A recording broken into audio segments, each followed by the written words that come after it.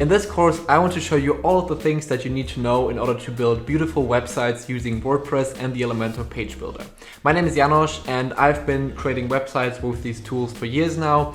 I always thought that the tutorials that are out there on these topics always lack a certain bit of detail, and sometimes they go over important and really interesting things, and sometimes they are just way too long and don't get to the point. So I wanted to create this tutorial to actually put all of my knowledge of Elementor into one course and really help you to go from a complete beginner to someone who can confidently design his or her websites in Elementor and WordPress. That's why we'll cover all of the important topics concerning WordPress and Elementor in this course, going from registering your domain name over setting up your hosting, building your first pages and dabbling with Elementor, all the way up to designing a full website, designing landing pages, having forms, having pop-ups, maybe even integrating your email list later, building your blog, and all those things that are important.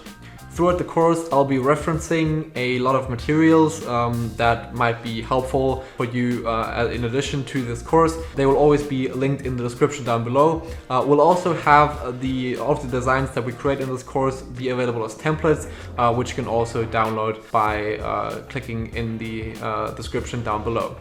If you have any questions concerning something that we're doing in this tutorial, please let me know in the comments. I'll make sure to answer all of the comments to the best of my ability, so I can, I hope I can answer all of them. I don't know how many comments I'm going to get, but I'm going to try my best to answer every single one of them and to help you out in building your website. Oh, and lastly, note that we have all of the timestamps to the entire course in the description down below as well, because this is a really big course, so you might also only want to watch certain parts of it and then come back later to watch something else. So you can use these all the time to navigate to the part that you want to watch.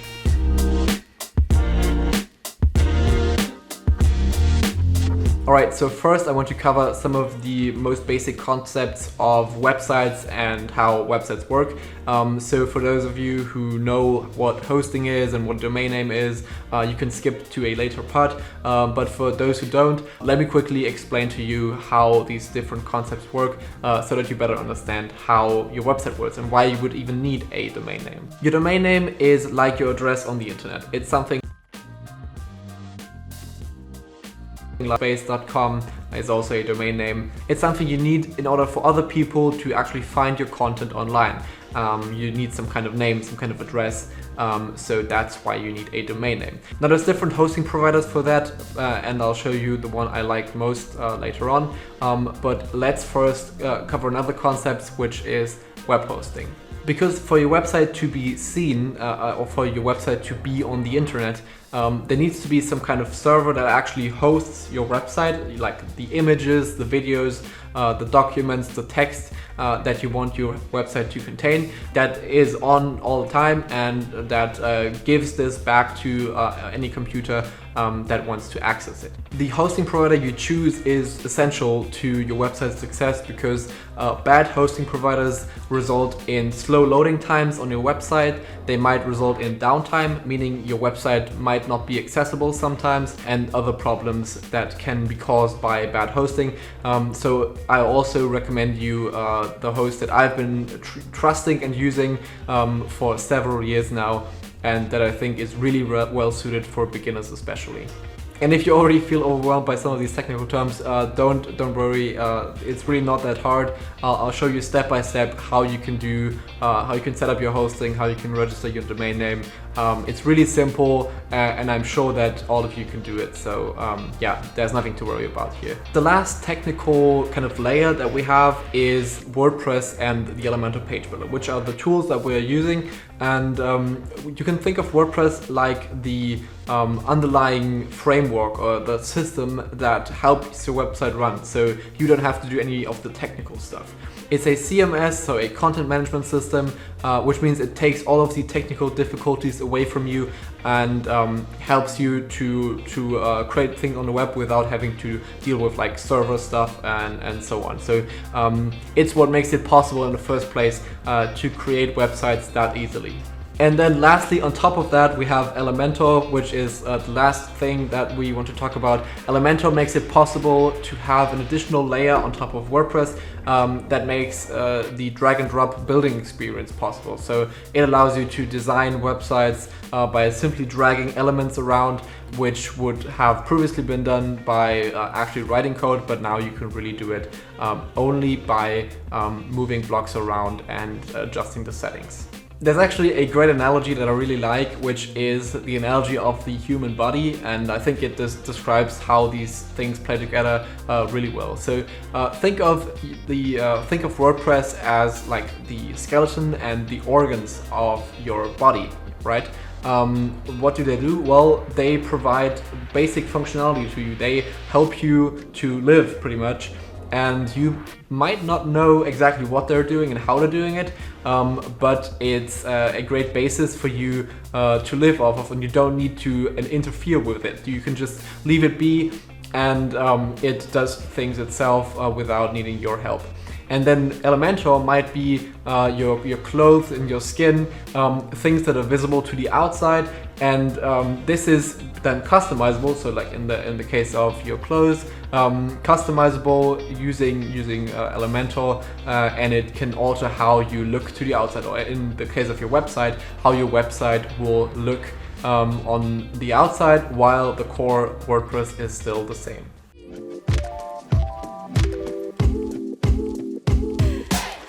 Finding a good domain to use is sometimes harder than you think. Usually you would want to go with something that resembles your name of your business or your personal name, but sometimes that can be hard to find. And that's why there's some nice tools out there that can actually help you in finding a good domain name. One of them is called Namelix, which is a business name generator. So this is obviously something you would use if you didn't already have a name for your business or your product. Then this could be nice to generate a name, which you can then also use for your domain name. Let me show you how this works right now. So we're on the website of Hover, which is the company that we want to register our domain with. And we can actually just type in our domain name here to see if it's still available.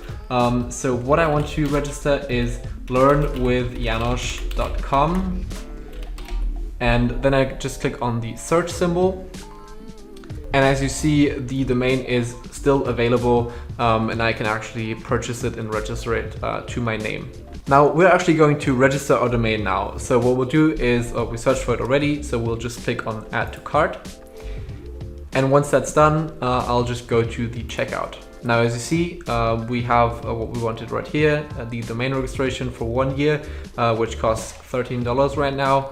And one thing that's great with Hover is that you actually get the Whois privacy for free. So usually you would have to your personal details would have to come up on a so-called Whois registry, but you have the option to keep that private with Hover. So it's a nice little add-on that helps you out.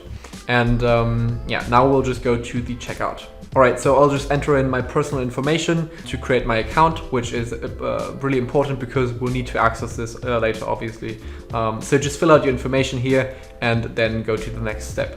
Next, you'll have to accept the terms of service of Hover. Just look at them, and then if you are finished, just click on this button. You don't need to check that one, so we'll leave that checked off, and then we can continue. Now Hover needs to know the registration information. Again, just fill it out, your organization, address, country, and so on.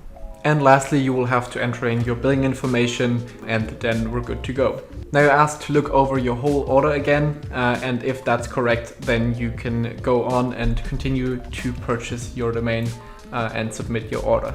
Now you're going to receive the order confirmation and a welcome mail for Hover, which if you click on, you can navigate to your account and sign into that, which is what we'll do later on in order to connect our domain name with our actual hosting provider. The next step is to take care of hosting for our website. For this, I love to use SITEGROUND as a hosting provider. It's a company that I've been using for years now, and it's also one of the most popular WordPress hosting companies in the world. It's one of the 3 only companies that are actually being recommended by WordPress themselves. And they are constantly mentioned in Facebook groups and blog articles as one of the best hosting providers for WordPress websites. They offer outstanding support, which is really great if you are a beginner that might sometimes run into trouble with hosting and with your website. They help you out with pretty much anything, even if it's not even in the scope of the things that they do. Even if you have problems with your website yourself, they might help you out, and they're always really friendly, and you can always reach them. So it's great using SiteGround. I've been using the platform they're hosting for I'd say like 4 or 5 years now. I host most of my websites there and I love it. If you are considering to purchase SiteGround hosting, I would really appreciate if you used my affiliate link, which is in the description down below. It really helps me out because it makes it possible for me to continue producing these kinds of courses, which take actually weeks to film, produce, and edit. And yeah, these kinds of small contributions really help me out a lot, so your help is really appreciated. Again, this comes at no additional cost to you, so you pay the same price as you would have paid before. I just get a little commission, and this way you can help me out without actually paying for it. If you look at the SiteGround website, you see the different pricing plans that they have available. There's the starter plan, the Grow Big plan, and the Go Geek plan. Now, usually I'd recommend you just to take the starter plan. It's the cheapest plan, and also it's more than enough for beginners. You get it at a special price the first time you purchase, and then it renews at a little bit higher price. But still, it's really worth it. I'd rather pay a couple of dollars more on hosting than have the hassle of dealing with bad customer support, downtimes, and bad performance. So I really recommend you to choose the startup plan. If you are planning to host multiple websites in one account, then maybe the Grow Bigger account would be a good option as well, because this allows you to host more than one website. So yeah, then it's like a better deal for your money. But in most cases, go with the startup plan. All right, we'll click on Get Plan. And now we are asked if we want to register a new domain or if we already had a domain. And we obviously want to use a domain we already registered.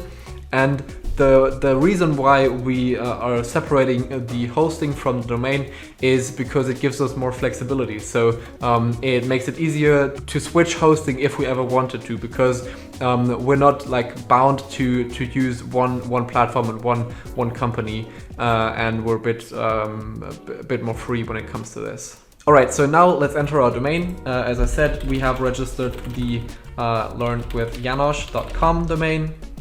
And we'll click proceed. And now it recognizes this domain, and we can fill in our information in order to purchase our hosting. All right, so once you've entered in your information, you will have a couple of options to choose from, and this is important, so I want to walk you through this. So the first thing is the plan you want to choose. We obviously talked about that already, but now come some of the important parts. First of all, the data center. You can actually change the data center you want to choose, and I would recommend using a data center that's closest to your audience. So if you are in America and you want your visitors to mainly be from the US as well, then you would probably choose something like Iowa. As I'm from Germany, I will choose Germany, Frankfurt, because this is the closest to my location, so it makes the most sense for me. One more thing that's actually really important is this deal period. So period is really important right here because as I talked about already, you get a special discount on the first purchase. So if you want, you can actually like purchase hosting in advance for the next 3 years by choosing 36 months, and then you will get a discounted price for a much longer time. So keep that in mind. If you are planning on using this website for a really long time, then this might be interesting to you. Otherwise, just choose the normal deal, which is the 12 months.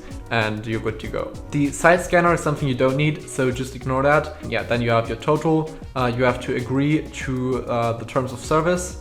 So click on that, and then you can just click on the Pay Now option. All right, when that's done, you'll receive the email from SITEGROUND again. So you can just click on that and you'll see some of the information. This is the page for the login to your customer area. You can also obviously log in through the SITEGROUND website. That doesn't really matter. We'll just click on that and log into our account, and then we'll continue to set up our website.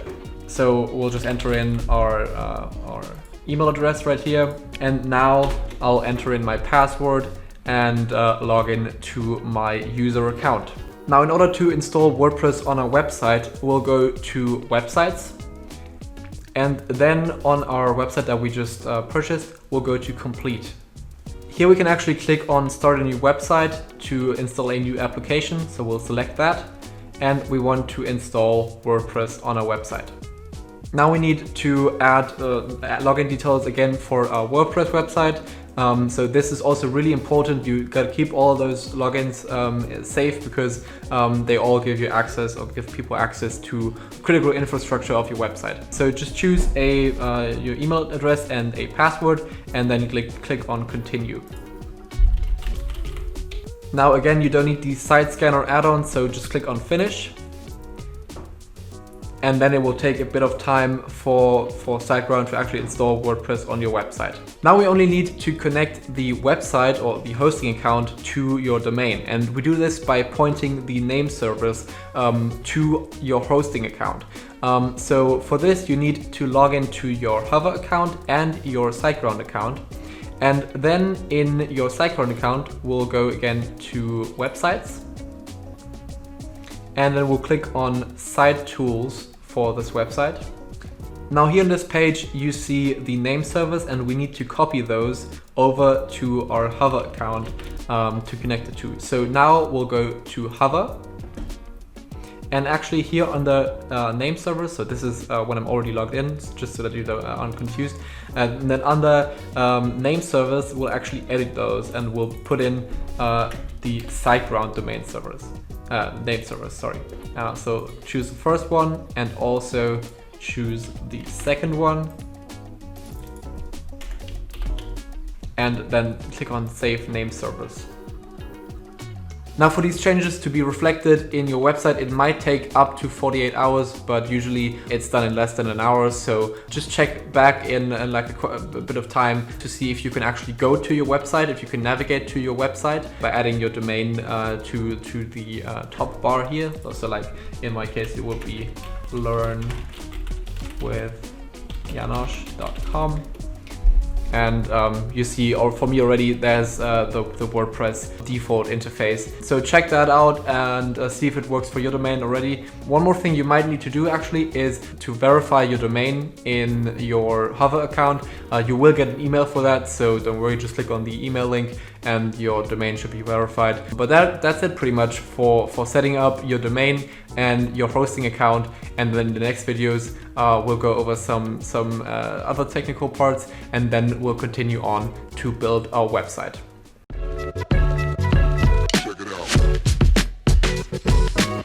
Now we want to install an SSL certificate on your website. This is really important because what it does is it encrypts the traffic on your website and makes it secure. So if someone sends a form through your website to you, or if you have an e-commerce store, this is really important because this way traffic can actually be safe, and otherwise you might actually break the law in your country. Really depends on where you live, but in Europe, for example, if you use a contact form or have an e-commerce store, you are actually legally required to use an SSL certificate. Using this in WordPress is really easy, especially using SITEGROUND, so I'll quickly show you how it works. So in our SITEGROUND account, we'll again go to Websites, and then here we actually want to go to Site Tools again. Now, just so that you know, this is really where you can manage most of the things that are related to your WordPress hosting account.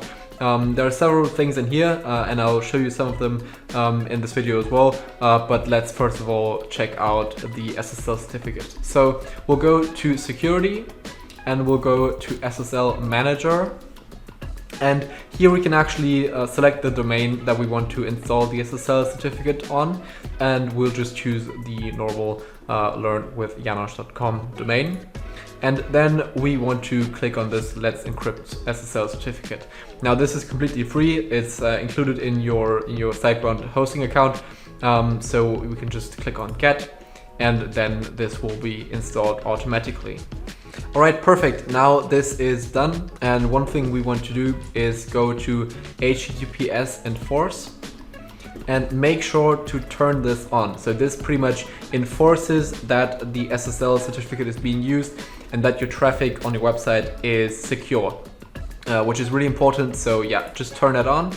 And now we're done. Now there are a couple of additional things that you can manage in this SiteGround hosting backend.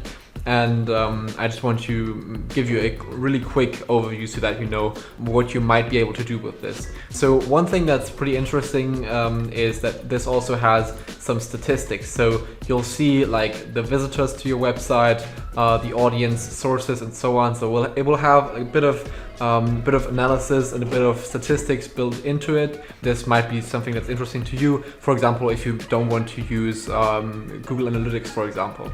You can also take a look at your backups, for example. So usually your backups will appear up here. SiteGround automatically takes backups of your website. So should anything go wrong, you can just go in here and access them to reinstall an older version of your website that doesn't have any errors or so on. And there's additional things like email, which is really nice because this allows you to actually get an email with your domain name, so a professional email like the one I was using, so janosch@janoschworkspace.com.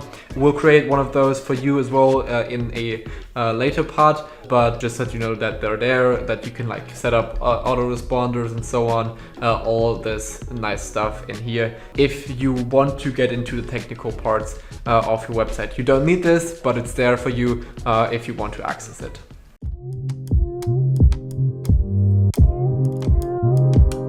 Creating a professional email using your freshly bought domain is actually really easy, and I'll show you how you can do this right now. We'll also set up an alias in Gmail so you can actually send your emails for that email address right from the inbox of a different email account, so that you don't need to check different inboxes all the time. You can also obviously use something like Google Workspace for your domain, but I'll show you the easier way right now. Using Google Workspace just has nothing to do with what we're trying to do in this course, but I want you to be able to set up your own professional email address. So I'll show you how to do this right now. We're in the SiteGround hosting backend again, and we will navigate to the websites again, just as we did in the previous section. We'll go to Site Tools, and here we'll go down to the emails and accounts.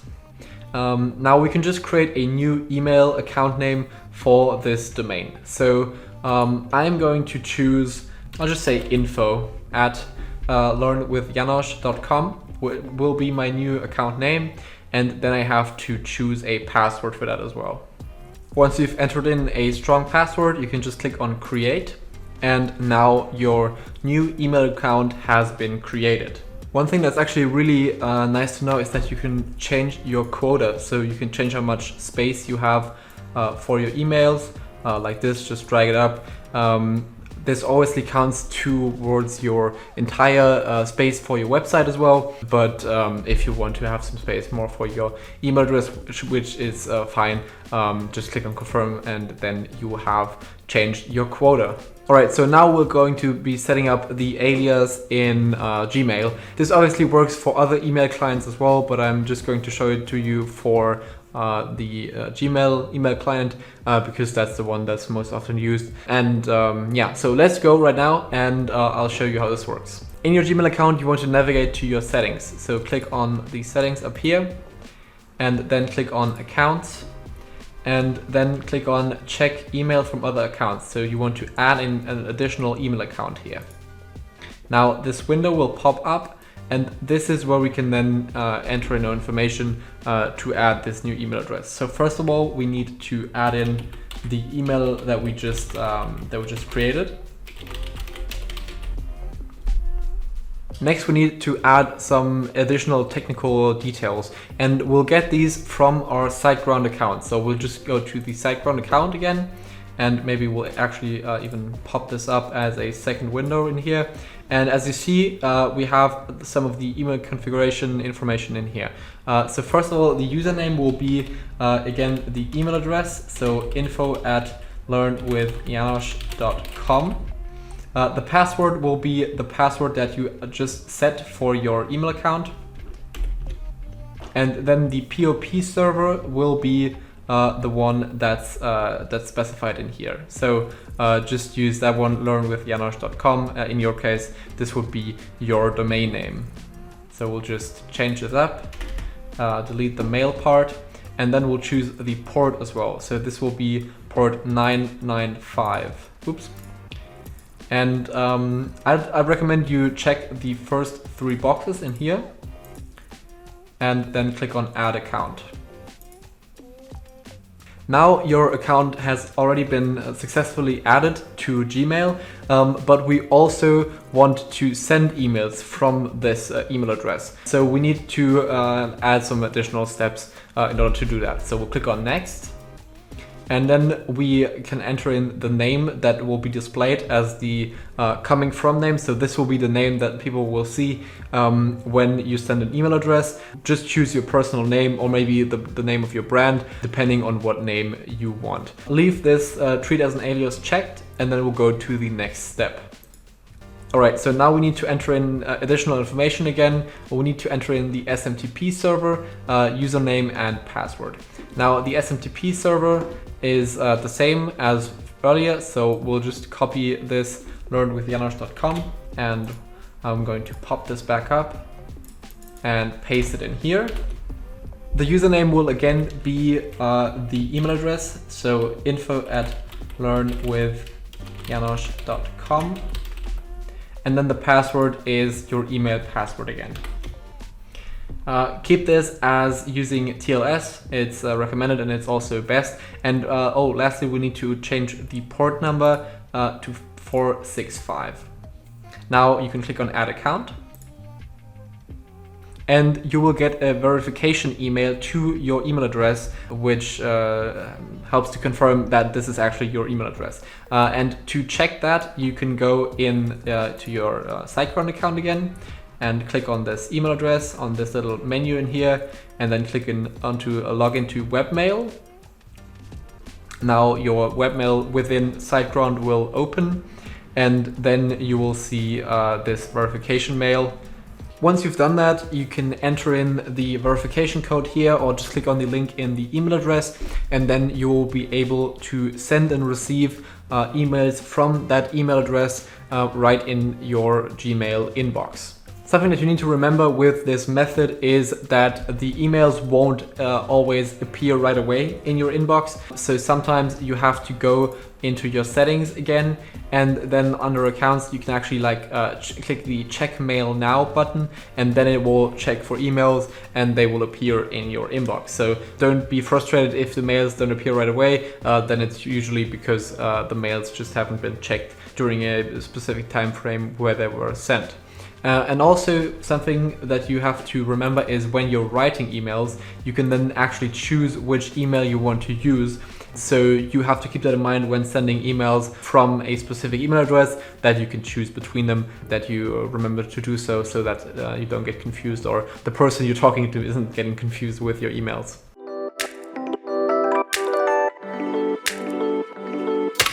Before we can start working on the design and layout of your website, we have to adjust some of these settings in the WordPress dashboard. This can be accessed by going to your actual website, so learnwithjanosch.com, and then typing in /wp and -admin.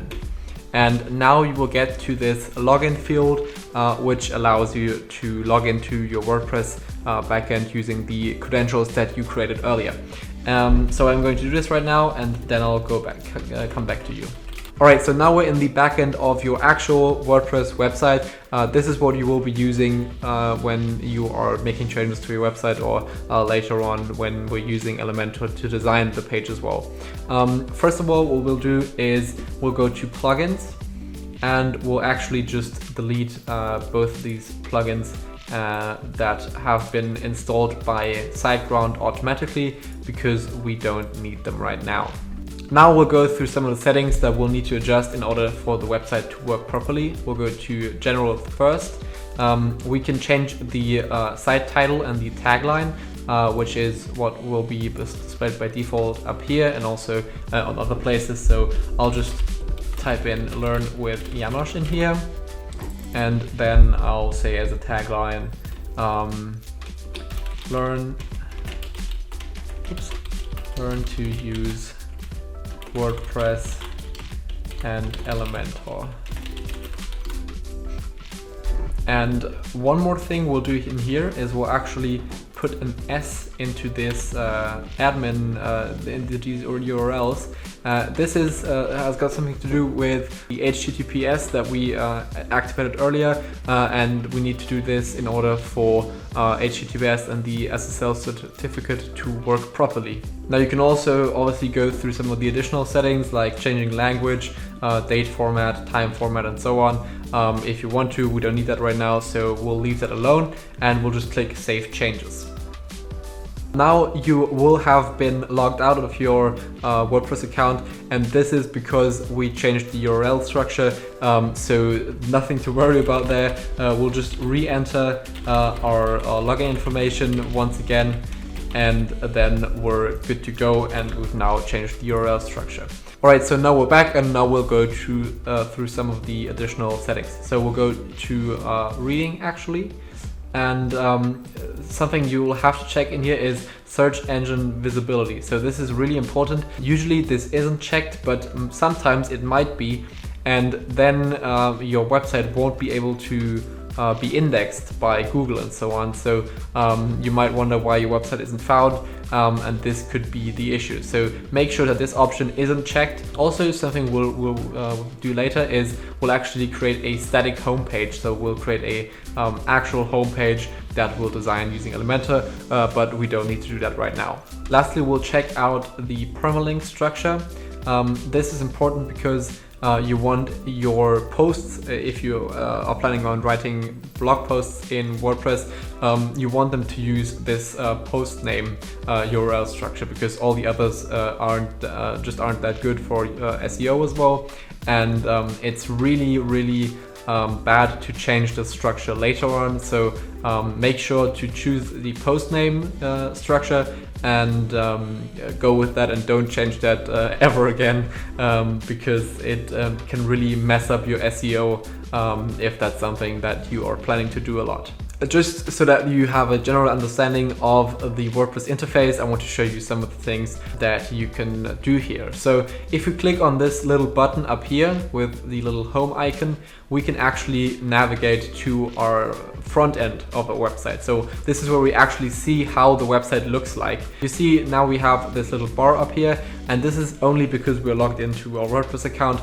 None of your visitors will actually see this. It's just for us so that we can manage the page, and we can go back into our backend to adjust some settings and so on. The sidebar right here, you have all of the different options that are important for you to use. So we have the option to create posts, which we'll cover later. You have a media library, which just covers all of the images and files and so on that have been uploaded to your website, so you can organize them and take a look at them.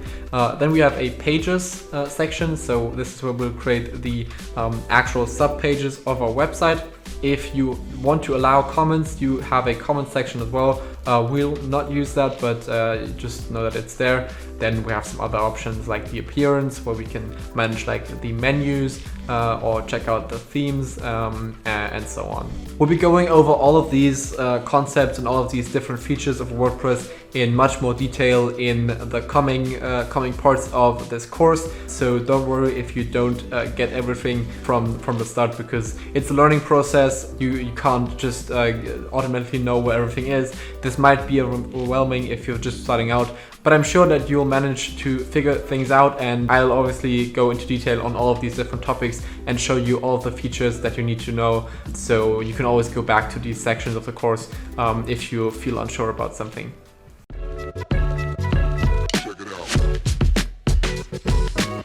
Themes and plugins in WordPress are two really key concepts that you need to understand, and they are a crucial factor to how WordPress actually works. Themes are like the basis of your website, and previous to the page builders like Elementor, this is what you used to design your website. So you had a theme, and then the theme had certain options for like choosing different colors. It had a different, you could have different themes with different layouts, and then you would actually just fill in the theme with your content, but you wouldn't have that much freedom in how you organize your layout. And that's why then page builders like Elementor came along. And this is why today the theme is actually, you couldn't say useless, but you don't really need to use the theme anymore. And the theme is actually more just like a technical requirement that you have to have on your WordPress website, but you don't do much with it. And that's why we want to have a theme that's really lightweight, and it actually doesn't have a negative impact on our loading time, or doesn't introduce any technical problems with Elementor, for example. And that's why I recommend using the Astra theme, which is a free theme that is available in the WordPress theme library pretty much. And yeah, it just works great. It works perfectly well with Elementor. It's also really lightweight, so it's pretty much the perfect theme for our purposes. So let me show you how you can install it. To do that, we'll just go to Appearance, and then we'll go to Themes. And now you see we already have some default themes added in from WordPress, but we want to use a new theme, and we'll search for themes. We'll just search for Astra. And there it is, that's the one. We want to install that. And now after we've installed it, we'll just click on Activate. And now we can like remove these notices. It is actually a best practice to remove the additional themes that are not needed. So we'll do that right now, because it just takes up space and it might introduce vulnerabilities for hacks. So it's best to just have the theme installed that you actually want to use. The next core concept is the concept of plugins. And plugins are pretty much, as the name already suggests, pieces of software that you plug into your website to add additional functionality. So for example, you could have a plugin like WooCommerce, which allows you to create an e-commerce store based on WordPress. Or you could have a plugin like Updraft Plus, which allows you to back up your WordPress website to storage locations like Google Drive or OneDrive, and other plugins as well. For example, for SEO, there's lots of plugins. And also Elementor is a plugin as well. So these are just additional pieces of software that you can install on your WordPress website. Some of them are free, some of them are paid to enhance the functionality of your website. In this course, we'll only be working with the Elementor plugins, but I will definitely be publishing additional content around other plugins that you will need or that you might need for your website. Stay tuned for that, and subscribe to the channel to see these videos in action.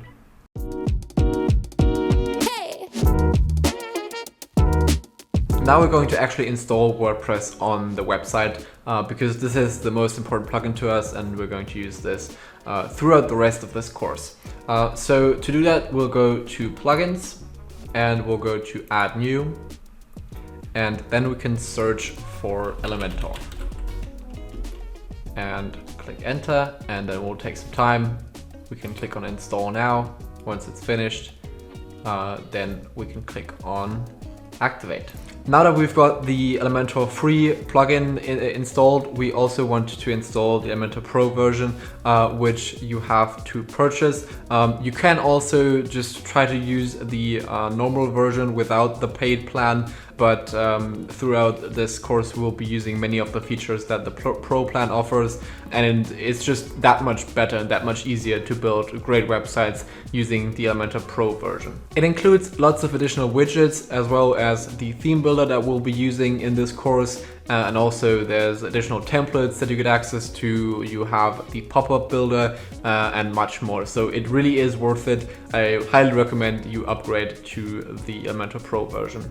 Again, if you want to purchase Elementor Pro, then please consider doing it through my affiliate link.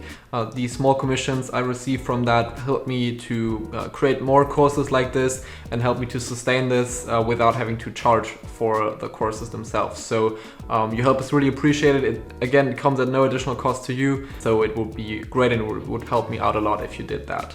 Now on the Elementor pricing page, there are different plans that you can choose from. Usually you should be fine choosing the personal plan if you are planning on only having one website. If you want to install if you want to install Elementor on different websites as well, then you might want to choose the Plus or the Expert plan. Just click on Buy Now, and then you will be brought to the checkout. Just enter in your personal information and your details, and then your payment information, and then you will be good to go. And you will also be able to then log into your Elementor account. All right, so when you're finished with the checkout process, you can log into your Elementor dashboard. We have so many dashboards and accounts in this tutorial, I'm sorry, but it's obviously necessary. And you can go to subscriptions, and here you can actually download Elementor Pro as a zip file. So I'll just do that right now, and I'll just save it to downloads. And now we can go back to our website. We can go to plugins again, and then click on add new. And now we can choose upload plugin. Choose a file, and I'll go to my downloads folder and install choose the zip file, and then click install now.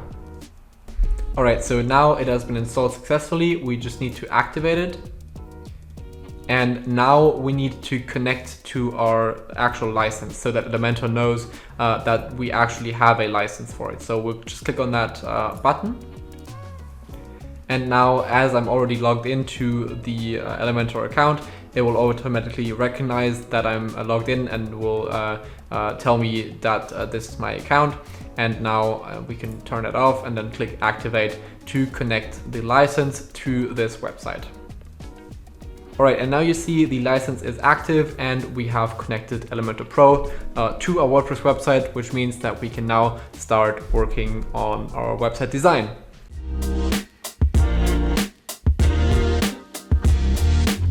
Alright, so after all this preparation, we're now ready to start building our website with Elementor, and that's why now I want to show you the Elementor page builder, and we'll take a look at some of its basic features, how it works, so that you get a general sense of how you will be working with Elementor. We're logged into our website right here, so I'm in the back end of my dashboard, and now we'll go to pages, and you see WordPress already generated these pages automatically. We'll just create a new page, and then we'll call this our home page. This will be the first page that we actually use. Okay, so we'll just enter in our title right here, and then we'll click on publish, click again, and we can hide this. And now this page, as you see down here, has been published to our website. So if we go back and we refresh the page, you'll see it appears right here. All right, now we'll click on edit again. What we want to do right now is we want to edit our page with Elementor. That's why we want to click up here on this button, and now it will load and it will take us into the Elementor page builder. And this is pretty much how it looks like. This is the setting that you will be getting familiar with and where you will probably be spending most of your time when you're creating websites with Elementor. Alright, so now let me explain a bit about the interface of Elementor. On the left side right here, this is the Elementor sidebar, which is pretty much where all of the Elementor features actually sit. And then here on the right is the canvas, and this is pretty much what your page will look like to other visitors. So you can directly see how it will look like while you're working on it. And this is one of the big advantages of these kind of what you see is what you get editors like Elementor, because you directly get feedback and visual feedback how things change on your website. Basically, you can create the so-called sections. If we click on this button, so it says add new section. If I click on this, I get this pop-up menu to create different styles of section. Usually I'll just create the blank section right here, but you can obviously also choose others. This will be split into 2 columns, this will be split into 3 columns, and so on. If we add this to the page, you see this little section appears up here, and you see this little box in the middle, which is where we can drag in content later. So this is where we could add elements like a text or an image to the screen. Basically, you first have these different sections, then inside of these sections you have different columns, and then in these columns you can have inner sections, or you could even have just the basic content. And I'll show you how this works right now. So if we click on this little button up here again, we'll get taken back to the different styles, the different widgets that we have available to us. So we could just drag a text into this little section, and as you see, if I hover over the space, this little blue line appears, indicating that I could drag this content into this space. So if I let go of my mouse key, then we see the text gets dropped into this little box in the website canvas, indicating that it will appear in this place on the website as well. Now we can also move them around as well, so we could say we create another section, and let's say we want to add a button to this, and maybe we might want to add a bit of text in the middle, so we'll add in the text editor on top. You see I can drag it below the button, or I could drag it above the button. And now you see we have these 2 different sections, but maybe now I want the button to be in the top section, so I can just drag it up there and drag it in and drop it into this top section without any problems. You can also create layouts with several columns, as we saw earlier as well, and it's really easy. If you just if you have a section already, for example, and click on this edit column button, or right click on it, you see this duplicate button, which would allow it to be duplicated. And if we click on that, then we see this column gets duplicated within that section, and now we have 2 of these columns next to each other. I could remove this from here, let's say delete, and maybe I want the text to be next to an image, for example. I don't have an image right now, but you see this then would appear next to the text. Now you might be wondering, how do I actually edit how the different elements look? And that's pretty easy, because the way you can edit these elements is the same for pretty much all of them. They might have some different features, but basically there's always the same layout. So for example, if we click on the button, you see we have this, if I hover over the place where the button actually is, we get this blue box again, and then I can click on this little edit button in the corner. And if I click on that, you see the side menu here changes to the editing options. So now instead of the general options, I see just the editing options for that button. Usually you will have these 3 different tabs. So you'll have the content tab, the style tab, and the advanced tab. The content tab is where you can add or change the content of the element that you're working on. So for example, in this case, I could change the text of the button. So I could say, instead of click here, I could say buy now, if I want to do that. And I could also add in a link. So if someone clicks on the button and I want him to go to a certain place, then I can add that link in here. You also have the option to change the alignment of the button. So right now it's aligned to the left. I could also say align it to the center, so it will be centered on the page. I could say align it to the right, or I could even say justify it, so it would take up the full width, like this. And I think you get the general idea of this content tab, so let's move on to styles. This is actually where you change the actual style of the content. So for example, styling would be the color, or it would be the font style. You could go into typography right here, for example, and then click on this button, and we'll choose a different font. So maybe we want to use Georgia as a font, and you see it changes the font style right here as well. We could also go in and say we want to change the text color, which might look a bit weird, but you see it turns green now. And all these things. You can also change like the border radius, which is kind of how round the corners are. So if I bump that up a bit, you see if we close this for a minute, how it's now rounded instead of like just this edgy button. These are all kinds of things that you could edit using the style tab. Okay, I'll click on it again. All right, and lastly we have the advanced tab, which covers a bit more of the technical features. What we'll be using a lot will be margin and padding, because these are just extremely important concepts and extremely important tools to space out your content in a good way and to make it look good on mobile devices as well. So we'll be using that a lot. But there's also other options that aren't as relevant for you right now, like adding your own CSS classes and so on. This is something that you don't need if you want to use Elementor. I actually often don't use them as well, so you don't need to have knowledge of all these advanced features. Sometimes they can be helpful, but for most of the time they aren't necessary to use. What's important about the interface is every time you do something on your page, you add a new block of content, you change some of the styling or so on. Each of these times I want you to click on this update button, because this is what actually saves your styles to the website. This will then reflect in how your website looks. If you don't save it, then your website will not change and all your progress will be lost, so keep that in mind. One more thing is this little bar down here, which has some additional tools from Elementor, which we'll also be using later. So for example, we have this preview button, which will just create a new preview of our site. So this will be how the site actually looks. Obviously it looks terrible right now because I just demonstrated some stuff with these blocks. We'll be turning this into a nice homepage later.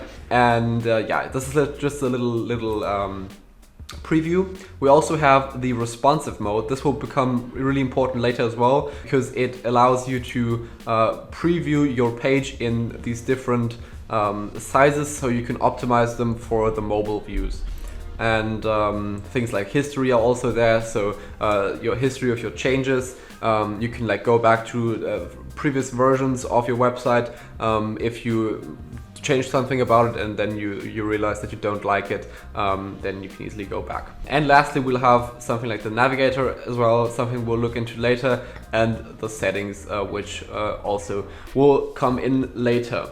Alright, so now let's actually save this page, and then we will go on to actually turning this into a homepage that's actually nice to look at. And that doesn't look as weird as it looks right now. What I might be doing as well is, you see we have this header bar and this footer bar. These are right now generated by the theme that we have, but we will actually change this to be generated by Elementor, and we'll design our own footer and header. So what I will do right now is, if I go into settings, to page layout, I'll actually go to Elementor canvas. Which means that we won't be able to see the header and footer again, so we can just work on the page content for now, because we'll talk about and we'll cover the header and footer later. Alright, so I'll update, and then we're going to go back to our WordPress dashboard. You can do this by just clicking on this button right here. So we'll just go to the dashboard, and we'll click on this button to take us back to the dashboard. We'll go to settings, we'll go to writing, we're going to reading actually. And now this is the option that I talked about earlier. So now we want this homepage that we created to actually become our homepage. Because if you see, if we go to, just turn this up and go back to, let's go back to our actual root homepage. You see the homepage, where we want it to be, so directly on this URL isn't here. And this is because WordPress needs to know which page should actually be the homepage, and by default it will be just a random generated page.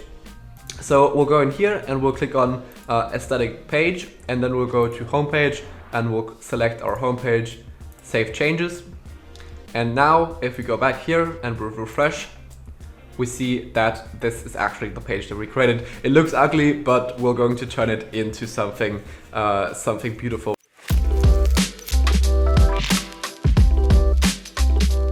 All right, let's get started on building out our beautiful Elementor homepage.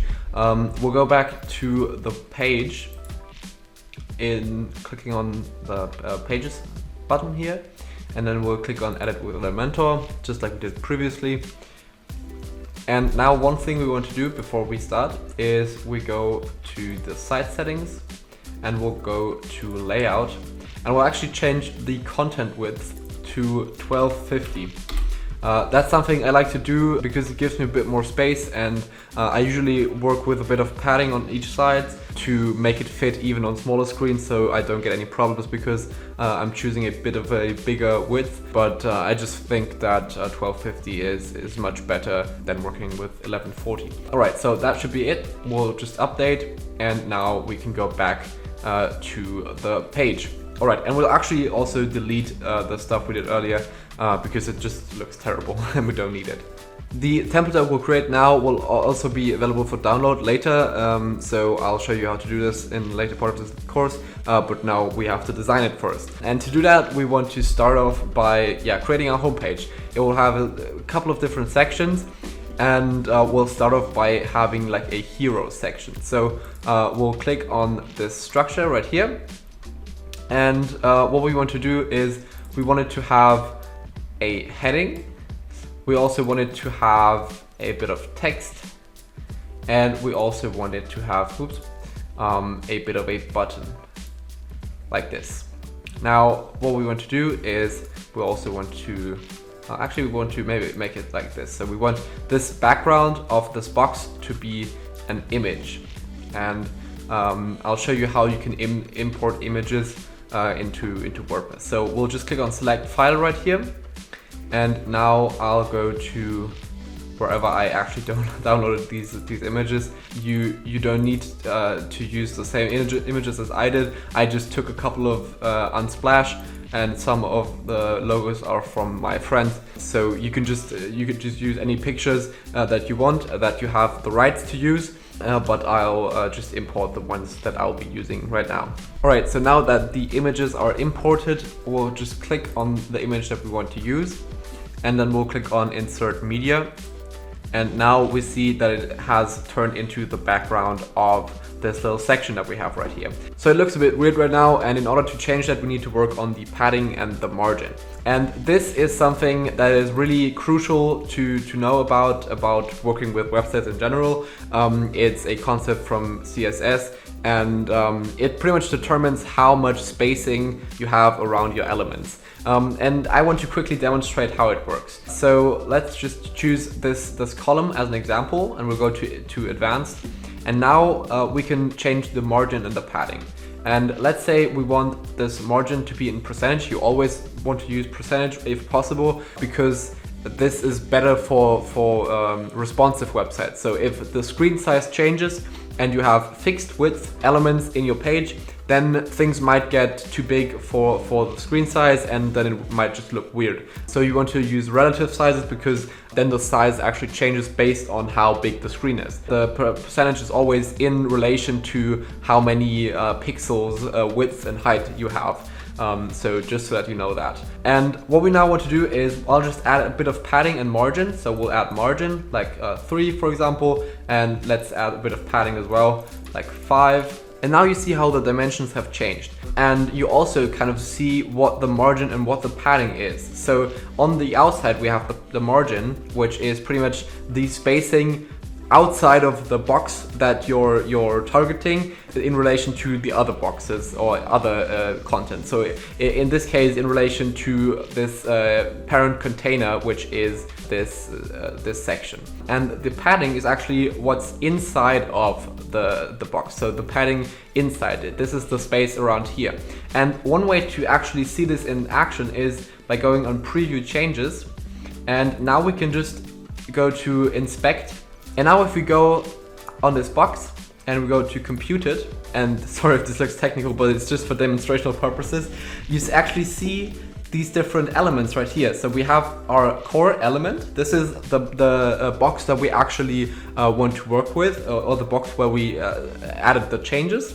Then we have the added padding around it. So this is inside of the bigger box that we have. So it still has the image, but there's white space or there's empty space around it. And this is the padding we added. You see it on the screen as the green bar. Then we have the border, which is just the line around the entire element. We haven't changed that right now, so we don't see anything here. But then outside of that box, outside of that border, we actually have the margin that we talked about. This might be a bit weird and a bit hard to understand in the beginning, but it really is just trial and error and just working on it a bit. And the more websites or the more kind of sections you add to your website, the better you will get with this.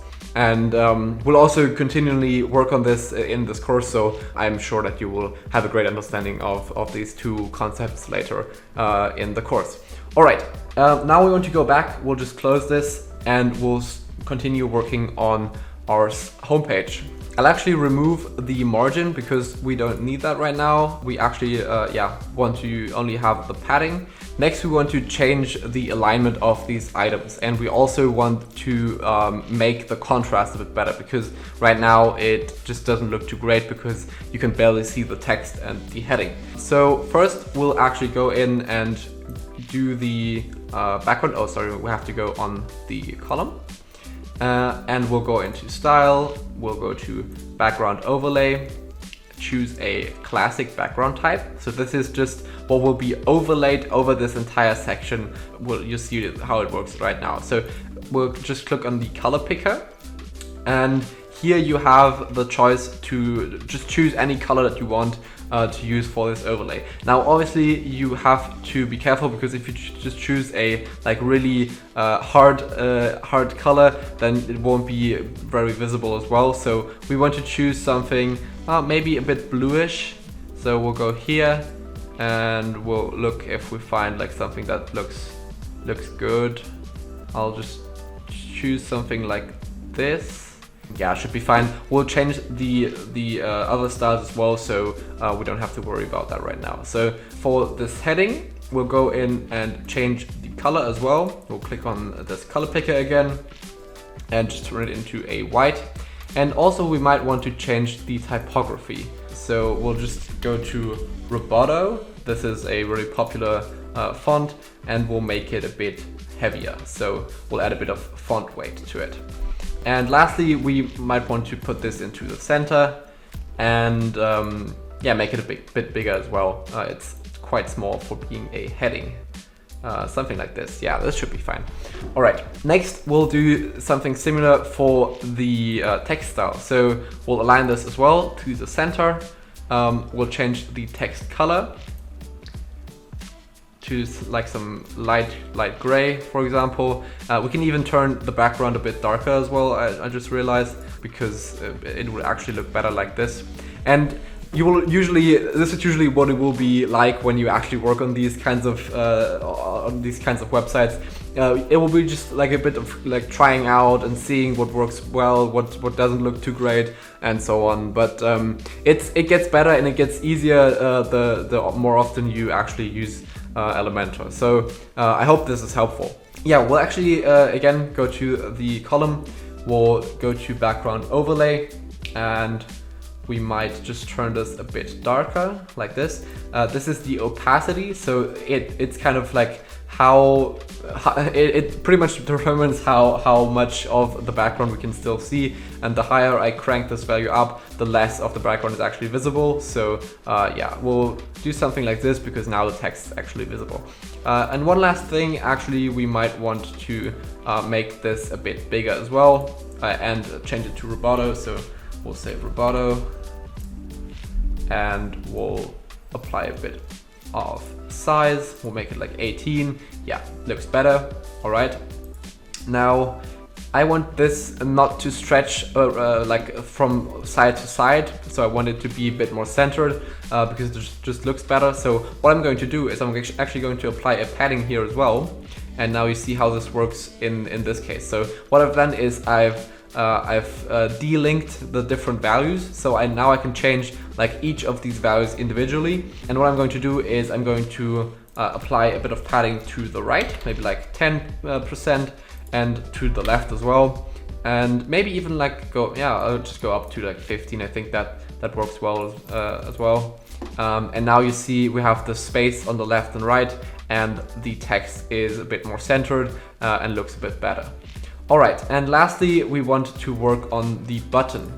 The website that we want to build is going to be for a like digital consultant type of online business. It's it's going to be a bit generic, but just so that we have a general theme to build this website around. So I'll center this as well, and I'll also change the text. So I'll say check out my services will be the call to action.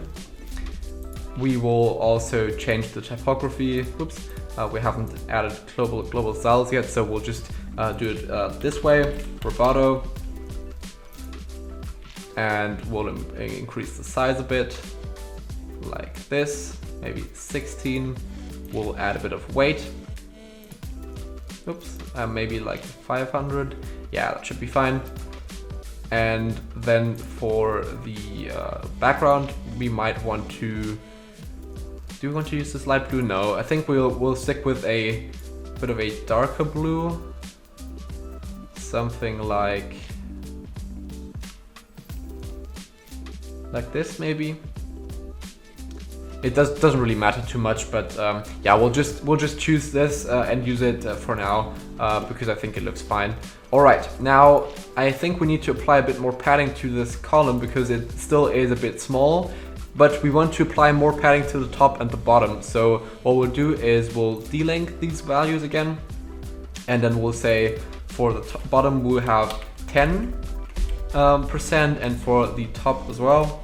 So just enter in 10%, and now it's a bit bigger and looks a bit nicer. So yeah, this might be our first heading section. And I've chosen to not make this full width, so you could easily make this full width as well by not adding the image to the section, but by adding it to the by not adding it to the column, instead of adding it to the section. But I think this looks just fine as well. Next, we want to add a client section which shows logos from our clients to show that we have some kind of credibility. This is something that you often see on websites, and it's something that's really easy to do in Elementor, for example. The nice thing is that there's actually a template for this as well. So Elementor has some built-in templates as well that you can use to speed up your workflows. We'll check out one of them right now. So if we go to add template, you see we have these pages right here, but we also have blocks. In the blocks category, we can actually choose what kind of what type of block we want to create. So in our case, we want to check out the client sections. And as you see right here, we have all these different previews of sections that use this kind of client layout. And we might just choose something like this. Yeah, we can click on it to see how it looks, and this looks good. So we're going to click on insert, and now this will be inserted into our page. As you see right here, we now have the client section, but we want this to be a bit different. So we actually don't need the text right here. So we'll just click on this button and click on delete. We'll also click on this text right here and also delete that. We want it to be directly under this bigger heading text. So we want to change the padding. We'll go in here and we see that it has a top padding of 100 and a bottom padding of 100 as well. So we'll just delete that and see how it looks. It's already looking quite well. And now I'm actually going to change these out for logos that I actually have imported into WordPress myself. So you can obviously choose any logo that you have, any logo that you are allowed to use. I'll just go in here and like this, I'll choose a logo like here and insert it into the page. And I'll do this for the other logos as well. I've just added in like a couple of logos. That I could use. Alright, so I've only got 4 logos to use. I might just keep the last one just to keep it at 5. Now we actually don't want these logos to have any color, so we'll change this up by going to the style and then by going to CSS filters. And what you can do is you can turn down the saturation. Now, in the case of the already black logo, this doesn't make any difference. But now if we actually copy this CSS style from here to this other property, which we can do, so we have the saturation set to 0, we can click on this image and we'll click on copy. So this copies the image. We'll click here on this edit image button and now we can click on paste style. And what this will do is it will actually paste in the style from a previous image into this image as well. So if I click on this, you see this turns black and white because the style has been applied to this element and now it will also be applied over here. And we can do the same for these other elements right now, but first I want to actually change the size a bit because these just look a bit too big to me. So I might just go down to 33% maybe. This might even be too much as well. So let's just say 25%. Yeah, this looks better. So I'll copy the style again and paste it in right here. You see the size changes. Do the same over here. Again, size is changed. And we can do the same here and here as well. And now we have our little logo section down at the bottom next to our heading section. Next, we'll actually create a little kind of about me section, which will give some insight into the person that's running the website and what the website is about. For this, we'll create a new section again, and I'm intentionally choosing to create them from scratch right now, which is something that you probably won't do too much if you've been working with Elementor for a long time, because you're just going to be using templates more often and you'll have your own templates. But I think in the beginning, it's really great to try to build it up yourself from scratch so that you actually know what you're doing and you know how you can build these layouts yourself so that you don't have to rely on the templates and that you understand the concepts behind Elementor a bit more. All right, so what we'll do again is, first of all, we'll add in a bit of padding. This is something that I'll apply to the top sections as well, because this is something I usually do all the time. So I'll apply a bit of padding on both sides to the entire section. We'll do the same just for these as well. Obviously this section wouldn't need it because there's so much space, but we'll do this as well right here and up here, like just 3% on all sides.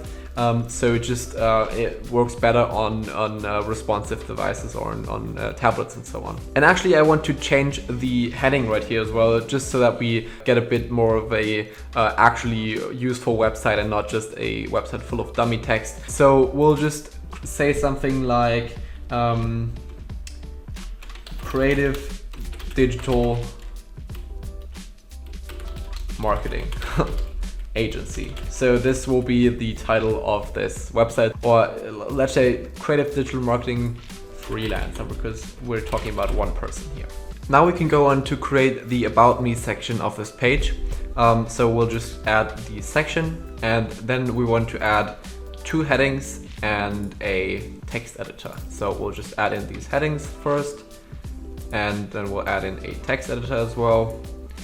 And what we can do now is we can just copy the style that we have created up here.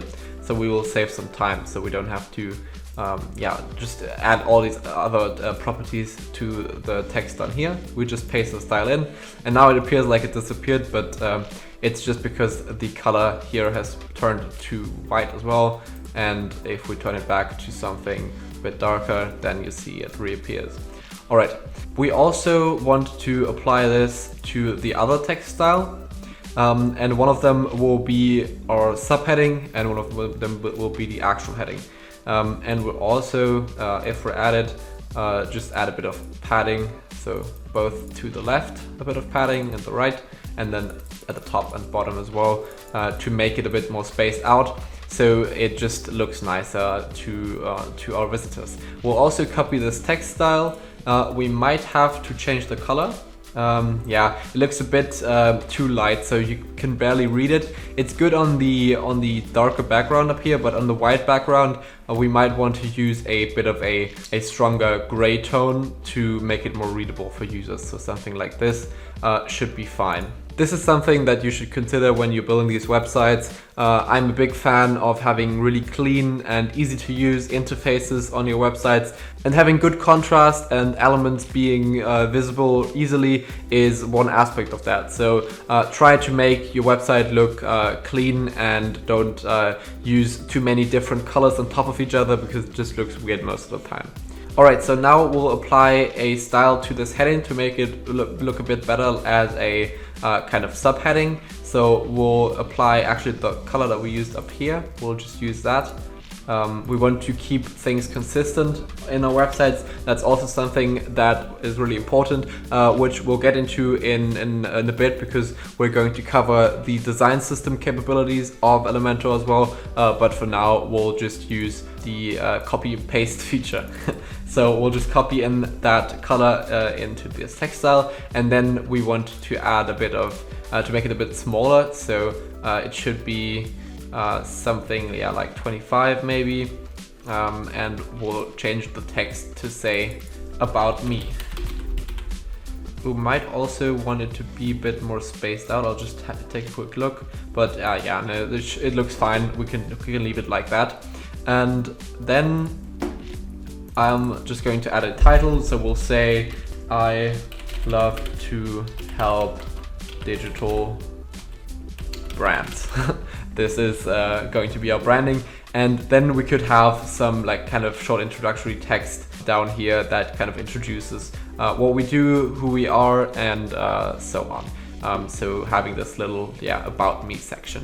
Below this, we'll add a widget that makes it a bit more visually appealing. So we want to use another section, and we're going to give it the same padding as well, so the left and right padding. If I'm thinking about it, maybe we would even need to make the padding of the top section a bit smaller, because it just might look too far spaced out, but we'll see. And first of all, we just add in the widgets. And we're going to choose the media library, the media carousel for it. So we'll choose this, we'll drag it in, and we'll have these different items here. We only want to use 3 because I just prepared 3. Now we can actually add in these images. So I have some prepared. You can just choose whatever you like. You can use your own, or I'll link down some of the best like stock photo and unlicensed photo sites on the web, so you can take images from there as well. Okay, so first image is this one, then we'll choose this as well, and lastly we'll have the one right here. And now we want to change the style of how this looks. So now it's a bit like edgy and doesn't really look too great, but what we can do is we can change the skin, so how it appears. This is something built into Elementor in this case, and we want to choose this cover flow option. Now we want to change how these slides look. So what we're going to do is we'll change up the height. So we'll crank up the height to maybe like 400 pixels. It should be fine. So for the width, we'll actually make it a bit bigger. So we'll just say something like 60%. I think that should look fine.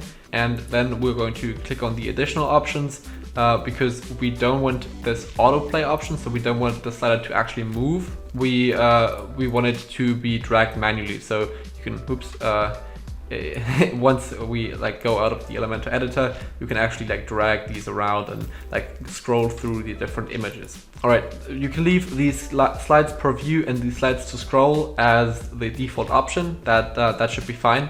So we don't need to change anything there. For the style, we'll actually change the border radius. So we'll say something like 8, for example. Now you see all these images have these like rounded curves, which just looks a bit nicer in my opinion. The padding, yeah, we don't know, it just looks bad. So we'll just leave that out, and we don't need that right now. And that should already be fine for this kind of section. Again, as I said, we will want to make the bottom padding here a bit less because it just looks a bit weird if it's too far spaced out. So we'll reduce this to 3% and then we'll click update. And now this actually already looks quite good. Maybe I want to make these images a bit bigger, but yeah, it should already look quite nice. So we'll want to make this into, let's say, 500 pixels. And maybe we want to crank up the width to 75%. I think that should be fair. And yeah, that actually does look, oops, I can't move it like this. This actually looks quite nice right now. So we can drag these around, we can look through these images.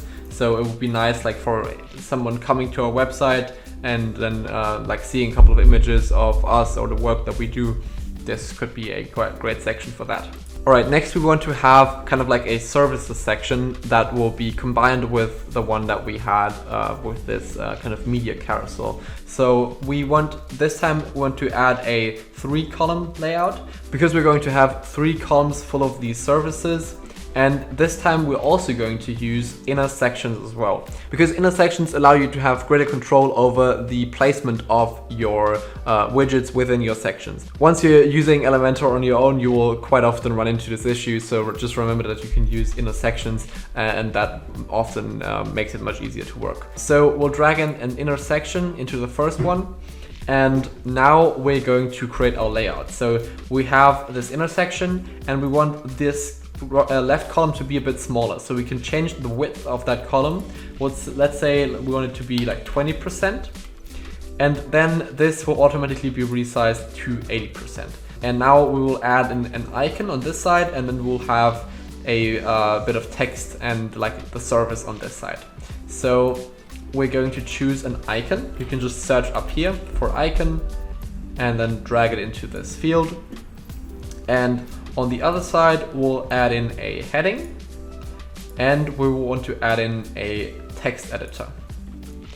Now, obviously this is still unstyled. So again, for now, let's just keep copy and pasting these styles. So this is a bit too big, but we have the basic styles down. We'll align it to the left actually. And we want to turn the size down tremendously, something like, yeah, maybe 18 is a good thing here, a good size. And then maybe for the typography we have 16. This should look fine. Maybe a bit bigger, so like 20. Yeah, this looks good. All right.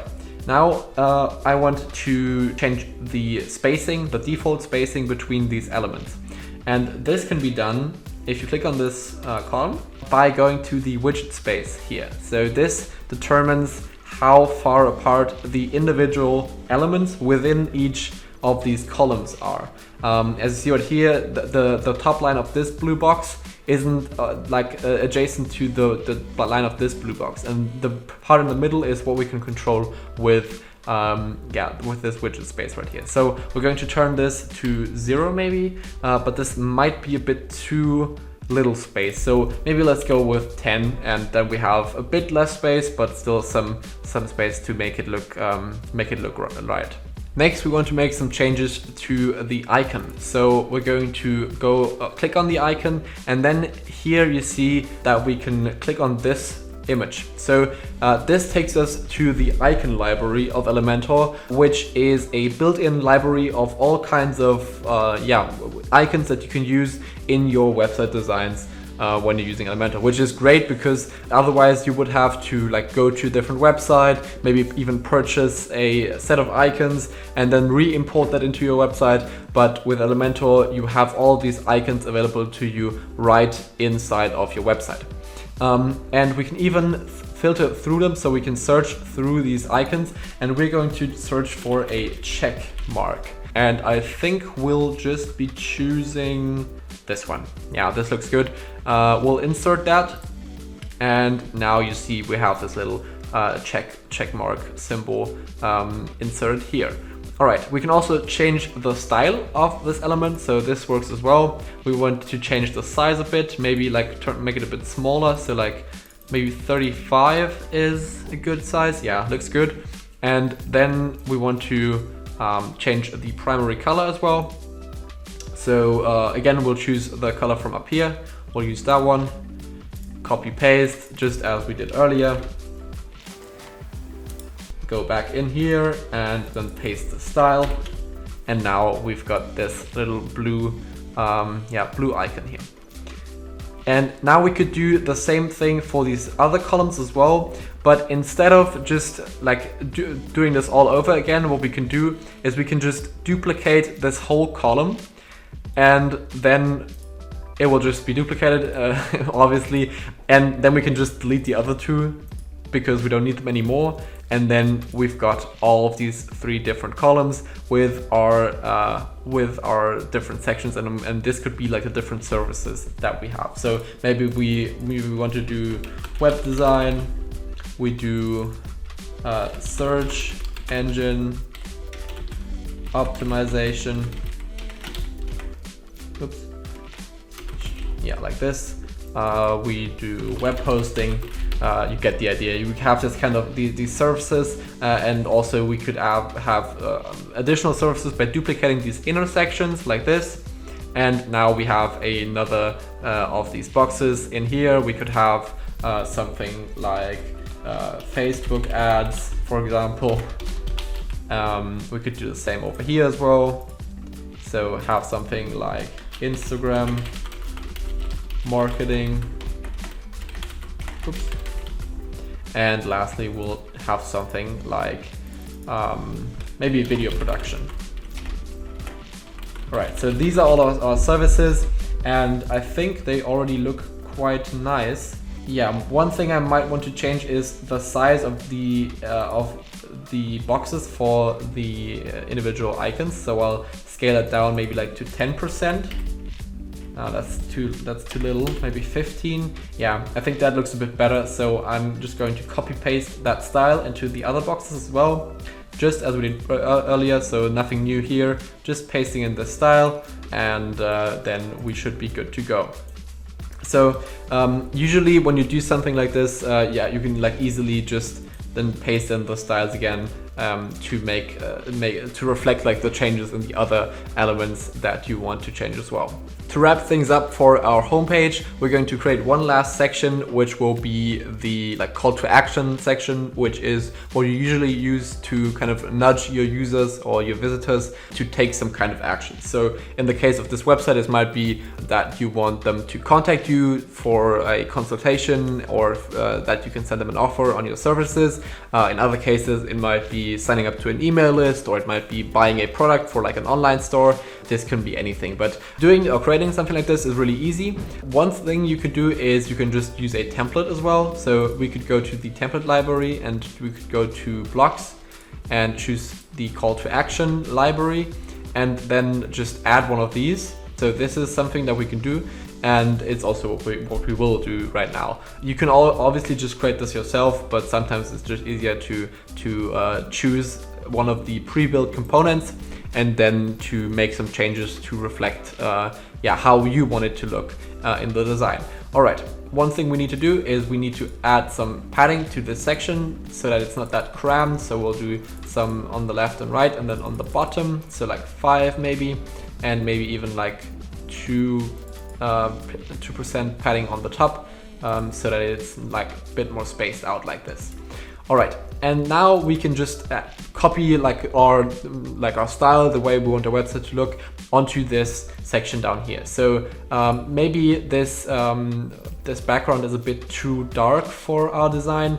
Maybe we wanted to use like a light version of that blue that we used earlier as well. So we can just copy that style, and then go to the section, go to style, and then we will just paste that in. Now this will look a bit too much, so we'll just turn this down a bit like this, maybe even a bit more, something like this. Yeah, and now we can actually turn this into the same style as up here. So we'll copy the text style from over here, we'll paste it into this this box. Maybe we want to make it blue this time, so we'll change the color to be the blue that we just copy pasted. We'll also be copying the text style from here, or maybe even, yeah, I'll just choose the one from up here because that's like actually the same text that we used, or the same font that we used. Paste it in. And now you see we applied a bit of styling to that text up here. So we have the padding applied, so the text doesn't reach the full width of this container. So all you have to do is we have to like remove this, if I go in here, we have to remove this margin and the padding, as you see, the 15 pixels, if we want it to be the full width again. So I like this. I actually want it to be a bit darker here as well, because again, we have that kind of contrast issue. So the background is a bit too light for this kind of text color. So maybe we want to go in here and we want to make it a bit darker, just so that it looks a bit more, just so that it's a bit more readable.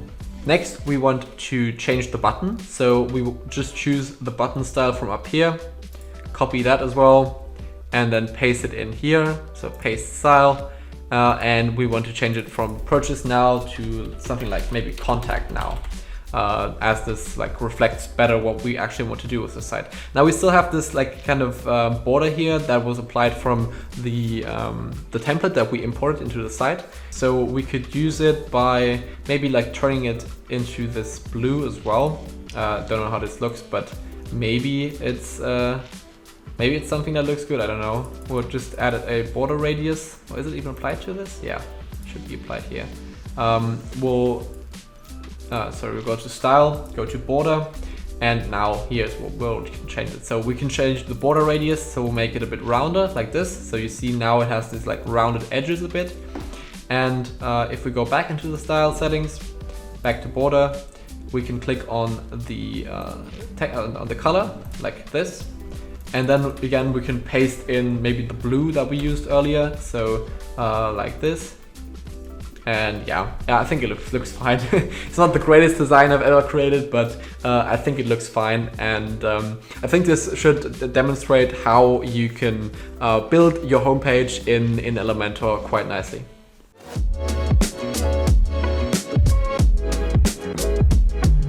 We're now going to pick up exactly where we left off in the last part of this course, because we're now going to create a responsive version of your website for tablets and smartphones. And this is extremely important nowadays because big search engine companies like Google have actually started using a mobile first index. And that means that they look at the mobile version of a website first to determine if it's worthy of ranking in their systems and going higher up the ranks. So if you don't have a good mobile version of your website and Google thinks that the website can't be used on mobile devices easily, then you might lose out on a lot of ranking, or you might even not rank in the first place. And this is extremely important, obviously, as you probably want to have good search engine ratings. And also, just generally speaking, if you use your phone and you go to a website, probably you've experienced that as well when you go to a website that isn't optimized for mobile devices and just looks terrible on your smartphone, or sometimes isn't even accessible on your smartphone. For me, that means that I'm probably leaving the site immediately because I just don't want to be bothered with that kind of weird experience. So it's extremely important, and that's what we're going to do in this video right now.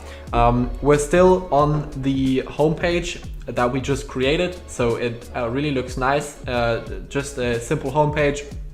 And now we're going to go into the mobile view. So I showed you that already. So down here we have this responsive mode, and we can click on that. and then navigate between the different views. You can also click Ctrl-Shift-M to switch between the views. So if you do that, we get into this tablet view right here. And if we do it again, we get into the smartphone view. And again, then we're back in the desktop view. But for now, I'm going to use the buttons down here, and I'll just use this to go to the tablet view.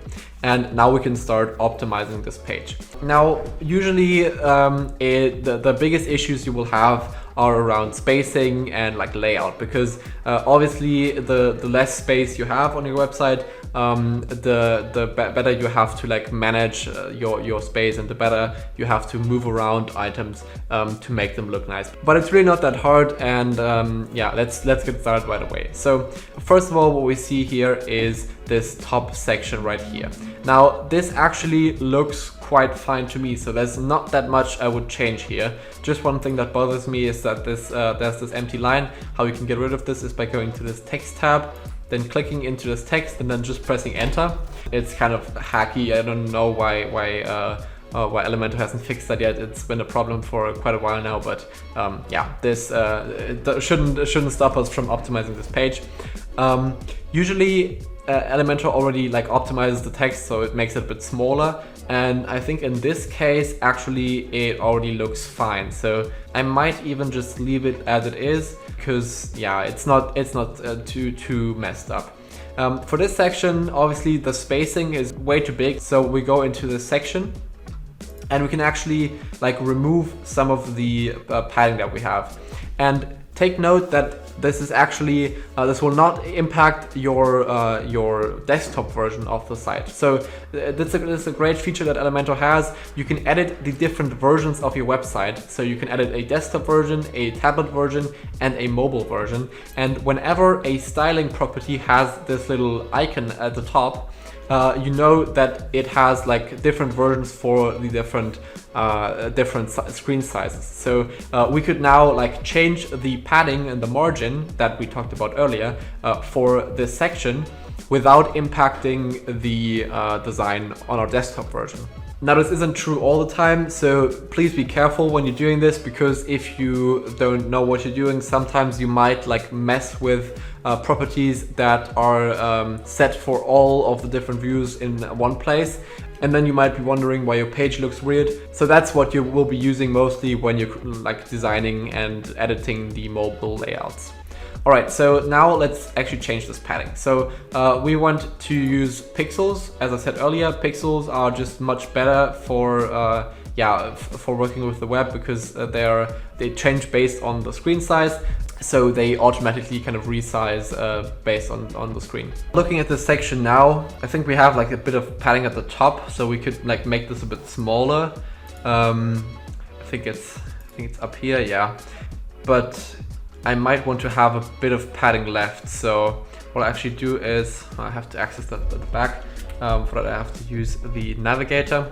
It's actually something that we haven't covered yet, but just if we need it right now, I'll show you what it does. So the navigator pretty much like has all the elements of your page, and then you can like click on them to directly access them. And now in this case, because I have this inner section and like the outer section behind it, I can't really click on the outer section, which is like a bit of a weird feature in Elementor. They haven't fixed it yet as well. So what I instead can do is use this navigator by clicking down here or using a shortcut, and then I can just click on the section that I want to edit, and now it's highlighted and I can like edit the features. Alright, so what we do is we want to have a bit of padding here as well. So we'll say like 3 pixels on both of the sides, and then we'll have like maybe like 1 or 2 pixels. I think 2 might even be too much. Let's say just say 1 pixel at the top as a margin, and now it has like a bit of distance, but it still looks quite well. Actually, for the top section, I forgot to do that as well. Let's just add a bit of like a tiny bit of margin and padding here as well. So like 3 pixels left and right, just to make it look consistent. Again, consistency is something I would usually look for in website design. Obviously, you can do something else and you can do whatever you want, but I like websites to be clean and consistent, so that's what I usually do. Now for this next section, I might actually want to make the text a bit smaller because yeah, it just seems a bit too big for me. This again, it's not like these changes I'm making right now are not like really necessary, so it's not like this page looks terribly bad on an iPad or another tablet. You could leave it like it is, but I just like to optimize it to make it look exactly how I want it to look. And when we go further down, you'll see here is when we like have to start looking for ways to make this actually look good, because it just wouldn't fit because of the screen size. So let's check if we have anything else to optimize up here. Again, we'll do this little text thingy where we have to like press enter to remove the text line. And this actually looks good as well. I might just leave it like it is. Yeah, I think this should be fine. Maybe I can make it display 3 of the slides as well, but yeah, it's just too little space. Maybe 1's better. No, we'll leave it at 2. 2 is how it probably looks best. All right. Now we come to this section. Now it gets interesting. So how do we go about doing something like this? How do we go about like optimizing this kind of section? One of the things that you will probably do most often is playing with padding and margin, and also playing with the column width, because this usually is what is causing the issue. You see right here, this column is like so tiny, so this icon doesn't even fit in it anymore, so it kind of overlaps into this column, and then everything kind of looks weird. So what we could do in this kind of case is just change the width of this column to maybe even like 100%. And then it will be displayed as full width, and the other column will just be displayed below it. So I'll show you how this works. We'll say 100 or 1100% should be enough. And then we'll make this be 100% of width as well. And now you see we have like these columns on top of each other. And this kind of fixes the problem, because now, it doesn't look too weird, and we can further optimize it to make it actually look good again. So maybe we want this to be, maybe we want the entire text to be aligned to the center in this view. This might be something that looks good. I'll just check. Yeah, and maybe we want to make it a bit smaller, just because in here it actually is a bit cramped, so maybe a bit of smaller text would be great here.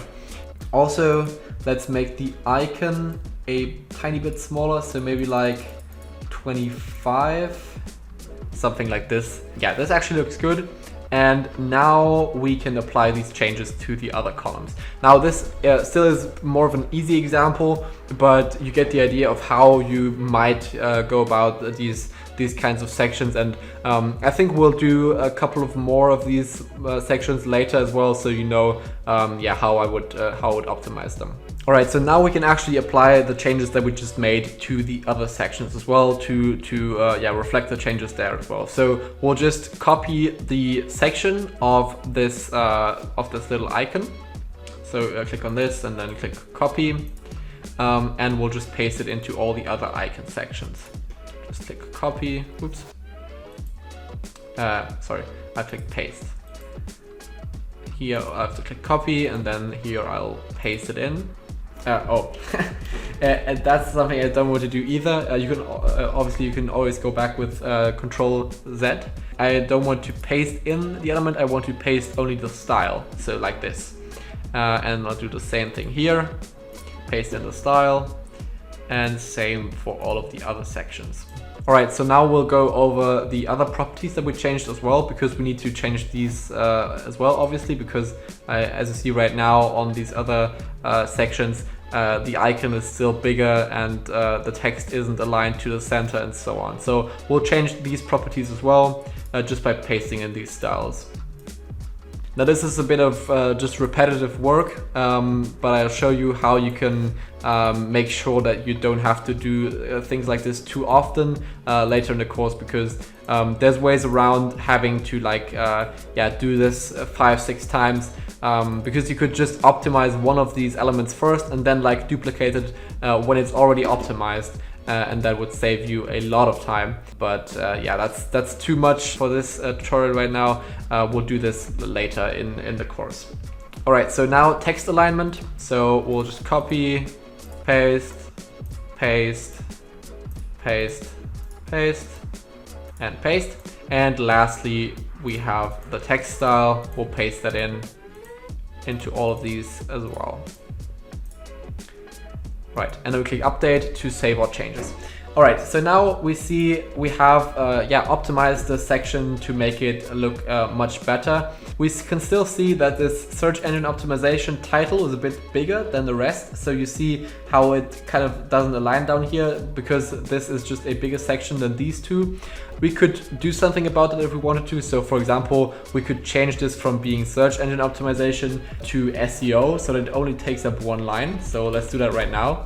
And now you see it actually looks better and looks aligned. And this is an example of a change that is reflected in all of the versions of the website. So be sure that if you change something like this text, that you know that it also is going to be changed on the desktop version. So if we go back to desktop, for example, we see that it now says SEO instead of saying search engine optimization here as well.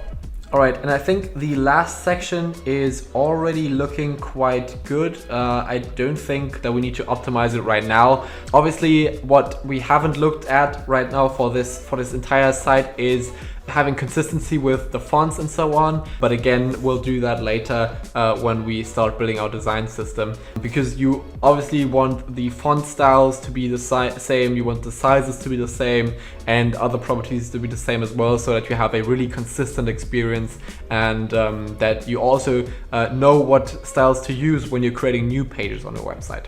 But I think that's it for the tablet version. Let's quickly go through it again. If we collapse the sidebar and look through it like this, but I think it's looking good, and we can go on to the mobile view.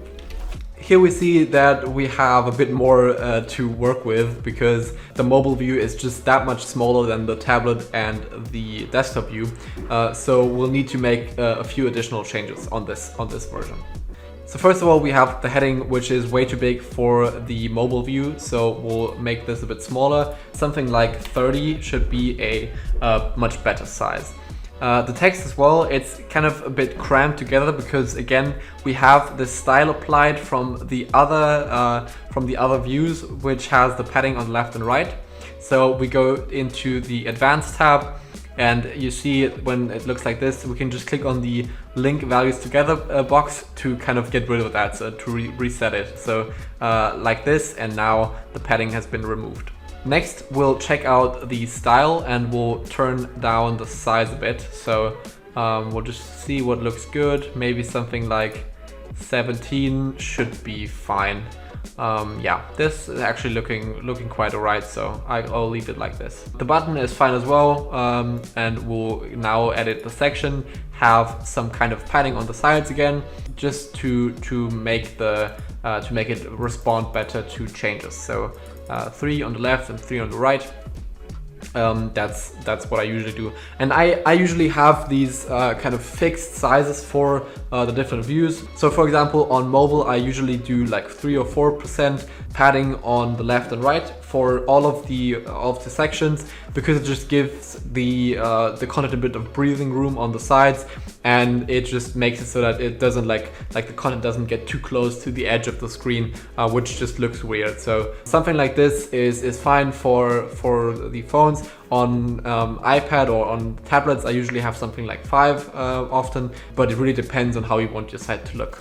Next, we have the logo section, and now because the screen size is too small, all of these different logos have been added in a vertical row, but we actually want them to stay in the alignment that we had earlier. So what we have to do is we have to edit the column width of these different logo columns to make them align in one row again. So we'll just click on that button, go to column width, And as we have 5 logos, we'll add 20% as our column width. Now this looks a bit tiny, but we'll edit that later as well. So we'll just copy the style again and then paste it in for all of the different logos.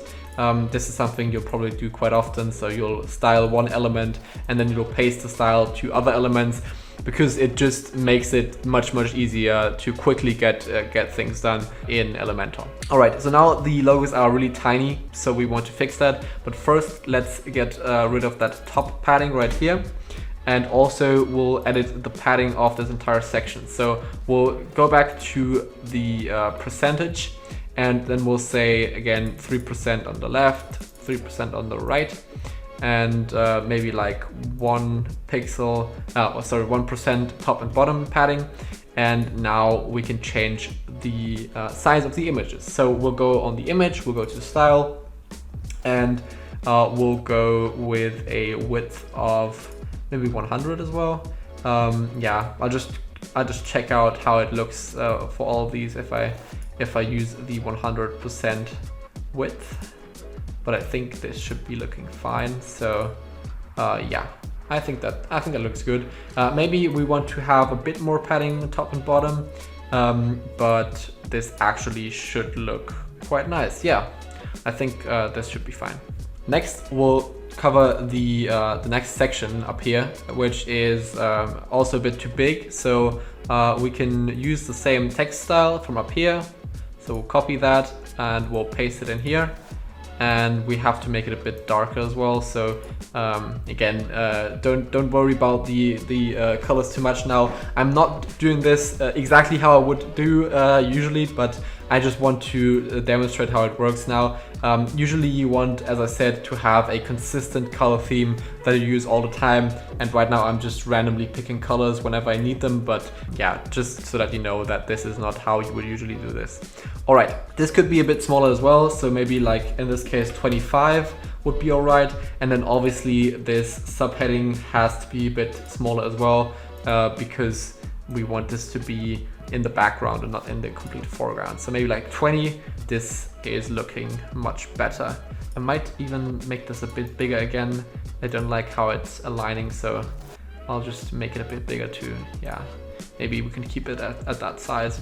All right, next we have the carousel. So again, we'll do our basic padding on the left, padding on the right, what we always do.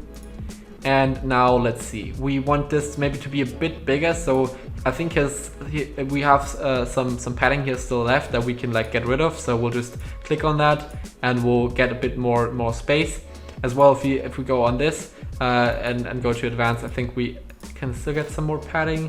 Maybe not, but yeah, okay. What we definitely need to work on here is the size. So this just looks a bit awkward. It's just a bit too tall for its width. So we need to change that. And also the navigation is a bit unclear here. So we have these little arrows here, but they are barely visible. And that's why we want to make them make them stand out a bit more.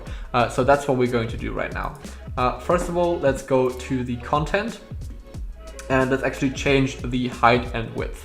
So we'll make the width be like maybe, I think 100% might even be right. Maybe like 90% to make it not look that big, but yeah, 90% should be fine. And the height might be something like this, maybe 450 pixels. Yeah, I think that should be looking fine. So now let's go to the style and we'll go to navigation. And we have, as you see, these arrows here. These are the elements that are like right there. We want to change the color of them. So we want them to stand out a bit more. I think we'll just choose this dark gray tone. I think this should be fine to make them yeah, stand out a bit more. So we'll just go in here, paste that in. Oh, sorry, that was that was the wrong style. We have to go down here to arrows and then on color, and here is where we have to paste it in. But still, it's not that visible. So maybe we also want to like crank up the size a bit to something like 30. Yeah, I think it's a bit suboptimal that we have this style right here, because it's a bit faded out because it's the last element. So maybe we even want to just get rid of the arrows. I think we can do this as well. I don't know, maybe we can't. Oh yeah, we can, right. Yeah, okay. So maybe we just want to get rid of the arrows and only have this little bottom navigation here, so we can still scroll through these elements, but we don't have the like barely visible arrows, and we just have this little menu, indicator menu down here. All right, save the changes and let's go to the next section. All right, so in this case, actually the services sections already look quite nice because it has been automatically resized, and the width of these elements is already 100%. So I think this is already how we want it to look. So I guess we'll just leave it like that, and we'll just apply a bit of padding on the sides to make it follow our general guidelines for the website. And then I think we could leave it like that. Maybe we actually want this section to have a bit of padding on the bottom as well. So we'll say something like 7 pixels padding on the bottom because we wanted to have some kind of spacing between this section and then the next section that's to come. We'll obviously want to optimize that as well. So we want to change the title size. I'd say we just use 25 because that seems like a decent choice. Then for the text, maybe we want to use something like 16. Again, you can just play around with these sizes because yeah, there's not a fixed size that you have to use. It also comes with experience. So when you have been doing this for a couple of times, then you'll see, or you'll kind of get a feel for what sizes are good. I'll also be giving you a detailed guide on font sizes, or on like my recommendation for font sizes, the ones that I use for the different types of fonts, or for different types of font styles, and also for the different devices. You will be able to download that as well. Also, what you can do if you want to check if the design actually is looking good is to get out your phone and just go to your website and then take a look at the design and see if there's anything that comes to mind, or anything that you find on your actual phone that might seem a bit off, because sometimes the representation isn't like one-to-one, and obviously the font size that we're optimizing for right here isn't exactly the same font size as the phone you might be using. So there might be some little differences, but you can get a general feel if the design is looking good, or if there's still things that you want to fix. So now I think we want to do one more thing, which is to edit the padding of this as well, because it's still set in absolute values. So in pixels, we want to have it in percent as well. So we'll do we'll do 3 on the left and 3 on the right, and also top and bottom, because now, as you see, this border is the border that we added, this little blue border is clashing with the blue background that we've added. So we might want to do like 7 pixels top and bottom as well, and then we should actually be good to go. Let's take a look at it again, and yeah, it actually does look quite well. Maybe there's one more thing, like having a bit more padding up here, because we haven't edited that as well. So we'll do 1, 2, 3, 1, 2, 3, and maybe like 7 as well, top and bottom, or maybe even 10 in this case. Yeah, I think that should be good. Okay. Yeah, I'm actually quite happy with the page, and I think that we could leave it at that, because yeah, we've already optimized the page quite well. Maybe just to sum up, so that you know like what you have to generally look out for when you're doing these kinds of mobile optimizations.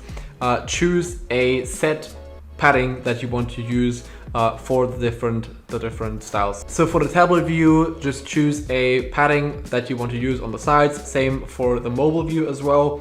And then yeah, just go from there.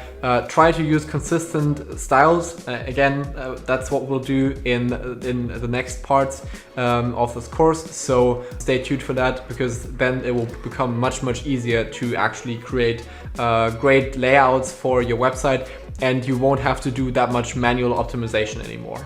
And lastly, one thing that is just a big time saver as well is to optimize one section and then to copy and or duplicate it, because that's what we saw with the sections up here. If you remember, we actually created them on the desktop view, and then we duplicated them on desktop without optimizing for mobile first.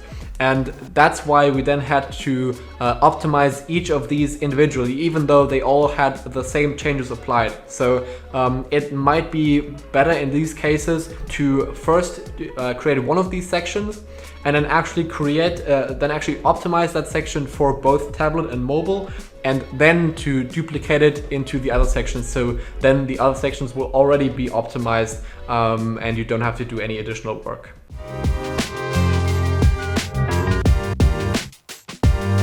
Having consistency in your designs on your website is something that's really important, and that also helps you make your brand look much more professional. And that's why you should absolutely create a design system for your website. And that's really easy with Elementor because it has a built-in design system that lets you easily create styles for you to use all over your website, and having a convenient place where you can change them and edit them so that you always have your brand guidelines up to date and your website can be really, really consistent. Now, when you're doing this, you obviously need some kind of branding. So if your business or your personal brand doesn't have a branding yet, then I would obviously recommend doing some work on that. Maybe hiring a designer to help you get like a visual identity for your brand, so that you can use that consistently. It's not just helpful for your website, but also for other parts of your digital presence as well. And yes, this is a bit of effort, but it's effort that's extremely worth it in the long run, because you just have to set it up once, and after that you can use it all the time, and it makes it so much easier to work with your website, trust me. So this will be split into two sections, into two parts. First we'll cover the global fonts and global colors in Elementor, and then later we will go to the theme styles, and we'll take a look at how you can actually style all of the components you use on your website before you actually even use them, so that you don't have to edit all of these styles manually each time you add an element to your website. To go along with this, I have created a template that you can use for this design system to make it easier to have an overview of how your elements will look like when you've applied these styles, which you can again download from the description down below.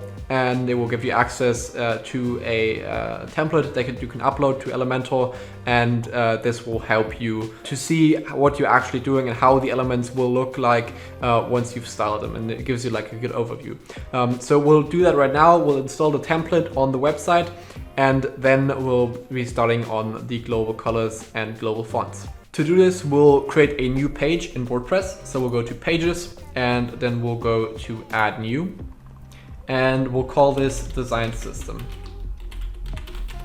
and then we'll just publish it, and later we'll go to the Elementor editor. Now we'll again turn this into a canvas view, because we don't want the header and the footer. It just is a bit annoying. We don't need it. And now we can go on this little button here, and we'll go to My Templates. And we'll actually click on this little button up here, which allows us to import a template. So that's what we'll be doing. I created this template for you, and then you can import it and then select the file from your computer. I've got it, I think, in, I just have to check the folder where I put it in, but I think it's somewhere in here. It should be this one. Yeah, this should be the right one. All right. And now you see it appears up here. We click on Insert, and now we see how the template appears on our screen. Now this is what the template looks like. It's just all the different styles that we can edit using the design system in WordPress, and we'll get to that later as well. So we'll add in these styles to the system so that we have a good overview over what our styles are. In order for this to work, we have to check something in the Elementor settings, because otherwise these changes will just not be applied later. So we'll go back to our WordPress dashboard, and then we want to go to Elementor, and we want to go to Settings. And in here we have to check that these options are checked on, and this is the case in my website. So I don't have to do anything different. But if this isn't checked for your website, then you have to change that manually, because we need to disable the default colors and the default fonts in order to make this possible. So I don't need to save anything, but if you have to save this, then click Save Changes, and then we can go back to the pages, go back to Design System, and click on Edit with Elementor. So we'll start off with the global colors, and we can access these global colors by going on this menu again, and then going to Site Settings. And here we see all of the site settings options, and up here where it says Design System, this is where we have the global colors. So by default, Elementor has these 4 different color styles that are automatically added into your WordPress website. And we can obviously add additional styles and change these default styles. But before we do that, I want you to understand what the global colors actually do and what it actually does to your website. So a global color is a color you can apply to your elements, your text or your images or buttons or whatever.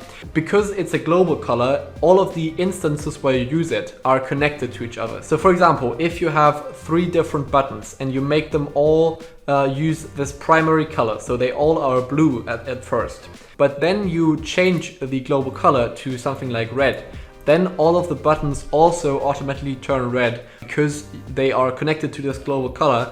And so you can easily change like the entire design of your website with just a couple of clicks, instead of having to edit each of the elements on every page, which would be a nightmare to do. So it makes it much easier to stay consistent with your colors, and also to make changes whenever you might need to or want to. So that being said, let's now start adding in our colors. I recommend you have a couple of different color styles in every case. So something similar to what Elementor has done here. You always want to have like some kind of primary color that makes up the majority of your website. So like your main brand color. Then you might have something like the secondary. So something like a style that you use for your headings, for example, a style you use for text, and maybe something as an accent as well.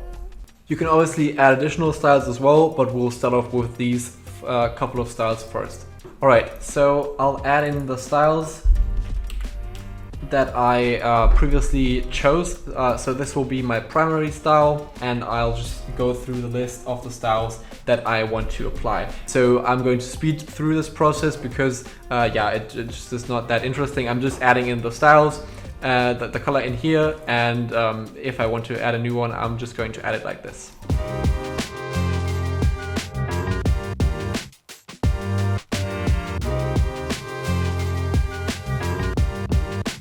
Alright, so now I've added in my different text styles, and what I recommend you do is you also name them. So you can just click on the text here, and then you can change the name of these, just like I did.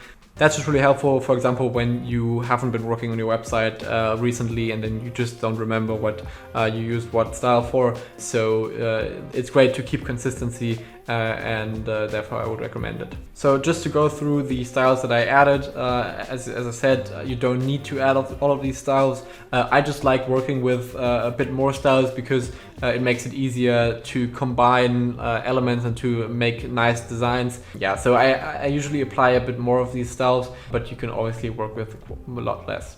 I have the primary, secondary, text and accent, and then I have white also as a style, because sometimes I might not want to use complete white as the default white for the site, so I might want to use a bit of a different white tone, and so I have that as a global color as well, so that I can use that style of white consistently on the website. Then I have all of these different low saturation, low opacity values of the colors up here, which is just nice for like something like a background.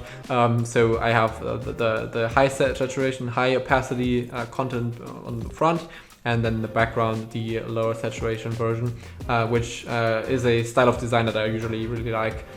So I use it often. Then I also have a style for links. So when you hover over a link, what style does the link, or what color does the link turn into? I usually choose a bit of a darker version of my primary color because I usually want the primary color to be the color that the links are in. And lastly, one for texts on dark backgrounds, because this style of text is usually not working too great on dark backgrounds, and so I usually have one for dark and one for light backgrounds to make things easier. Next, we actually have the global fonts, and this is pretty similar. It's just a list of fonts that you can use, and they work exactly the same as the color styles work. So if you connect different texts or headings to a certain font style, then they will all look the same, and when you change that font style, changes will also be reflected in all of these different instances where you use that style. And here you have like the same thing. And it's also the same where you have these 4 default styles, but I usually add a bit more styles because often you need additional styles in order to make the website look good. And I'd rather have more styles than too few, and then having the problem of not having global and consistent styles for the things that I'm doing. By default, you can access all of the Google fonts in Elementor directly, so you can just go through a big list of fonts that you can use, as we did earlier as well, so all of these fonts right here. If you don't know what font to choose, I will link a PDF with like some of the most popular and some of the, in my opinion, best fonts to use from Google Fonts. So you can check that out if you want to get a bit of insight into what is popular and what people are using most often if you're unsure about what to use. Now, in the case of the fonts, we have the additional option to style them for the different screen sizes as well. So that's something that we'll definitely be doing. As you can see, if I click on the primary style, I have this little icon up here, and if you recall, that means that we can edit different versions of this property for the different screen sizes. So we can create a primary style for a desktop. We can create the same also for a different size for tablet and for mobile and so on. So that's something we'll definitely be doing. So I'll quickly show you how I might be doing this for one of the font styles, and then I'll just add in all the others because it will probably be a bit boring for you to sit through all of that, and I'll just go over them once I've added them in. So the first style we'll do together, which will be the primary style, but we'll change this to heading, and this will be the H1 heading. And H1 refers to a HTML tag, which you don't need to know about. It's just the biggest heading that is being used in web design usually, and that's why we want to call it that so that we know when to use it. Now we're going to edit this. We are going to use Roboto for the size, maybe let's say 50, and the weight should be fine with 600. Maybe I want to do 700. Yeah, but that should usually be fine. Style can be left as default. The transform also, decoration as well. Maybe just the line height is something that I want to work on. So maybe like 1.5 EM should be fine. But besides from that, I might just leave it as that. And then I can actually just save it and maybe just go to the tablet view. And now you see we can edit the properties for this view as well. So that's what we're going to do right now. For the size, I might just choose something like 40 because that should be fine for the tablet. And I think I'm just going to leave the line height and letter spacing the way it is for now. We can obviously also go back later and change this, and this is the great thing about global fonts, because if we find out that one of the sizes may be not perfectly fitting for our use case, we can just change it, and the change will be reflected in all of the instances where it's used. So lastly, we'll go to the mobile view, and for this we'll just choose 32 maybe as the size. And I think that should be it for now. And this is what you can kind of do for all these other sizes as well. I will be giving you a link to my recommended sizes, as I mentioned earlier, so you can check that out as well, where you see like what kind of size of font I am recommending for the different styles and also the different devices. Alright, so now I'm all finished with all of the different font styles, and now let me show you what I've added. So I've added all of the different heading sizes for the different headings that are available on the web. So in HTML there are 6 different heading sizes, and so I've added in one global font for each of these. And this is because I want to have a different size for each of these different styles. So if I ever need all of the 6 different heading sizes, I have a separate style for them. Usually you will only work, I'd say, with H1 to H4. So H1 is the biggest, and then H2, H3, and so on. Yeah, I usually add them all in so that I just have them once I need them. Then I have different text styles. I have the normal text style, so this is like for general text on the website. I have a big text style, which I usually use in like the hero section or on important call to actions. And then I have also like smaller text sizes, maybe in a small column, or for little like notice that I need to add. I would use one of these small text styles. And lastly, I have a different font style for the buttons as well, because the buttons usually have a bit of I usually make them a bit thicker, so I want to have a different style for that as well. And now with that, we are set to start adding these styles that we created to the theme styles and also to our template right here in the next part of this course, so that we can actually see how this will look on the different sizes, and so that we can optimize it to look exactly the way that we want it to look.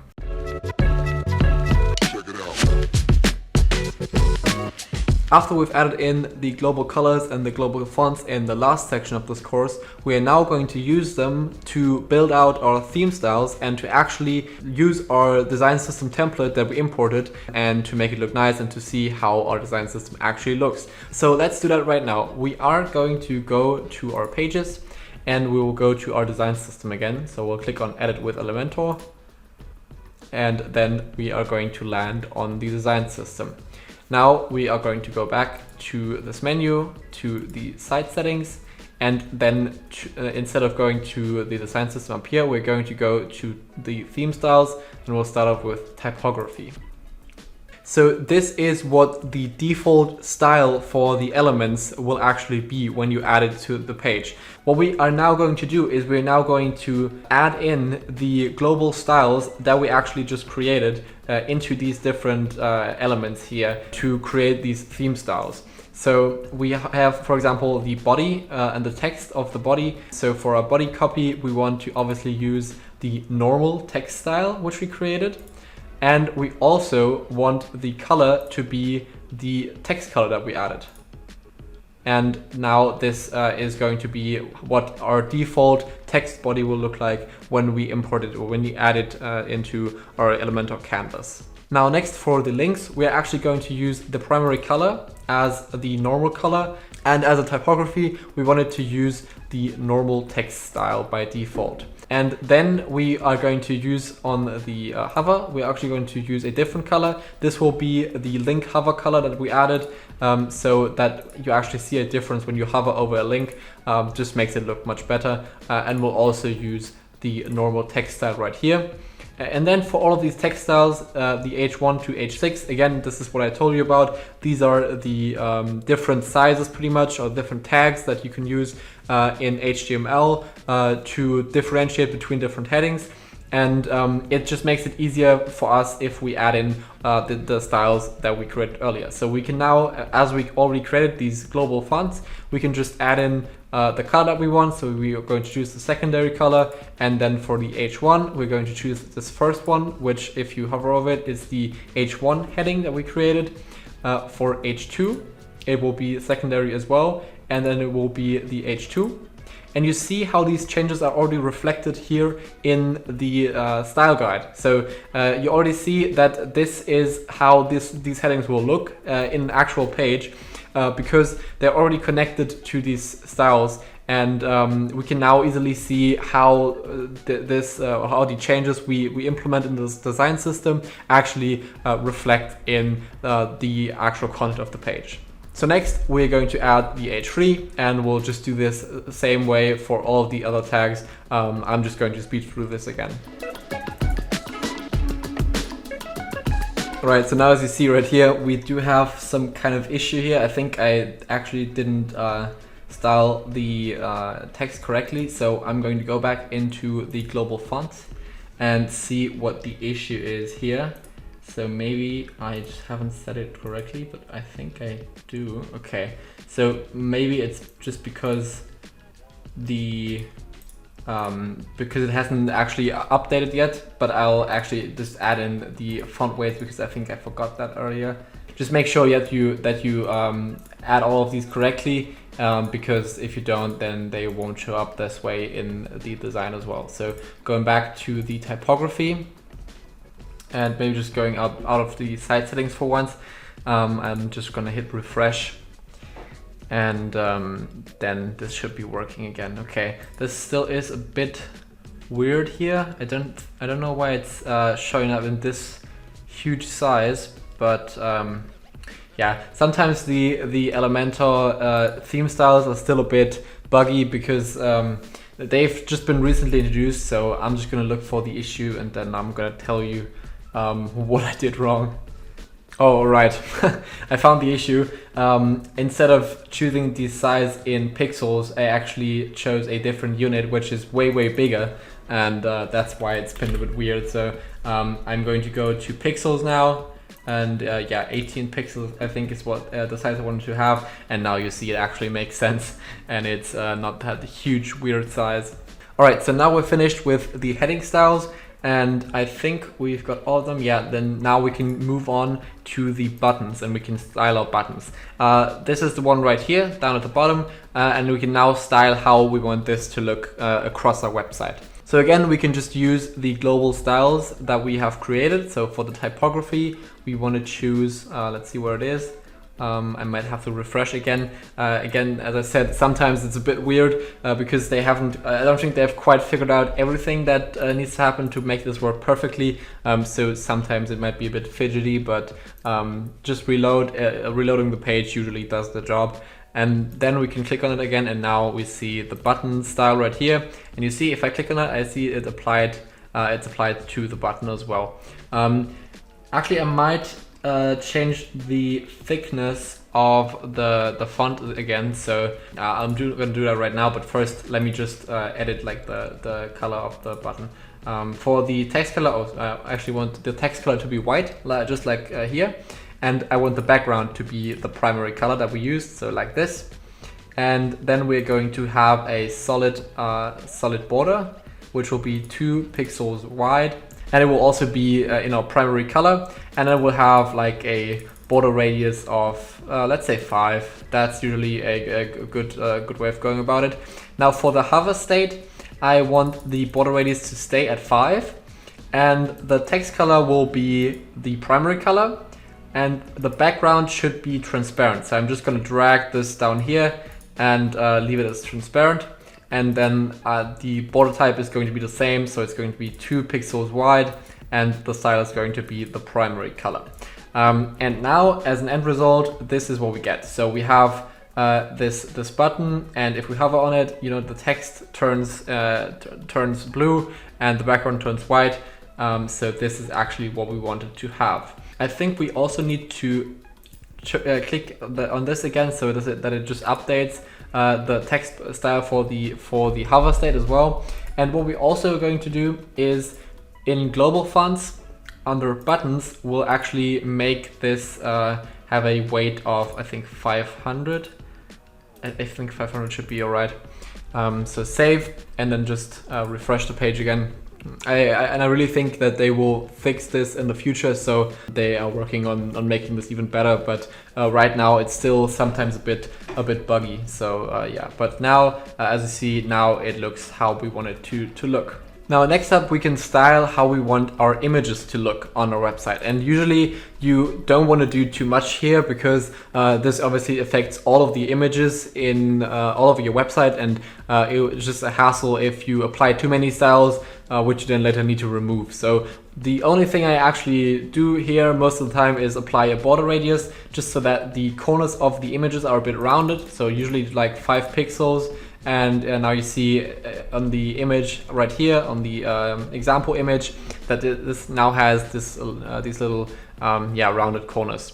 But I would do nothing else here because everything else usually isn't something that you would want for every single image. Then moving on, we have the form fields. So this is what we have down here, this form, and that's what we're going to optimize now as well. So the label is this up here, above every field, and we can style this using the secondary color.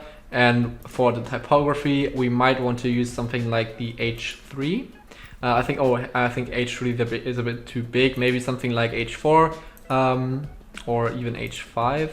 I think H5 might be enough. Yeah, we don't even need that big of a text, so H5 should be fine. Then the typography of the field, we'll just use the normal text typography, and you see it will update. Then as a text color, we'll choose the normal text color, and so on. You get the idea. It's all pretty much always the same. We'll also add a little bit of border radius, and I think that should be it already. Maybe for the focus, so if we click into these, we might want the border we'll make this solid, and we'll say like 1 pixel, and we might want this to turn like blue. So as we see right here now, this is like this little blue border. I think this might look quite nice on these types of forms. And now I'll just apply the last styles to this layout so that we have a good overview of our entire design system, and so that the changes that we make are actually all reflected in the system and we directly see what we changed. So what we do for this is I'm going to go out of the site settings, and I'm just going to change these text styles here to the different styles that they have. So the biggest one is obviously going to be, or the first one is obviously going to be the big text. So you see it gets a bit bigger. Then the next one will be connected to the normal text. It is already, so nothing to change here. And then for the third one, we'll choose the, the small text. And then lastly, for the last text, we'll choose the really small text. And now you see these different text styles appear right here. The text up here, we can also turn this into a big text. So update it like this. And now we should be good to go with these styles. Yeah, down here I actually usually add the colors as well. So I have the primary colors and then the accent colors. So let's do that real quick. So that when we want to use this again, or when we want to update something, we just have everything in one place and we see how it looks. So we don't have to like guess around what we actually changed and how it would look. So the text like this, then I think this already is the right accent, something like this. Yeah, now we have all these colors connected. I usually leave a bit of space so I can add additional colors if I want to, but you see now we have these different colors, and if we were to change anything about these colors, then it would also be updated on this page, and we can now see like how our website design system would look.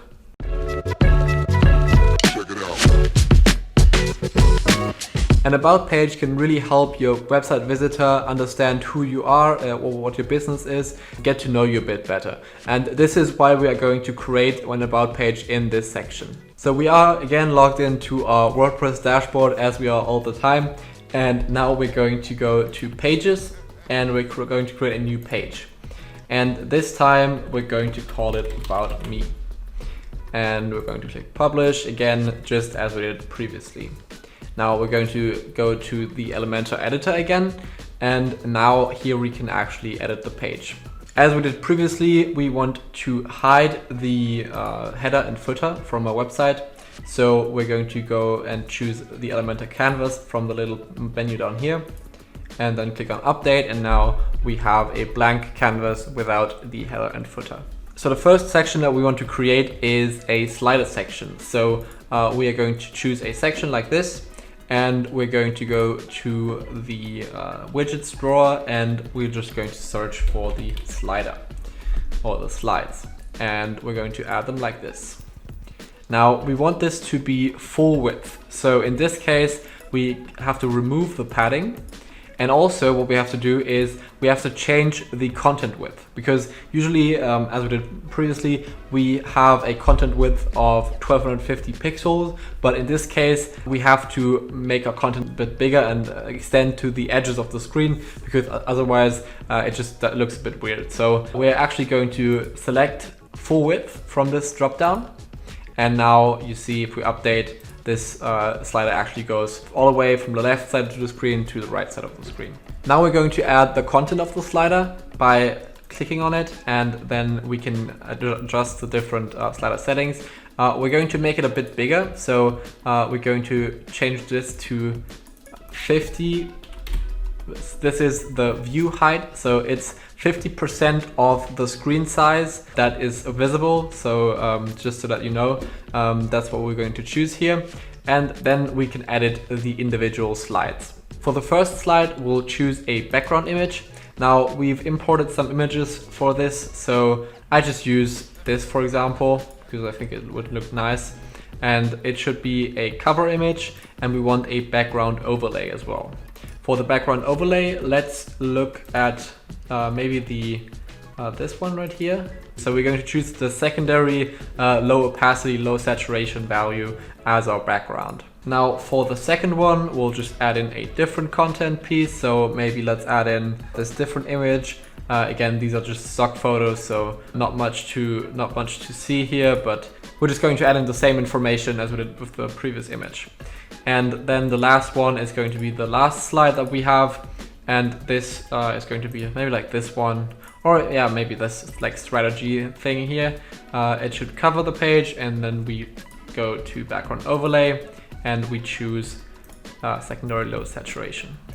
Perfect. Now that we've got that out of the way, we can go to the style tab and actually worry about the content of the slider. So what we're going to change is the title. So the title is going to have the we'll leave it as white, but we're going to change the typography to maybe header 1. Yeah, so H1. This is the H1 global style, which we're going to apply. And then to the description, we're going to apply maybe the text color, but I think, yeah, it would look weird like this. So maybe the text for low saturation. We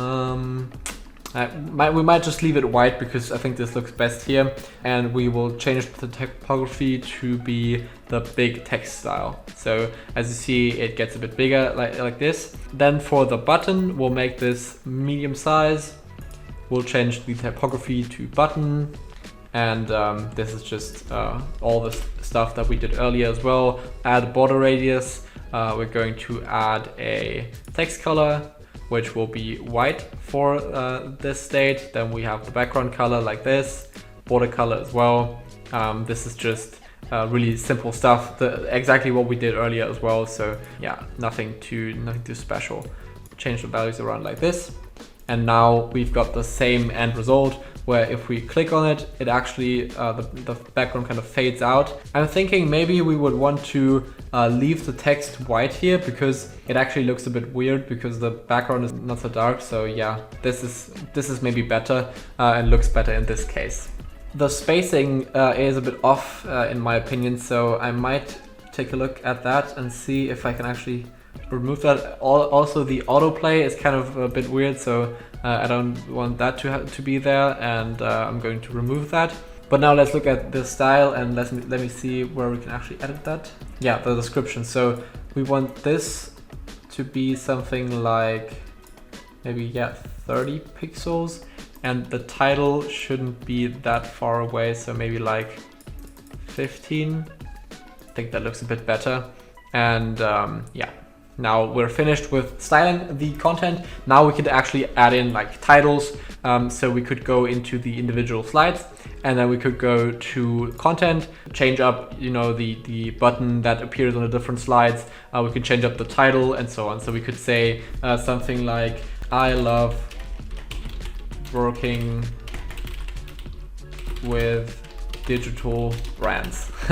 Again, it's not really thought out what I'm going to put in here. This is just to give you an idea of what you could add in here. You could also like add things you did or like events you went to, just as a general idea of what you could do up here in this top slider section. Next, we actually want to copy a section that we designed earlier for our homepage. And I'm going to show you how you can do that easily, because that's a really nice feature as well, that you can actually copy and paste sections between different pages. So in a new tab, I'm just going to go to learnwithjanosch.com, and on the homepage website, I'll just go to edit with Elementor. As you see in the design, it looks a bit weird now because, as you see, the global styles haven't been applied right here, so it looks a bit weird here and there, but that's fine because from now on we can apply them, and we could also just go back in here and just reapply these global styles. All right, but what we want to do right now is we want to copy this section to our other page. So we're going to click on the section and then right click and click on copy. And now we're just going back to the other page. And in this field right here, where it says drag widget here, just right click and then click on paste. And now you see we just pasted this piece of content from one page to another easily without having to do any additional work, which is quite nice because sometimes you might want to just reuse a piece of content or a column or some sort of widget that you created and you don't want to recreate it, and then you can do something like this really easily. Now we're going to do the same with the logos right here because we want to use them as like a trust factor on the about page as well. So in a new section, we're just going to paste this in. And what we actually want to add is a little section above that actually just says brands that trust us, something like this. So we'll just paste in a heading like this, and we're going to align it to the center. Then we are going to change up the styles. So the text color in this case actually should be something like text maybe, because I think this will just look better. Again, we're not going to worry about that too much. I just want to show you how it works and not make it like the perfect website, but yeah, I think you know what I'm doing. But one thing I want to do, because it really nags me, is that this color is different to the global color that we created. So we're just going to change that to what it's supposed to be. All right, and now we're going to change this up. So for the typography, we actually might start off with the buttons as a basis, and then I want to actually change it. So I want to change the transform to uppercase, and I want to make it a bit lighter as well. I think that looks much better. And then I'll say like clients that trust us, or trust me, something like this. Maybe make it even a bit smaller, because that's not small, that's actually bigger. Make the letter spacing a bit bigger like this. Yeah, I think that should be fine. Again, we're not looking for the perfect web design, but I think you get what I'm trying to do right here, and I think we can leave it at that. Next, we'll create like a quick profile of the person that's running this business. So give like some general information about the person, show like a profile image and some contact information. So again, we'll create a new section. For these sections, I think I might actually add in a bit of padding as well. So for the bottom, I might add like 5% or so. Yeah, should be fine. And now we're going to create a column. Actually, we want 2 columns. So we're just going to duplicate the column. And now we have these this two column layout. In one of the columns, we're going to add an image like this. We can just put that in. So we're going to go to choose image and then choose the image that we want to use. So that's the portrait I chose to use. And then on this side, we're going to add some additional content. So we're going to use a heading. We're also going to use a bit of body text. Then we're also going to use a inner section with additional headings in there. So there's going to be one in here, and then we'll probably just optimize the other one later. And then we want another item, which is the icon list. Now we can obviously drag these in later. I'm just going to drag them in all at once, and then I'm just going to optimize them later. How you do this really doesn't matter. You could work on one element and then like optimize it and then add in the next one, or you could do it like I am doing it right now and just add in all of them and then start optimizing.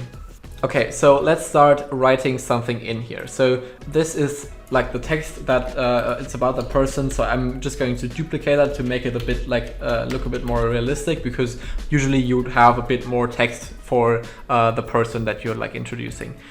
For the text up here, I think the H2 is fine. I'm just say like write down the name here. So we'll call this person John Doe, which is like the default name for any web design demonstration. And then we want to have an additional title actually, or an additional heading that's a bit smaller, maybe like the style that we had up here. Copy that down here and line it to the left, and maybe make this the primary color as well. Yeah, I think that looks alright. So web designer and owner. So this is like his description of who John Doe is and what he does, for example. Now down here, we're going to add the social media links. So we'll again use this heading. We'll copy it down here, paste in the style. We'll make it a bit smaller. So we are going to, edit it and make it like size 13. I think that should be fine. Maybe 14. Don't want to make it too small, and then change the style maybe to the accent color that we have. Yeah, we might just use that. It doesn't really matter too much. And then we'll make this into the social media column. Now we're going to add different social media profiles in this list. And this is a really nice way to do this, because we can actually add in icons to these individual items. So we can just go to the icon library again, like we did previously. And now we can search for the social media network. So for example, Facebook. And then we can just choose the Facebook icon and use that on our website. We can do the same for maybe like Twitter, for example. And as a third one, we'll just choose something like LinkedIn. Perfect. And now we can also give a description to these. So we could name this one LinkedIn. The second one will be called Twitter, obviously. And then the first one will be the Facebook link. Now we can make it so that if you click on these, you actually get forwarded to your profile on these platforms. So you can do this by just entering in your link right here. So your Facebook link. And then if anybody clicks on this link, he will actually go to your Facebook page. Now I think I'm going to change a bit about the color theme. So I'm going to make this be the secondary color, and then I'm going to make the icons in that green little color. So we're going to change the size of the icons. We'll make them a bit bigger. So like maybe size 20 might be too much, but let's say size 18. And we'll give it a color of this accent color. And for the list, for the text, we'll actually give the text a typography of the small text, maybe it's a bit too small. Maybe I want it to be the normal text size. I think that should be fine. Perfect. Yeah, so we're going to copy this, so we're going to duplicate it, and now we're just going to delete the other column, and now we'll turn this into the contact column. So it will be the address and the telephone number, and maybe maybe the email address and physical address. So we'll say first, we'll say email, just like this.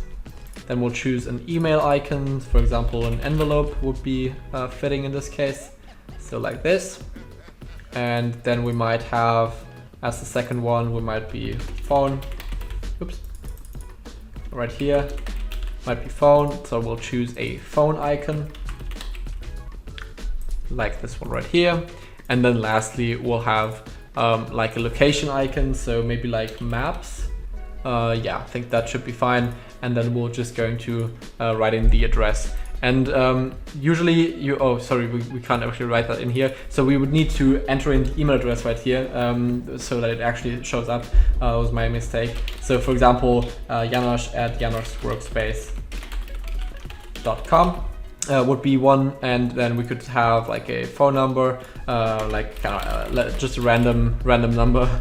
I don't want to to enter anyone's phone number here, so that might be our phone number, and then maybe our location is Berlin, Germany, or something like this. And now you see it gets a bit big, so maybe we do want to make it a bit smaller. I might just go away from the global font and just make it a bit smaller like this, so like size 15. I think that should be fine. Just copy paste that over to the other element, and now I think we're good to go. The last thing that we want to worry about is the alignment, because as you see, it's a bit like covered up or like a bit too close to the image, and it just doesn't look too great. And also the text isn't really aligned, so it's aligned to the top, and this looks kind of weird. So what we can do against this is in this column, we can go to the vertical align, and we can align it to the middle. And now you see it actually aligns to the middle of its parent element, so of the column, and just looks much better. And also we might now actually just give this image a bit more padding. So we'll go with a percentage of maybe something like 5. Yeah, I think that should be fine. And there you go. I think that looks quite nice. Just remove this line again. This is something that's really annoying actually. Just remove that again like this, and I think now we're good to go. There's one last section I want to add here, which is kind of like a contact/email list section, which will be it will just be like a basic section that actually just gives you the choice to enter in your email address and to be maybe subscribed to an email newsletter, for example, or to directly contact you. You could do this however you want. So we're just going to give it this background color. We'll just add in a heading as well. We're going to add in some text, and we're going to add in a form, which is something we haven't used yet, but it's pretty easy. So I'll show you how it works. For the text, we want to change this to white. We also want to change the alignment, so we want to give it a bit of padding on the left and the right, like we did all the time. Now a bit on the bottom as well, and the top. And now we want to align this to the middle. Say something like stay in touch, or keep in touch maybe, would be fine here. Then for the text, we are going to choose a different text style. I don't know if that low saturation text style needs to be changed. That doesn't look good whatsoever. So we'll just keep it white, or maybe like maybe a bit darker, something like this. This is not how you do it, but I'm just going to do it quick. So yeah, this is what it's going to look like. Now for the typography, we'll make this maybe even a big text as well, so like a bit bolder. And now for the form, we have to make some adjustments. So we only want them to be able to enter in the email address, and then for that email address maybe to be sent to us or to be entered into an email newsletter. So that's why we actually can remove these fields right here. This is how forms work. We have these different fields and we can remove them like this by clicking on this X. So we're going to remove these fields, and we'll only be left with the email field and the send field. Now what we're going to do is make this into one line. So we're going to click on the email. We're going to go to column width and say 66%. And then down here, when it says buttons, we're going to also go to column width and make this a 33% width.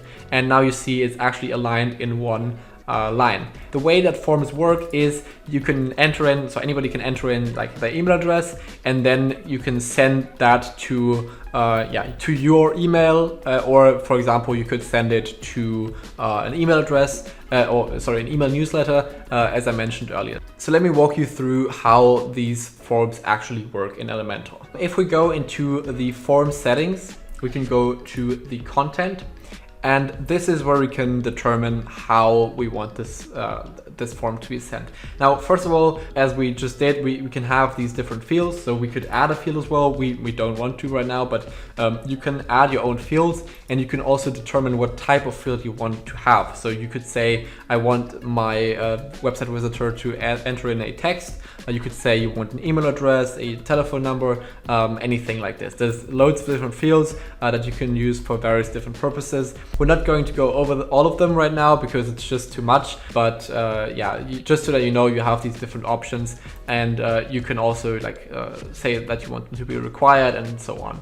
I think I'm going to go into a bit more detail on these in an additional course where I'm going to go through all of the widgets in much more detail. But for now, we just want to know how this actually works. First of all, if you have this field, you have the option down here for the actions after submit. And this is what happens after someone clicks the send button.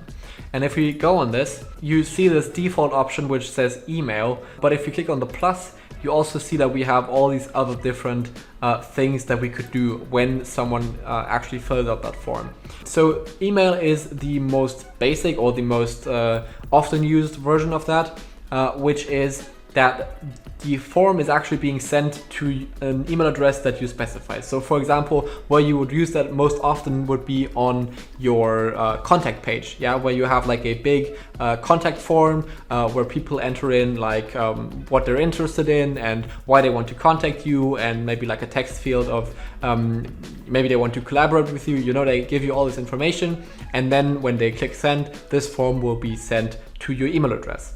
And as I said, this is the default option. If I click on this email field right here, you can see you have the options to edit what actually is contained in that email. So you see this is the email address that it will be actually sent to. So once this form is being sent out, this is where it will go to. You see what the subject line will be, so you can customize that. And you can also customize what's contained in the message. So for example, you see things like metadata. This is something that you can actually have included in your email that you receive. You usually don't need this, but it's just nice that nice to know that you have the option to do this. And the second most popular way of using these forms or the form integrations is to connect them to your email marketing software. So if I go back to the actions after submit button or field, and I click on the plus again, you see things like MailChimp, Drip, ActiveCampaign, GetResponse, ConvertKit, and so on. And these all are email marketing software tools which allow you to send out emails to an email list. And with Elementor, you can actually have an integration between these softwares, and you can make it so that whenever somebody actually enters in their email address to one of these fields, you can subscribe them to one of your lists in your email marketing software. Again, this is something that we'll be covering in an additional course that goes into more detail on this topic, because you can't possibly talk about all the topics that are important to Elementor in one course, especially not if it's for beginners. So keep that in mind, but we're not going to worry about that too much for now, but instead we're going to continue building our page.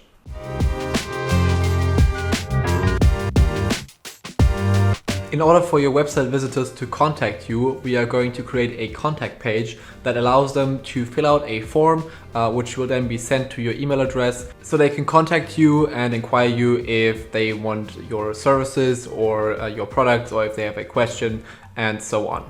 As with every new page, we now have to go into the pages section in a WordPress dashboard, and we'll create a new page. This time we'll just call this the contact page. We'll publish it again, and then we'll click on Edit with Elementor like we used to in the other videos. Again, same procedure. We're going to change the page layout to the canvas. All right, this is going to be a pretty easy page. We'll just add in the contact form with some information, and then we'll also add in a section that has like a map of our office, for example, in it. But besides from that, there's nothing much to do. We're going to create a section, again, a full width section, or like a normal section with one column. And we are now going to add in a heading to this. We're going to add in a bit of text as well. We obviously need a form, and I think that should be fine for now. Now we're going to add in a bit of padding to our page or to our section. 3 on the sides like I always do, and then like 5 top and bottom, and this should be fine as well.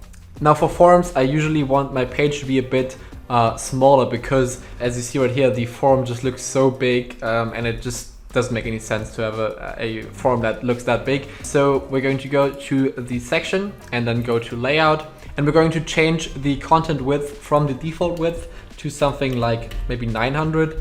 I think that looks much better because now the form isn't that wide, and yeah, it's easier to read and to work through. The heading is now going to be centered in the middle, so like this.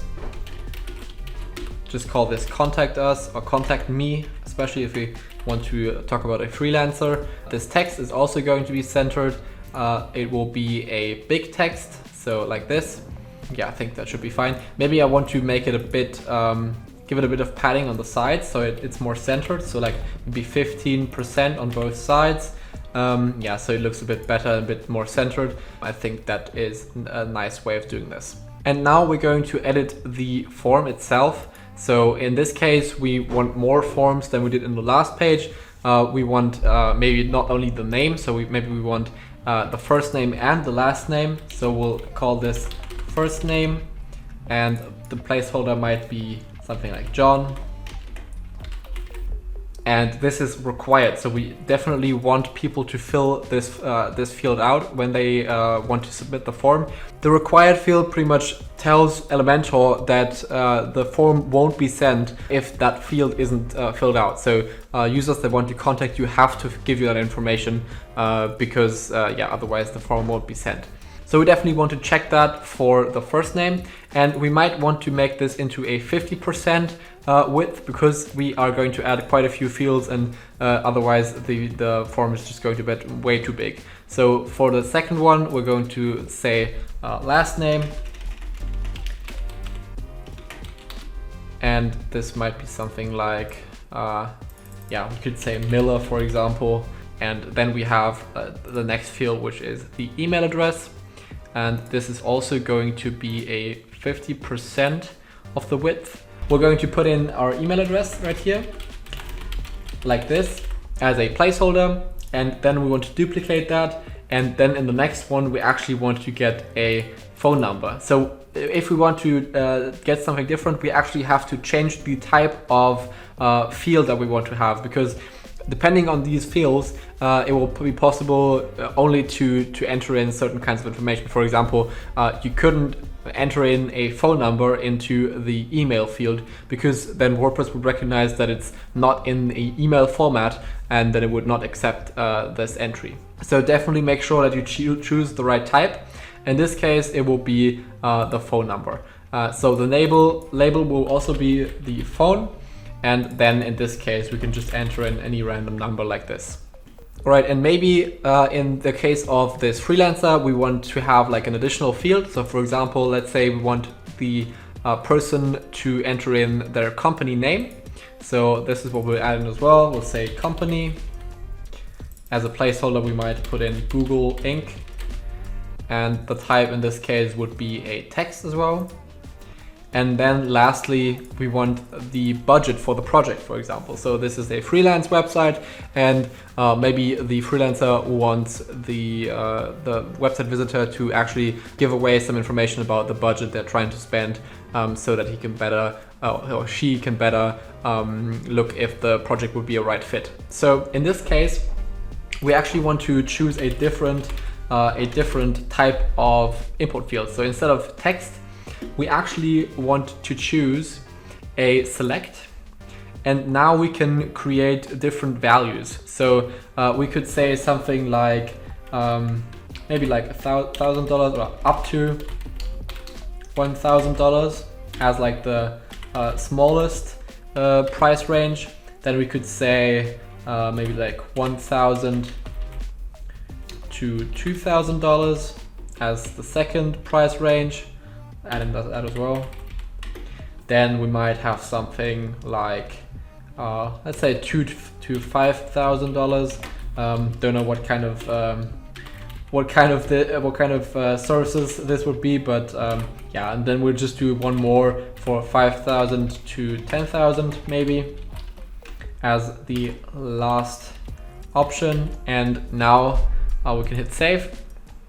And now we actually see that we can like click on this and choose one of the values here. from this menu. So the person entering the form will be able to enter this in, and then this form entry will actually be sent to the website or to the email address that we specify, and we can see this information. I'll actually show you a screenshot of how this looks right here. So it should be on the screen right now. This is how it would look if you send this form to your email address, or if someone enters in the information and it's sent to your email address. For that to happen, you obviously have to add in your information here in the email section. So you have to enter in your email address right here, and maybe customize this if you want to. You don't need to usually, but as long as you have your email address in here, you should be fine. And actually, maybe one more thing, just to make this page look a bit better. How about we add in an image on top of the contact me heading? So add in the portrait that we have, and maybe make this into, make this like a small little portrait up here. So maybe like 20% of the width, and have the border radius go up like this. So go up to the max. And yeah, I think this might look even a bit better. Give this a bit of padding on the top like this. And now I think this looks quite good. And we are ready to add the second part of this page, which is going to be a map. So this might be something if you have a local branch, or like a office in your local city where people can come to, or like a store, then you might want to add something like this so that people know where they have to go. For this, we're going to create another section. We'll have 2 columns actually, so we'll just duplicate that one, and in the one side we're going to add in a map, so just add in the Google Maps widget, and then on the other side we'll have like some additional like contact information, so your address and so on. Maybe just have a text field. Having a text field should be fine. Now we're going to add a bit of padding to these sections to make them look a bit better. So we're going to have like, say 5% should be fine. Yeah. We're going to make this map a bit bigger as well, because yeah, we can change the height a bit. So maybe like this, 400 pixels should be looking fine. And now we can actually choose a location that we want this to point to. So we could enter in the location right here, and then it will actually show like a map preview of that location. So if I just choose Berlin, Germany, which is where I'm currently located, like this, we'll see how it actually like navigates to Berlin. I could just choose like this random spot in the town for you to see it in preview right here, and then this will appear like this on your website as well, so people can click on that to directly get to Google Maps in order to navigate to your office, for example. For the other column, again, we want this to be aligned to the middle, and we want this to be a bit smaller. So maybe we choose a H3 right here, and then we say something like come to our office. Then we might have the address right here. So this will be Example Street, Berlin, something like this. This really doesn't matter. You can do it however you want. Just as an example, you know, have like some random address in here, and maybe even have like an additional button that directly takes you to Google Maps as well. Is something you could get in here. So you could say like go to Google Maps. Obviously you get to Google Maps as well if you click on this, but you could add an additional button, and then you can just paste in the link from Google Maps into this button field right here, so that you can actually navigate to Google Maps through the link as well.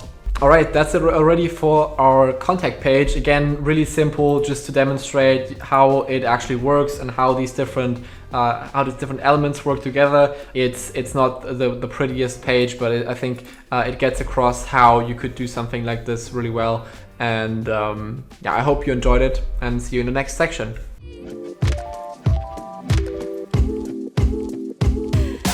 All right, so now let's create a landing page for your website. Landing pages are what you use as a kind of marketing site for a specific purpose. So for example, you would have a landing page for a new product launch, for example. Say you sell digital products, you sell courses, and you want to launch a new online course, then you have a sales page or a landing page for that goes through like all of the features and what's included and who is it best for and so on, and then kind of prompts the website visitor to take action, to purchase the course, to enroll in the waitlist or something similar. There are a couple of things that are really important for these landing pages, and that's why I wanted to show you how I might go about building one of these landing pages myself, and I want to show you kind of my thought process and how I use different sections to communicate what I'm trying to do. So first of all, landing pages are usually about selling something. It doesn't have to be selling something that actually costs money. It could also be selling something like access to an email list or a free resource.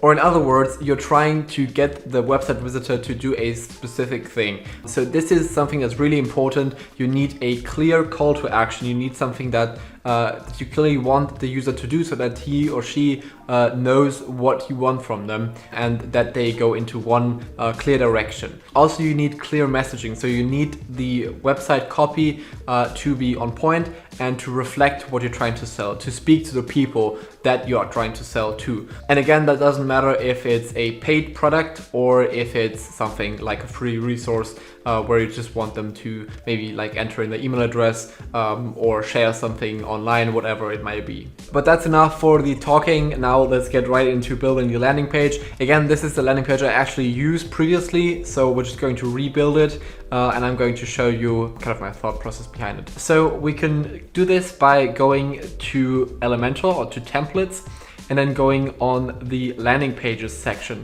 Now this has recently been introduced by Elementor.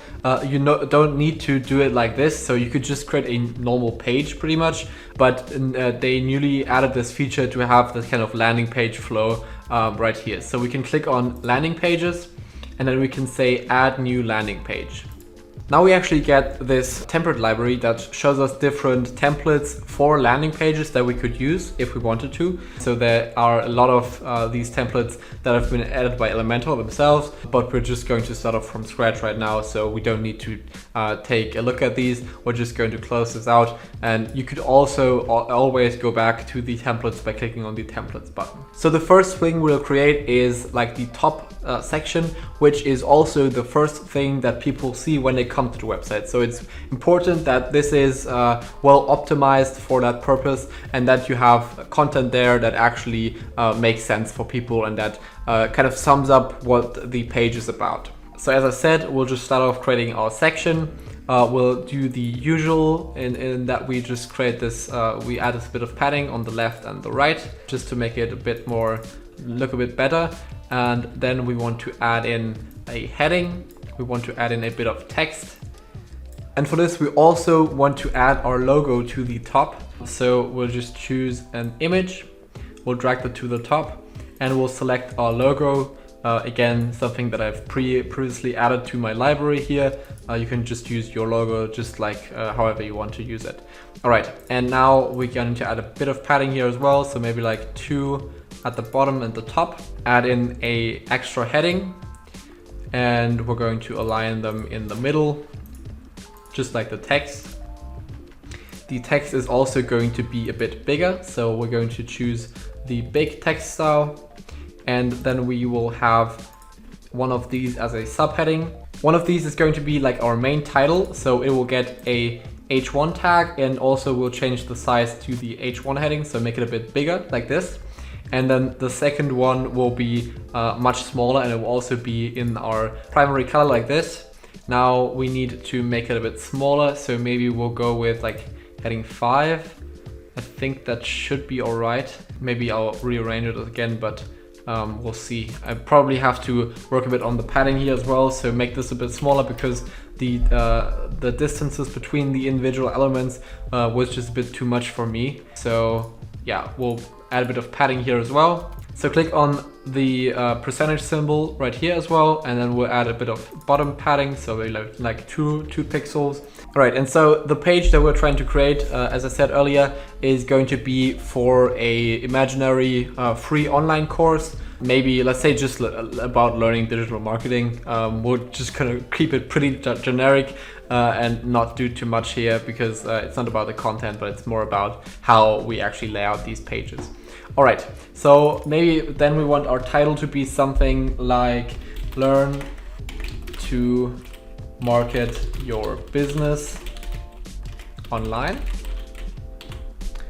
And then this might be something like who is this for? So who's like the target audience for this product? So this might be something like for business owners and marketers.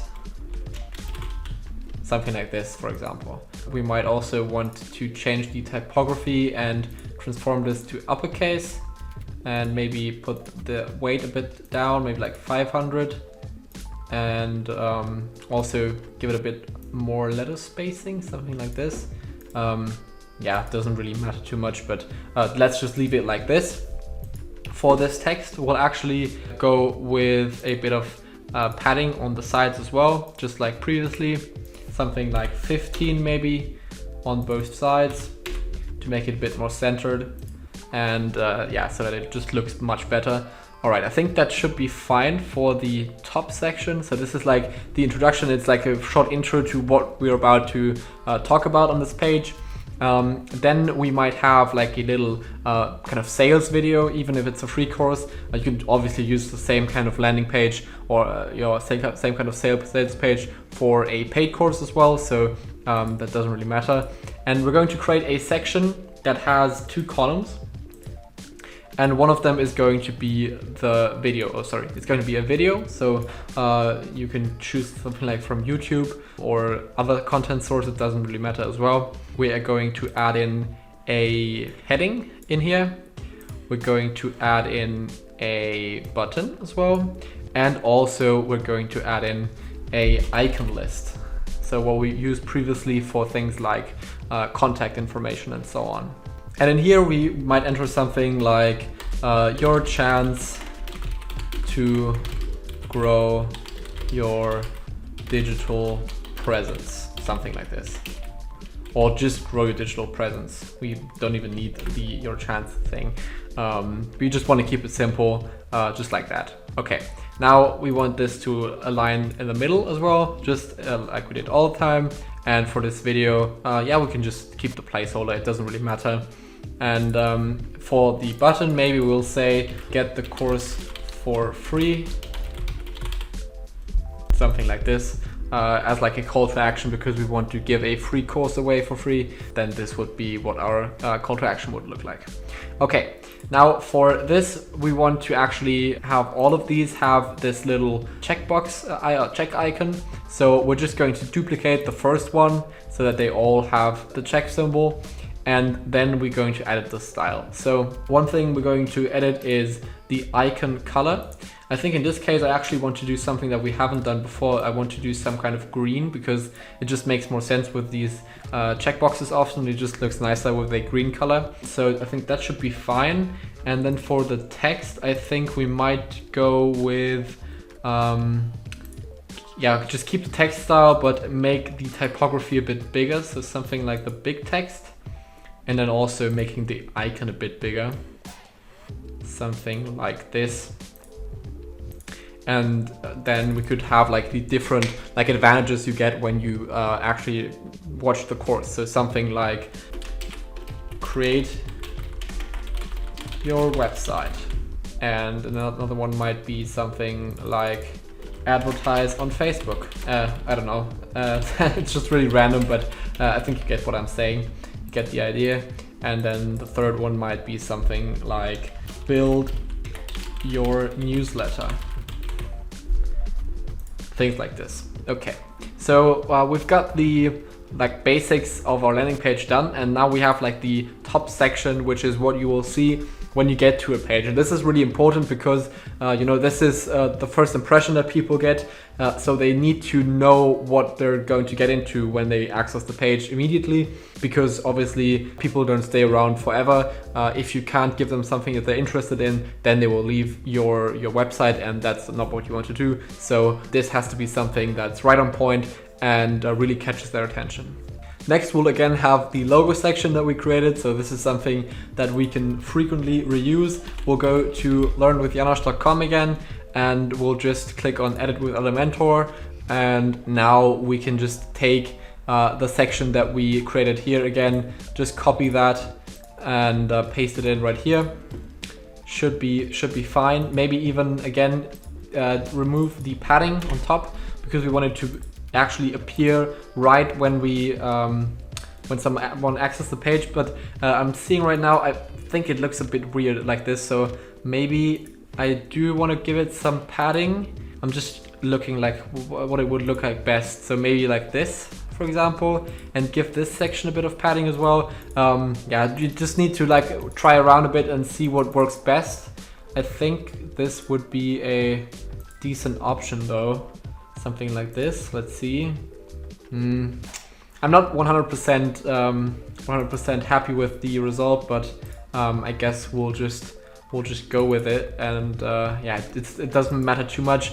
Obviously, you can just take your time and make this look perfect, but going into too much detail and too much refining the individual sections too much would just make the length of this course explode. So I'm trying to keep things interesting, and that's why I think we'll just leave it like this. Right, next we'll create a section that kind of focuses on problems that potential users of this course might have. This is a common theme with these types of landing pages, so talking about a problem or several problems that your target audience is facing, and then going into detail on how what you're offering is a solution to that problem, and seeing how you can address these problems that they're facing. So we're going to create this problem section right here, which will be where we cover all of these different problems that people might have.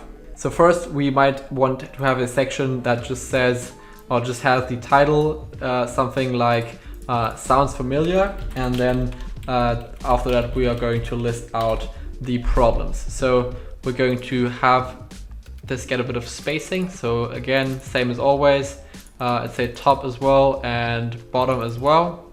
Maybe we want a bit more padding on top and a bit less on the bottom, like this. And then we create the next section, same procedure, again giving it a bit of padding like this and like that. And then we want to add different sections to it. So we're just going to create 3 columns. Just duplicate like this. And we are going to create 3 different columns, but we want to style one first and then just duplicate that so that we kind of save a bit of time. So what we do is we add in a heading, we're going to add in a text, and we're also going to add in, I think we want to have an icon. Yeah, something like this. So right here. Then the text style right here is going to be the H3. And this icon is going to be aligned to the left. Then we might want to have we want to give this column a color, so we want this to be like the primary in the low saturation. So in this case, we want to give it the same padding on each side, so it will be 5% on each side, and also we want 1% of margin, because otherwise these would be right next to each other, so we want them to have a little bit of space, maybe even 2%.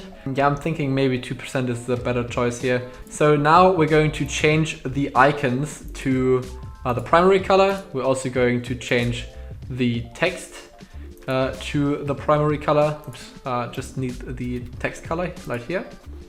And then this is going to be just the normal text color. Yeah, perfect. Then we can add in the problems or the things that we want to talk about, the issues that your target audience is facing. Something like, in the case of this, in the case of marketing your business online, it would be no digital reach, something like this.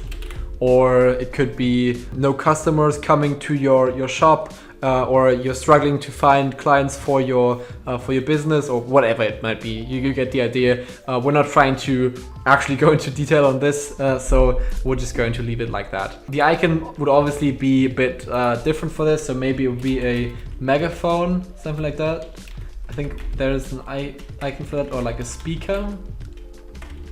Volume. Yeah, could do something like this. Maybe that's what we want it to look like, I don't know. And then we'll change the widget space so that the spacing between these different widgets is not too big. Something like this. So yeah, not looking perfectly, but I think it would be fine. Maybe I want to do this and make it the secondary color. And I think now we should be fine. We can duplicate these just like we did earlier. And now we're going to delete the rest so that we actually have our 3 different boxes here. So this would be then our 3 different problems, for example, that the customer might be facing and that we are addressing with our problem, with our solution, sorry. After we've now talked about the problems that your visitors might be facing, it's now time to suggest a solution. So we're going to create a section that kind of talks about what it is that you're offering, in this case, the free course, and how this actually helps your website visitors and your audience with the problems they're having. So for this, we'll create a new section and we'll make this a bit more spaced out than the other ones because we want to have this like kind of like a dramatic effect even.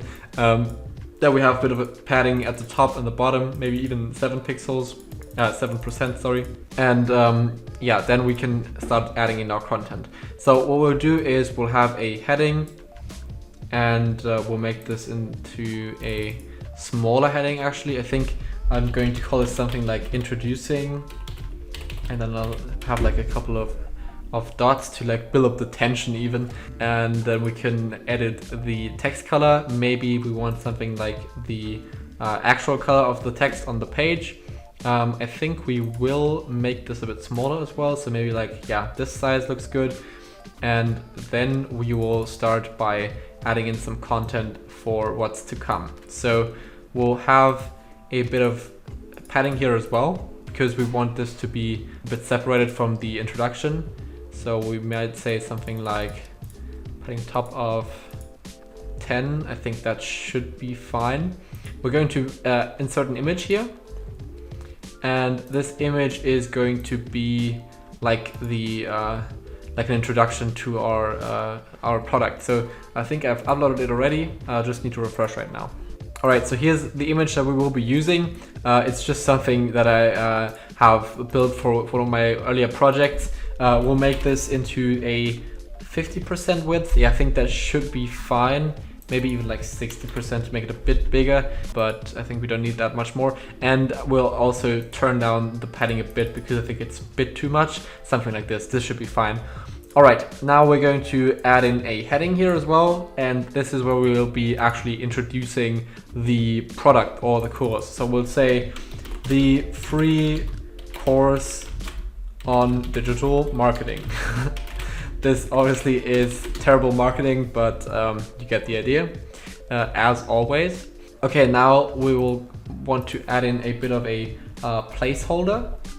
I think like a line. I don't know what it's called in English here. I think it's the divider. Yeah, right. Okay, that's what I want to add. This is like a kind of like a little line. It doesn't do much, but just display this short little line. And we want this to be a bit thicker, so we want to say maybe like 3. Yeah, this is what I want, and then make this a bit smaller even, maybe even like 7%. Yeah, something like this. Make this be the blue tone right here, and then we want to have like a short text introduction to the solution, so to our course. This will be a bit bigger because obviously on this page everything pretty much is important content, so we're going to make it a bit bigger, and then we'll also again be adding a bit of padding on both sides. I think even again I'll go with 15% because that's just a nice amount so that it like kind of aligns more to the center. I think this should be fine. All right, so this is the product we're introducing, and now we'll be talking about some of its benefits. Here we'll be using a similar layout that we used in one of the previous videos. So we'll drag in a inner section, and we want to add 3 columns, and then we will just have a heading in here actually, and we want to have an icon. And it will just be an icon like this check mark icon again that we used earlier, like this. And then the text will kind of display one of the benefits of the course, for example. So we'll make this into an H4 tag, so it gets a bit smaller. We align it to the center, and we want to make this icon blue. Yeah, I think blue would be the best color for that.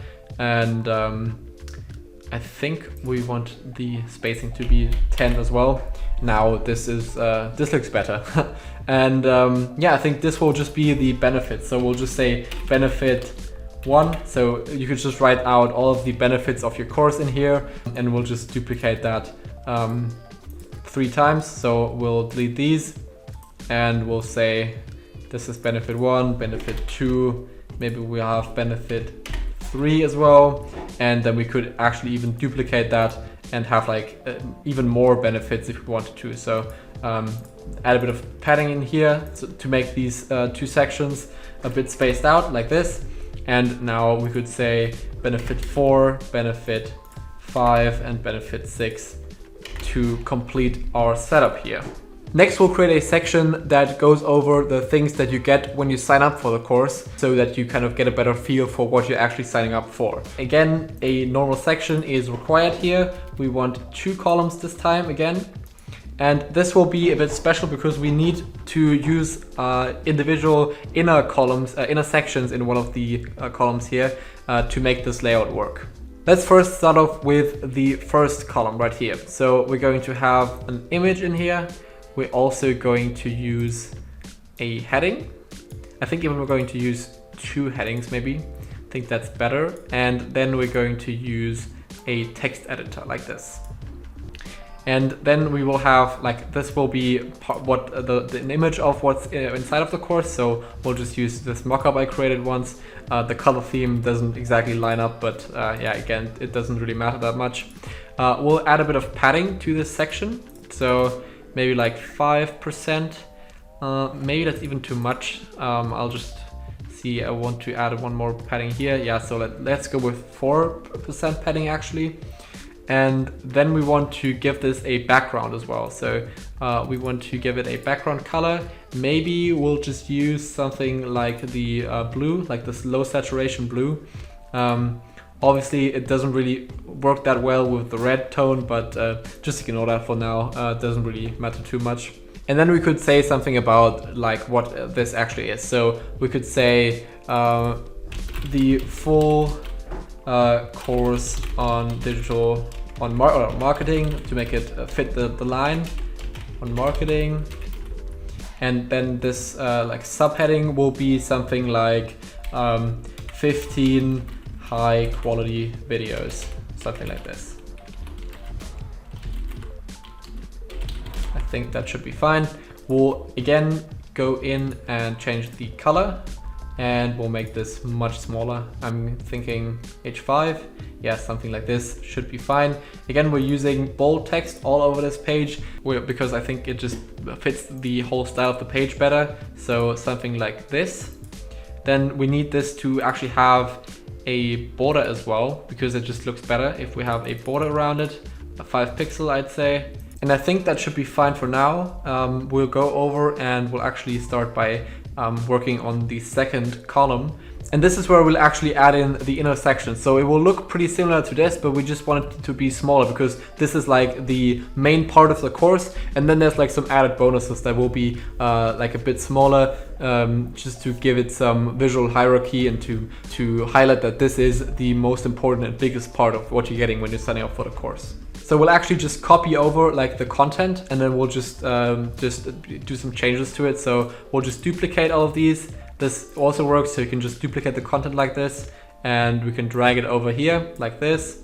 Same for the image, drag it in here, and then also the same for the text, duplicate that, and then drag it over here.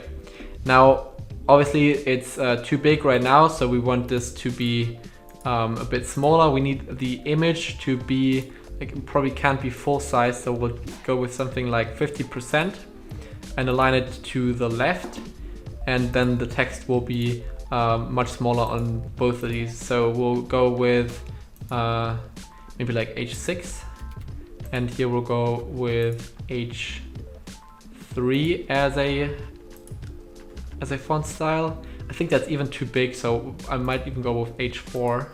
Yeah, I think that should be fine. And then for a text style, I'll be using the for the text, I'll be using the normal text style that we created.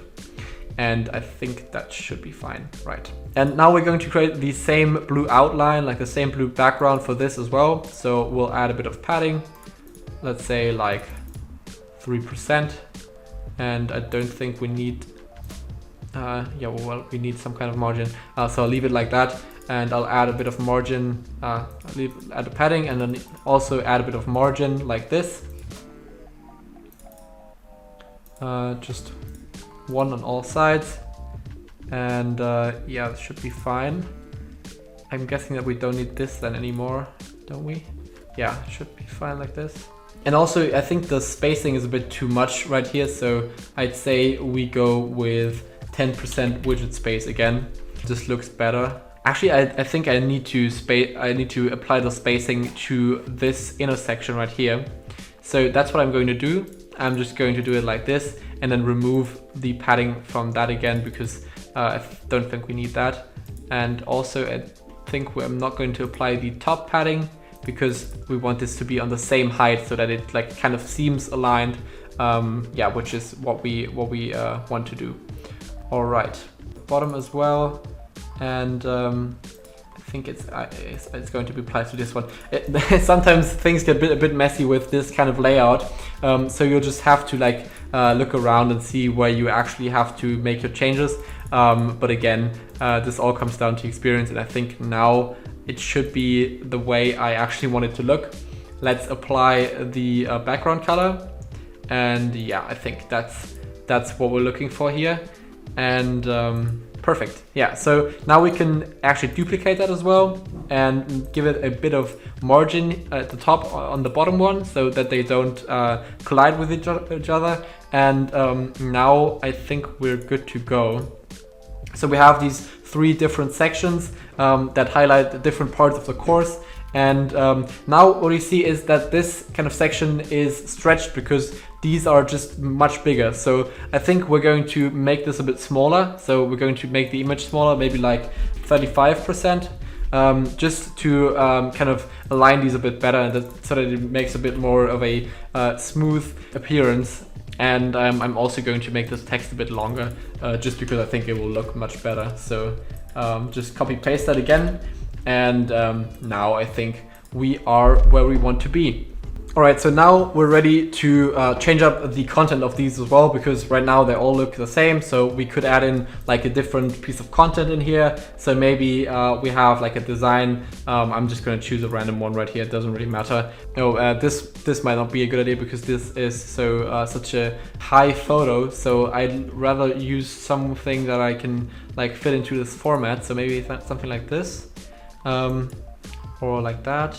Yeah, I'll just choose that one for now, and we'll say like bonus live sessions, for example, as an added feature of this course. And we might say something like for the other one, I don't know, maybe is that one, yeah, like that, one-on-one coaching. I don't know, it really doesn't matter, you know. You're just messing around here. So this might be what you want to do. You could obviously also choose whatever you want your page to look like. All right, next we want to create a testimonial section, and testimonial sections are meant to give your visitors like access to people who actually took your course before or your service, and who are happy with it, so that they can actually read about real people's stories or experiences with whatever you're offering. And it's really quite easy to add that, so we're going to add this into this landing page design as well. So for the design, we'll again be using a 2-column layout, which we'll create right here. So we'll have this duplicated, and then we want to make the section colored this time. So we'll give it a darker color. I think we'll use the secondary color this time. And in one column, we're going to add an image, or like this. We're going to drag it in right here. And this will be like the testimonial of the customer. So let's say in this case, talking about TikTok or TikTok marketing as a part of online marketing, let's talk about that. And let's say that we have like some kind of statistics like right here, which we want to demonstrate, or where we want to show that like a certain user or certain person that has finished our program had like a good success on that platform. So we're going to insert that image right here and make it a bit smaller because that's way too big.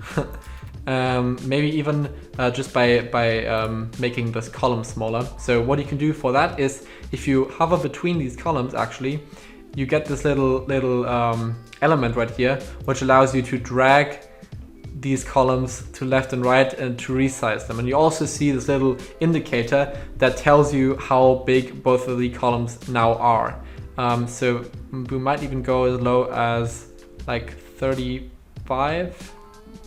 Yeah, I think 35 would be a good size. And we'll remove the padding that this has, and we'll actually give it a padding in the section like this. So again, classic left and right padding, and then also the top and bottom padding. Now on the right, we'll add in the result of this kind of case study or testimonial that we had. So imagine this is a client or a person that used this course to get a quite a good audience size on TikTok and to like build his business on TikTok, or her business. So what we'll do is we will have a heading. Like always, we'll also have some text like this, and we will have another heading, which will be a subheading. And then lastly, we'll have some counter elements. So this is something that's also available in Elementor, the counter, which just like counts up any number that you want. Actually, we might want to use a intersection for that because we want to have multiple counters. So yeah, I think having this intersection makes much more sense.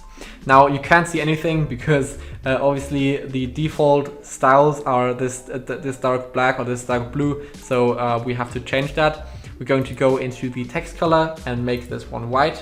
And for the other one, we'll make it actually white as well. But for one of them, we'll give it a blue background like this by going to advanced and then background, choosing the background type as classic, and then going to color and then choosing this blue color. And now what we want to do is we want to give this some padding. So like this, a little bit of padding, maybe like 7 pixels. In this case, you want to use pixels. Then in typography, we want to change the size to a much smaller size. So maybe like 16 should be fine. Yeah, I think that looks good. And now we have this full screen or full bar of blue, which we obviously don't want to have. We only want the text to be wrapped in the blue background. So there's a little trick to do that. And it's one of the more advanced features in Elementor, which is changing the positioning of the element. So you can change the width of the element. Now it takes up 100% of the entire space, so that's the default. But we could change that to be an inline element, which means it would only take up as much space as it actually needs. So if we do that, if we click on inline, you see it only takes up the space it needs, and the blue bar now only wraps the actual text. Now this looks a bit cramped right now, so we'll add a bit of padding to the headline in pixels, let's say like 3 for example. And then we would say something like case study reaching 1 million people on TikTok in 2 months, let's say that. And yeah, I think that looks good. And then we'll have like the username of our testimonial. So maybe like @John Doe, the web designer. If I don't know if there is an actual person that is called, like, has this username on TikTok, but oh, sorry, I actually can't type web designer. No, doesn't work. Okay, now it should be fine. Yeah. So this is the username of our imaginary client or imaginary course participant, and I think we'll go from there. Also, I think the letter spacing or the line height for these for this text is not that great. I might have to change that in the global settings later, but for now I'm just going to change that in the typography itself. So I'm going to go to line height, and I'm just going to increase it to maybe 1.4. I think that should be fine. Yeah, and leave it like that. All right, next up we have the text. So we'll just style that to be the bold text, so the big text, and we'll also give it a white color, maybe even a bit less like that, so a bit more grayish. Yeah, I think that should look fine. Now this top username doesn't have rounded corners yet, so we'll do that as well. So we'll go to positioning, we'll go to border, and we'll add a bit of border, like 5 pixels. Now it looks good, perfect. And then we can worry about the number counters down here. So this will be like the statistics of our testimonials, so like how many followers he got and how many accounts he reached, how many likes he got, something like this. But first we have to worry about the color because we can't see anything. So we'll make the text color a primary blue, I think, and the typography will be heading 1. And then for the title, the text color will be white, and we'll make this have a typography of maybe heading 5, something like this, yeah.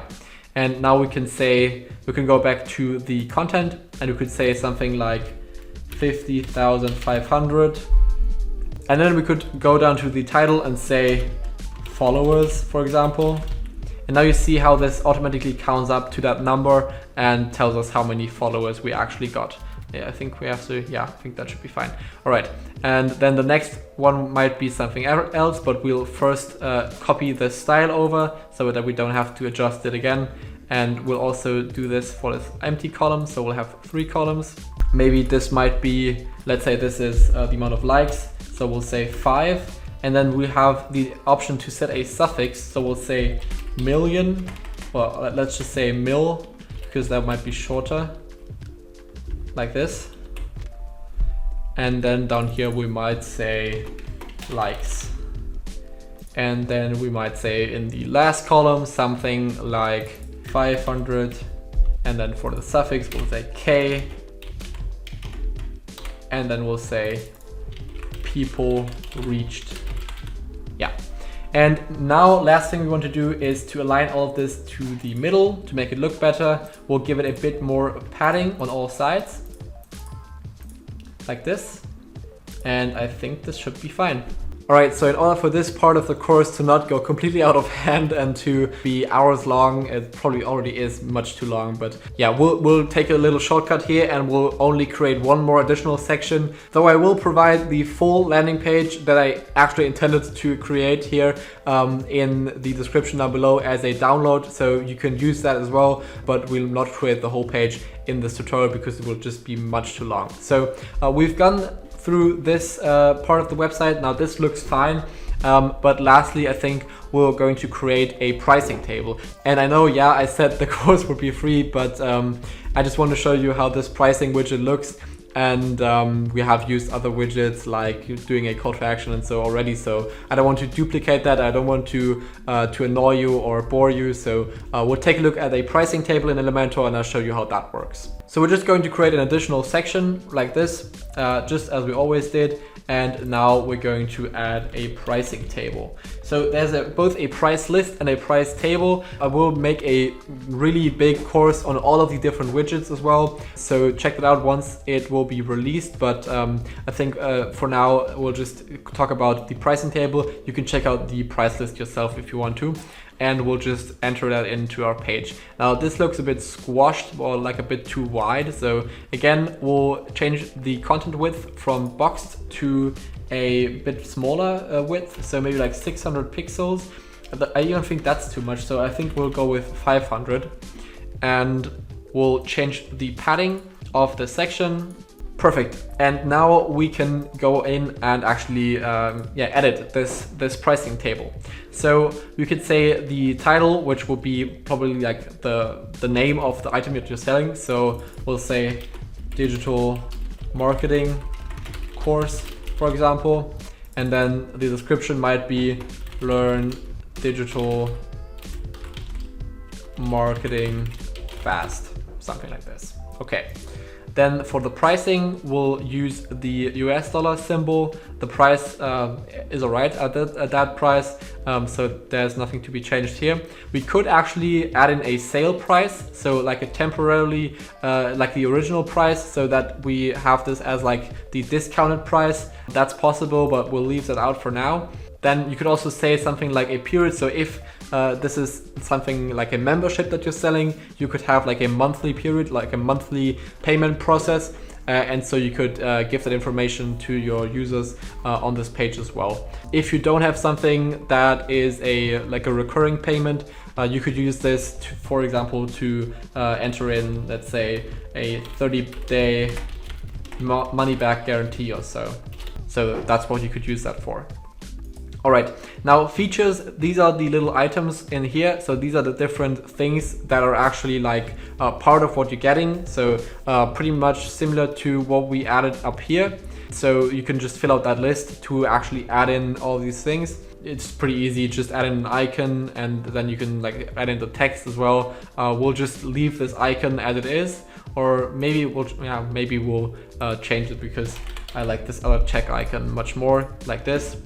And then we'll just duplicate these, maybe have like 4 or 5 of these. So we'll have the list item 1, we'll have list item 2, we'll have list item 3, and then maybe we'll have list item 4 as well. Perfect. Now the footer is the button for once. So this is what the button text actually says. So this would be somewhere where you would put in something like purchase now, for example, and put in the link to your product, to your product page. Maybe if you're selling something on a different platform, link to that here. And you can also add in additional information. This is like the little text down here. So this could also be a good place to add in your 30-day money back guarantee, or to add in some other information that you might be, for example, legally required to include. Depends on what you're selling pretty much. But this is what you could use that for. And then lastly, the ribbon is this little thing up here. So this could say something like popular. You can also say you don't want to show this, so just remove this. Sometimes it might come off a bit scammy if you have that, but some people might like it. You could also say something like recommended, for example. Now that's a great feature if you have multiple pricing plans, for example. So you have like a basic version, a pro version, and a premium version. And then you could have like this recommended like ribbon for one of these, and maybe you have a budget ribbon for the other one, and then you have like an exclusive ribbon for the third one. Something like this would be possible. All right, so now styling this is also pretty easy. Just pretty much the same as always. The padding, obviously, we can apply that, so to make it like a bit more spaced out. I think we'll just go with like a bit more padding, so like 7% looks good. The background color for the header, we might use something like this blue right here. I think that just looks better. And then the color of the title will stay the same. Also the typography, we'll go for something like H2 maybe.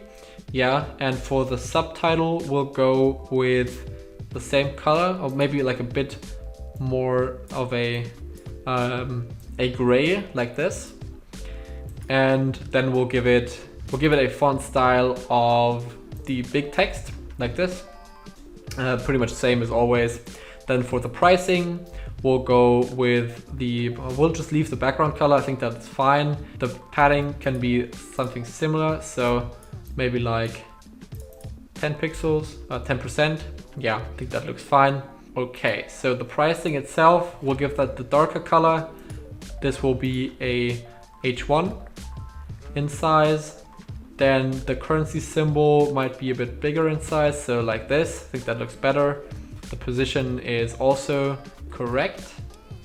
And yeah, I think that looks fine. For the period, like this one down here, we are going to add in the text style. We'll give this a normal text typography. And then for these features, we'll actually do something pretty similar. So we'll just go with, what do you want to go with? Maybe we want to have the color of these be something like blue.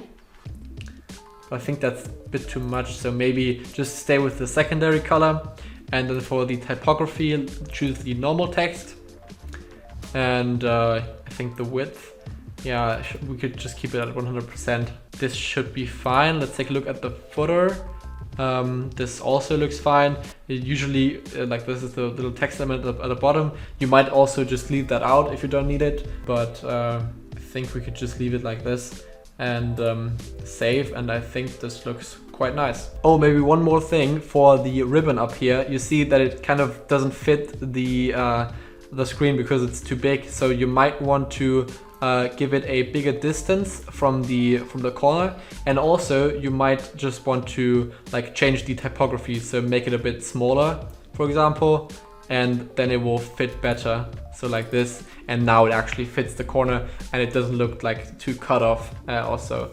Alright, that's it for this part of the course. I think this was a really extensive part. It took really long, but sometimes it just takes a bit longer to build your design from scratch. So if you are then going on to design your own websites, you can obviously use a lot more templates as well. And also you will get access to the full landing page template, as I said, in the description down below. So that's it for this part, and I hope I'll see you in the next part of the course.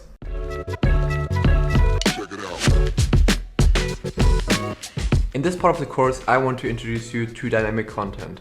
Up until this point, we've only worked on single pages that we had to create manually. But in order for things to update automatically sometimes, we want to use dynamic content. Think of a blog post, for example. If you publish a new blog post, you might want that to appear in different places on your website, but it wouldn't be that great if you had to put it into all these places manually, and if you had to, each time you uploaded a new article, like distribute that all over your website. That is just not a great way of working, and you can do that much easier because you can use dynamic content for that. So basically, dynamic content is where the content of the page changes based on certain factors. So for example, again, if you have something like a account page, for example, if you have an Amazon account, then the URL of your Amazon account is the same for everybody. But you see different things that other people do because you see things based on your purchases and based on your account. So the page is the same, the content is different, and that's pretty much the concept of dynamic content. Now, Elementor has introduced a way of working with this kind of dynamic content that's really easy and really intuitive. And I want to show you how to use this right now. So we're going to use the theme builder to build out our entire website, pretty much, our blog, our header and footer, our archive pages, and so on. So let's get started right now. In our WordPress dashboard, we want to go to templates and then click on theme builder. And this is how the old theme builder used to look like, but we now have the option to also use the new one, which is what we're going to do now.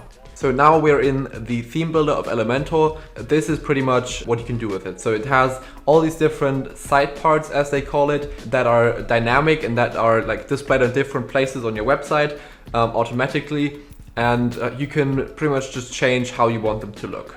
For example, we can create a header and a footer, which we're going to do right now. We could create a single post. So for your individual blog posts, that's the template that you would be using. Also single pages. We can create archives, we can create search results, and also we can create 404 arrow pages, which we'll also do later in this course.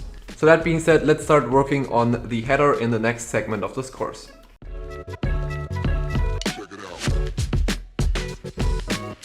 Alright, so let's get started designing our website header. To do that, we'll first create a couple of more like default or demo pages, just so that we have a bit more content in our header. We're not going to create each of these pages, but I mean, you can leave them out. I just wanted to demonstrate how the header might look with a couple more pages in it. So we're going to go to pages, And I'll just add in a couple of pages, something like services, for example.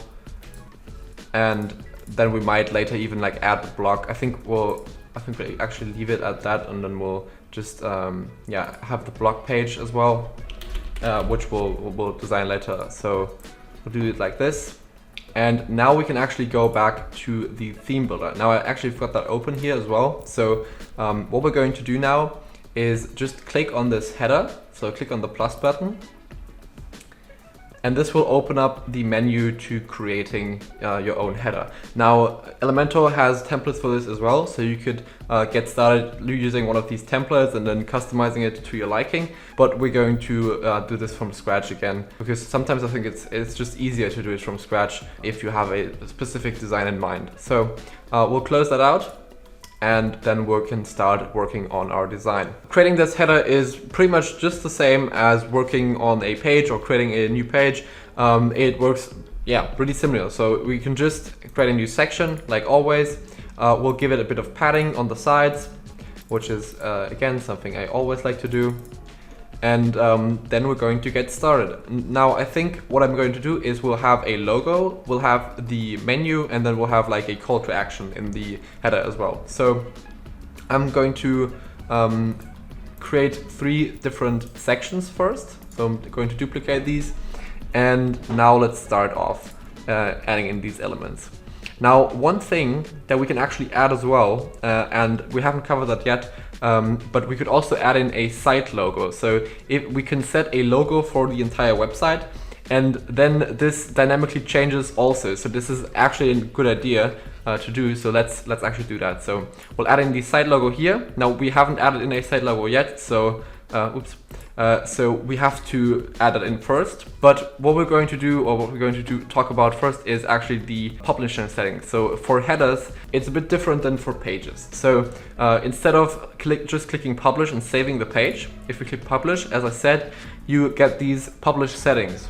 And this determines where on your website the header is being displayed. So you can display it on a single page only, or you could display it on the entire website. For this purpose now, we're going to display it on the entire website. But in some cases, you might want to have a different header for a certain page. So this is easily possible. For now, we're just going to add the condition to include the entire site. And that's pretty much it. Now, again, you could include also other conditions. So, for example, I could say I want to exclude a specific site. So singular means single site pretty much. And I could say I want to exclude a single page, let's say the contact page, for example. Yeah, so this would mean it will be displaying pretty much on the entire website, just not on the contact page. For now, we will leave this out though, because we actually want to use it on the entire site, and then we'll just click save and close, and then the conditions are saved. Now you can always go back and change them by clicking on this little save options button here, and then you can click on display conditions. And now you have the same menu again. You could alter the way you want this to appear or where you want it to appear, and so on. Alright, so now for the site logo, we're going to go to the menu up here, and then we're going to go to site settings. And now we can go to the site identity, and this is where we can add in the logo. Now we can also add in a favicon, which is the little icon that will appear up here. So let's add that in right now, like this. Insert media. And now this will later update and will also be shown here. And on every instance where you use the site logo, this is the logo that will appear. And if you change it, then all of these instances also will update. Now you can also add in a site favicon, which is the little icon that appears up here. This has to be in a square format though, because otherwise it just looks really weird. So I'm just not going to do it right now because I haven't prepared a logo in a square format. But if you have your logo, like a little logo icon, I would recommend having this in here as well, because it just looks more professional to have this kind of site favicon. Alright, so we're going to update the page now, and then we're going to go out of the site settings, and we're going to refresh this page again. And now you see that this has updated, and this is now the logo that's actually being displayed in the header. Now, obviously this is way too big, so what we're going to do is we'll just make this section much smaller. I'm thinking maybe like 15%. I might even make this even smaller later on, but let's first add the other items. So for the navigation, there's a additional widget by Elementor, which I highly recommend you use, which is the nav menu. In order for this to work, because we want to include a menu, we have to create that menu first in WordPress. So we can add in like custom pages that we want to appear in this header menu. And to do that, we're going to go to Appearance, and then we'll go to Menus. Now here we can give our menu a name. So we'll call this Main Menu. And then we'll click Create Menu. And now we can add in these pages to this menu. So we're going to add the About Me page, we're going to add the Contact page, the Services page, and also the Blog page. Now we'll click on Add to Menu. And now we can rearrange the order of these items, and that's important because that's also the order in which they appear in your menu on the website when it's live. So maybe we want the About Me to be more at the front, and maybe the blog should be like the third icon, something like this. I think looks good. Yeah, I think we can save it like this. You can also add in other things to your menu. So you could also add in posts or custom links. So if we had a blog post already, we could add that blog post as a menu item as well. Just so that you know, or you could create a custom link. So just have like a link to a different page if you want to. All these things are possible. All right, so now let's save the menu, and then let's start working on our header. Okay, so the next widget we're going to be using is going to be the nav menu. And this is a nice handy widget which Elementor has created, which allows you to display the menu that we just created in WordPress directly on your website. And also it makes it easier for you to optimize that menu for mobile devices. So we're just going to drag that into the middle right here, like this. And now you see that it displays the pages that we actually have created in our WordPress menu. So just like we wanted to do. I'm still not really sure about the color, so I'm going to change that properly. Let's first add in the last element, which will be just a simple button like this. So we'll go up here. Yeah, I think that should be fine. We're now going to change the color theme because I don't like the look of this. I think I'm going to make this even smaller, like I said. I think maybe like 12% or so. Should be better like this, because maybe we don't even want it to have that much padding. Okay, so for all these items, what we want to do is we want to center them. So we want them to be in the middle of their individual columns, like this. I'll just do that right now for each of these. All right, so and I think I'm going to go for a different color theme this time. So I don't want the elements to be blue, but I want the background to be this blue color. So what I'm going to do is I'm going to start by changing these items. So this is going to be like the call to action for the free course that we have. So we'll call this free course, and we are going to align it to the right. I think that looks better. Then we're going to change the color as well. Yeah, I want this to be our secondary color, like this. Yeah, I think that looks good. We'll give it a solid border, like always. And we also want to change it on the hover state. So we'll have the text color be the primary color, and then we'll have the background color be the see-through, so just transparent.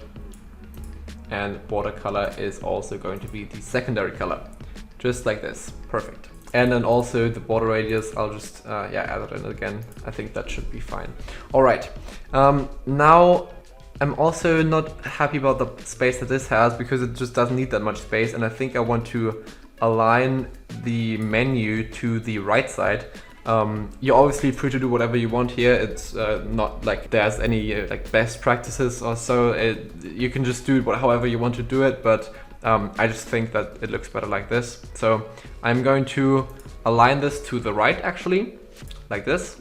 And I'll also, I think I want to remove this little underline. Some people like it, like this effect. Some people even like do these like framed effects, for example. But I just appreciate when it's simpler. So I'll just leave that out. And yeah, I think this is what I'm going for.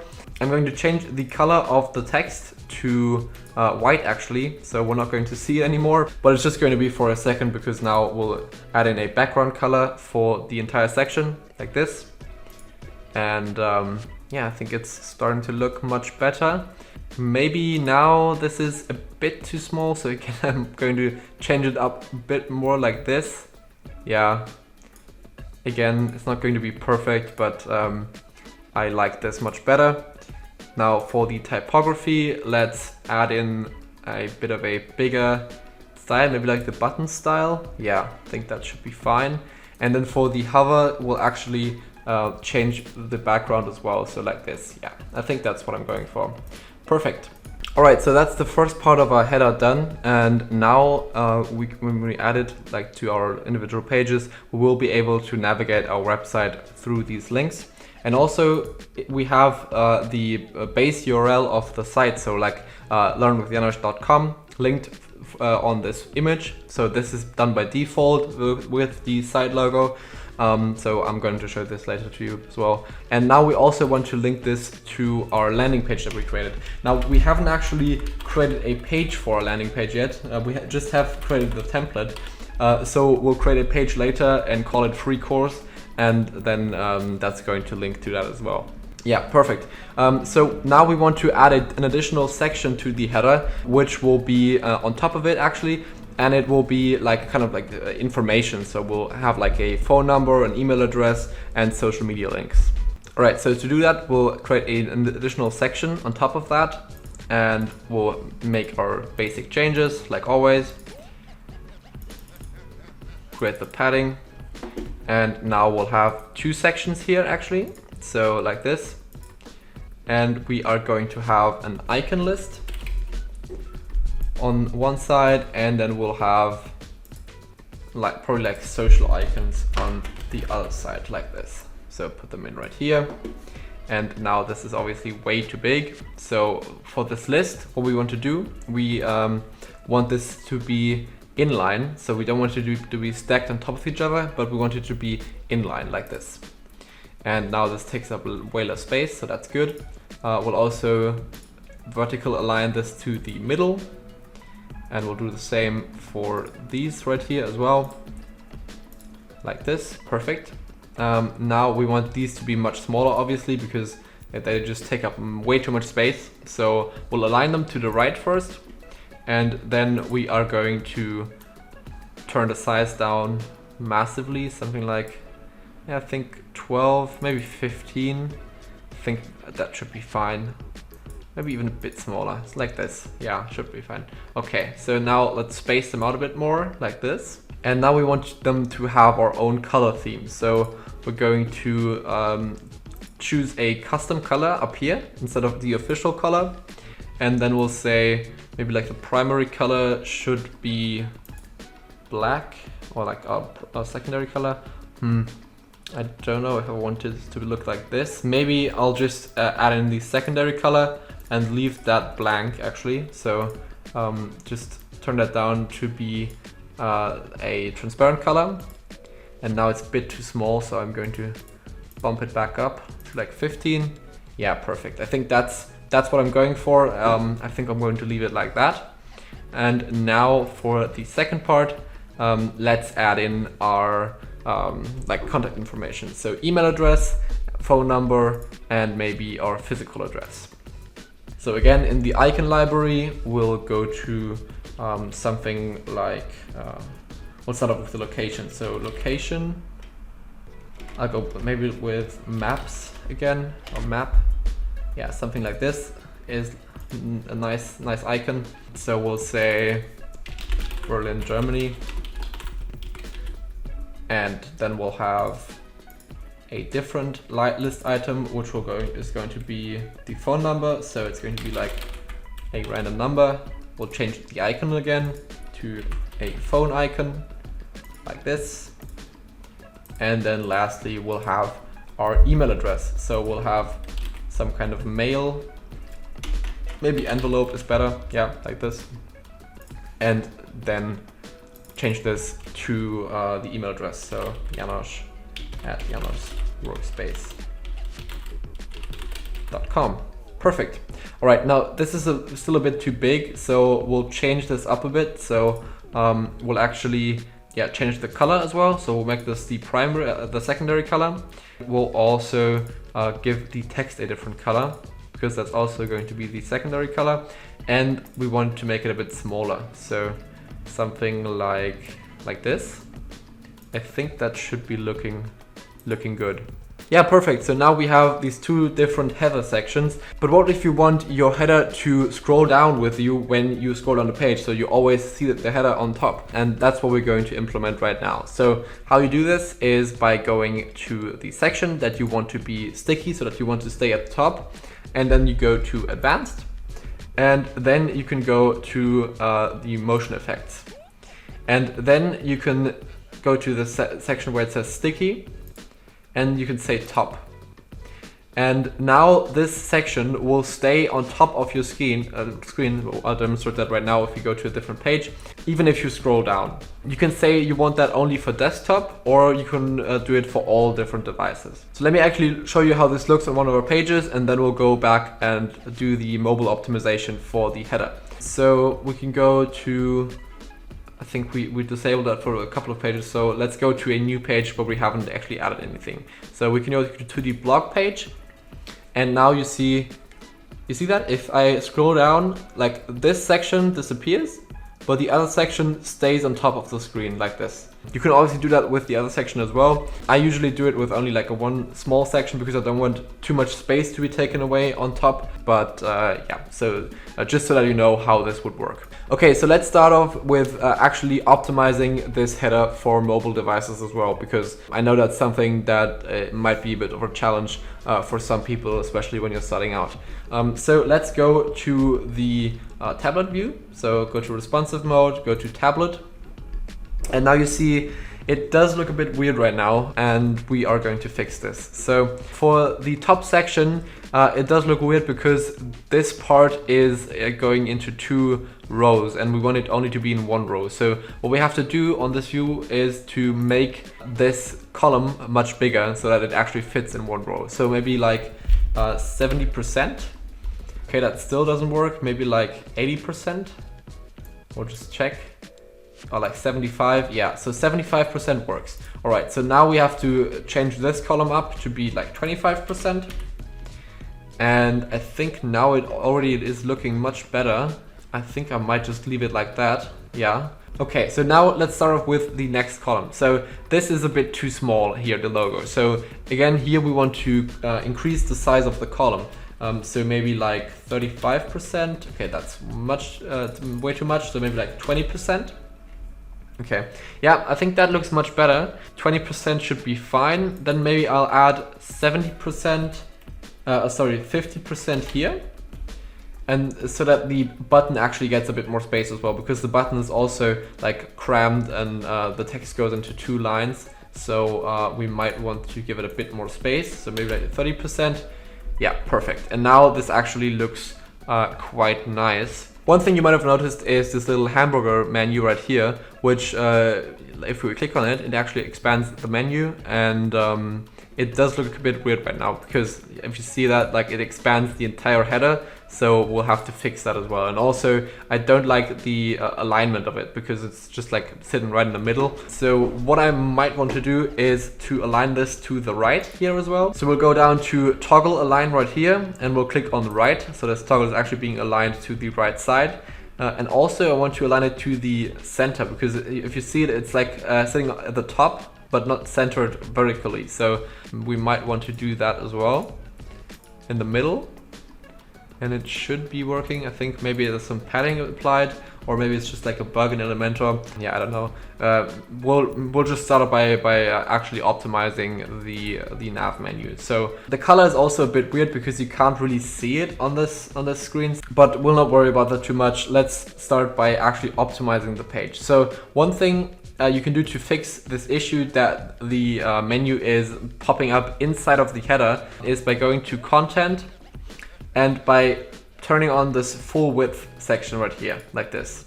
And now the menu is actually being displayed below the header, which is actually what we want to do. Now for the toggle button itself, we want to change the style of that as well. So maybe we want this to have a other color, something like the darker blue, but maybe even, I might even want to do that for the background though. So maybe I'll do it like this and then make this white. No, okay, so I'll leave it like this. I think it's this should be fine. Just turn it back down like that, and maybe just increase the size a bit.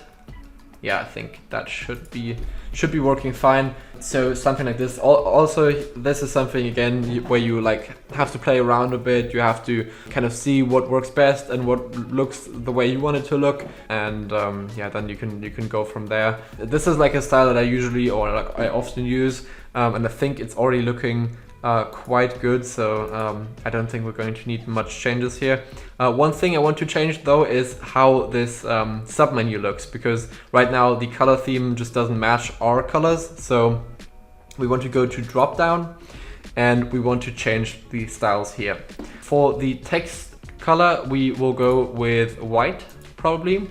For the background, we'll just adapt that to our primary header like this, so we'll make it blue as well. And then the typography can actually stay the same. I might just change the hover color as well. So for hover, I might make the text background this dark blue again, and I'll keep the background as our primary color. So like this, yeah, perfect. So that's what we can do. Also, maybe there should be a bit more distance between these different items because they feel a bit like crammed together. So I'm just gonna like give them a bit more padding to the side, like maybe 25, oops, and then also a bit more vertical padding like this, so maybe like 15, and I think that should be looking good. Perfect. So now we've got this optimized for our tablet as well, and we can go on to our mobile device. Now here you see how this will look when it doesn't fit in any way whatsoever. So this is where we have to get a bit creative to make it fit, to make it work out. So one thing I like to do in these kinds of situations on mobile devices is to actually just hide the top section, so it just doesn't show up on mobile devices, because I think it's extremely hard to optimize that for mobile devices and to make it look good using Elementor. So I'll usually just go to the section, and then I'll go to responsive, and here you can actually toggle on if you want the section to be seen on a certain device. So I can just go to hide on mobile, and you see how it like grays out in here, which means it's not shown anymore. And if I toggle that down, also if I like hide the panel, you see how it disappears. So this is how it will actually look on mobile devices.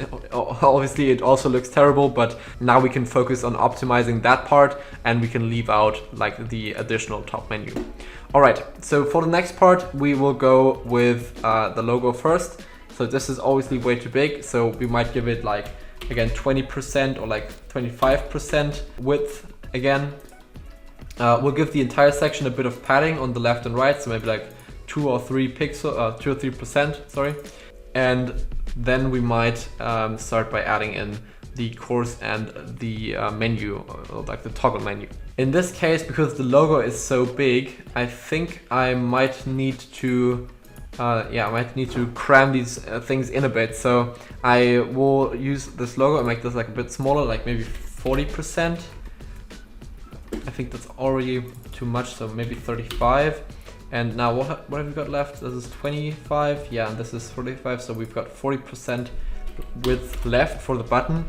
Yeah, so now you see it is a bit tight, so we might have to give this a bit less space, maybe like 25 as well, and then we'll have 50% here.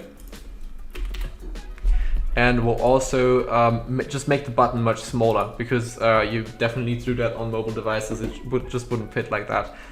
So the typography will be a lot smaller, maybe like 13, something like this. And we'll also work on the padding. So we'll make this much smaller. Oops, So we'll give it like a bit of padding like that. And now I think we can remove a bit of the space as well, because now it has gotten much bigger. So maybe like 50 and 25. And again, what I recommend you do on these types of occasions is pull out your phone, go to your website and see how it actually looks on your phone while you're changing it, because that's where you actually see how this will appear. In Elementor, it's sometimes hard to judge how it will actually look because it's not exactly precise. So it's not like exact one-to-one translation from how it looks here on your phone. So just do that and check out how it looks, and then you can go from there. Okay, but now I think we actually have gotten this to a pretty decent point. I might give this section like 1% padding on the bottom and top, like that. And now this should be looking fine. It's a bit small, but this should be definitely fine. Maybe like one more percent padding, like that. And now we're good to go. Now you see there's a little bit of space between the actual header and the drop-down menu. So what we can do for that is we can go to the drop-down and we can change the distance like this. So now there should be no space between, so it doesn't look that weird. And yeah, now we're finished. Perfect, so that's it for our header in WordPress. In the next part, we're going to do the same for our footer as well. Yeah, so I hope I'll see you there, and yeah, see you in the next section.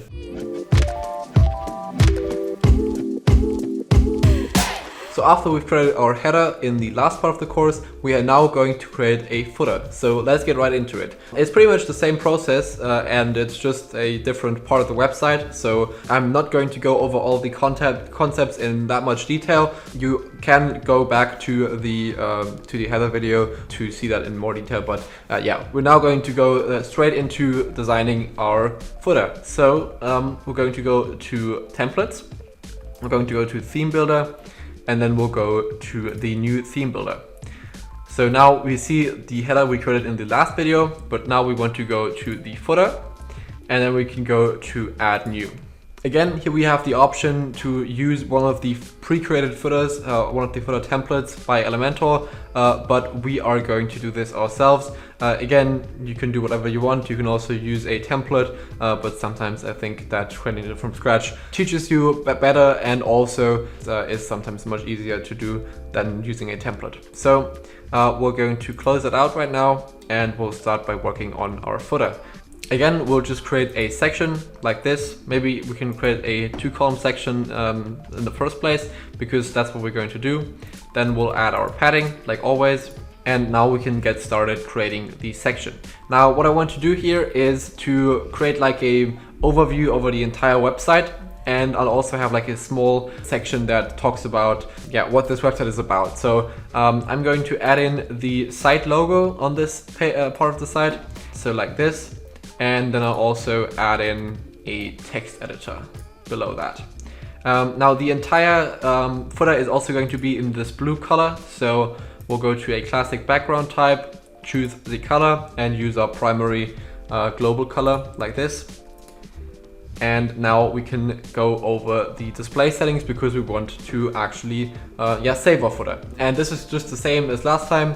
We're going to add a condition to include it on the entire website. Again, you could do a different footer for different parts of the page, but for now we'll just have one for the entire site. Okay, so now go to save and close. Perfect, so now the footer is saved and we can start working on the individual parts of it. So this is much too big, and I think I'm also will need more sections. So I'll actually duplicate that like this, and maybe we'll have like 4 sections. Yeah, I think that should be fine. Then I might change the text editor to be a different color. I'm going to choose white because I think it's just the simplest. And yeah, perfect. So now I also want this to have a bit more padding on the bottom and the top, so that it just looks a bit better, like this. And yeah, this think of this as like a description of the website. So something like, I'm a freelancer working on the digital marketing of cool brands, something like this, for example. Yeah, perfect.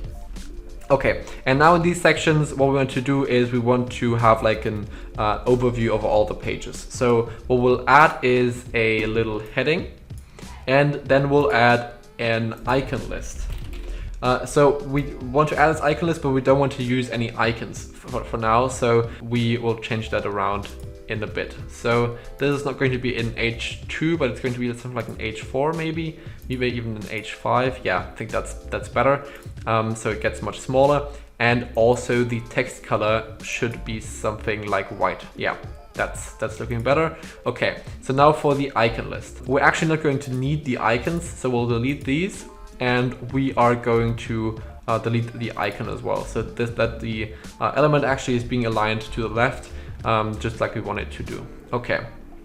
So now these are going to be like the different pages of our website. We obviously don't have that many pages, so just imagine that we had more pages on our website so that I can like demonstrate how this would look maybe. So for example, you could have something like about me, and then you have like different parts of the website. So for example, you'd have about me as a page, then you might have something like my portfolio,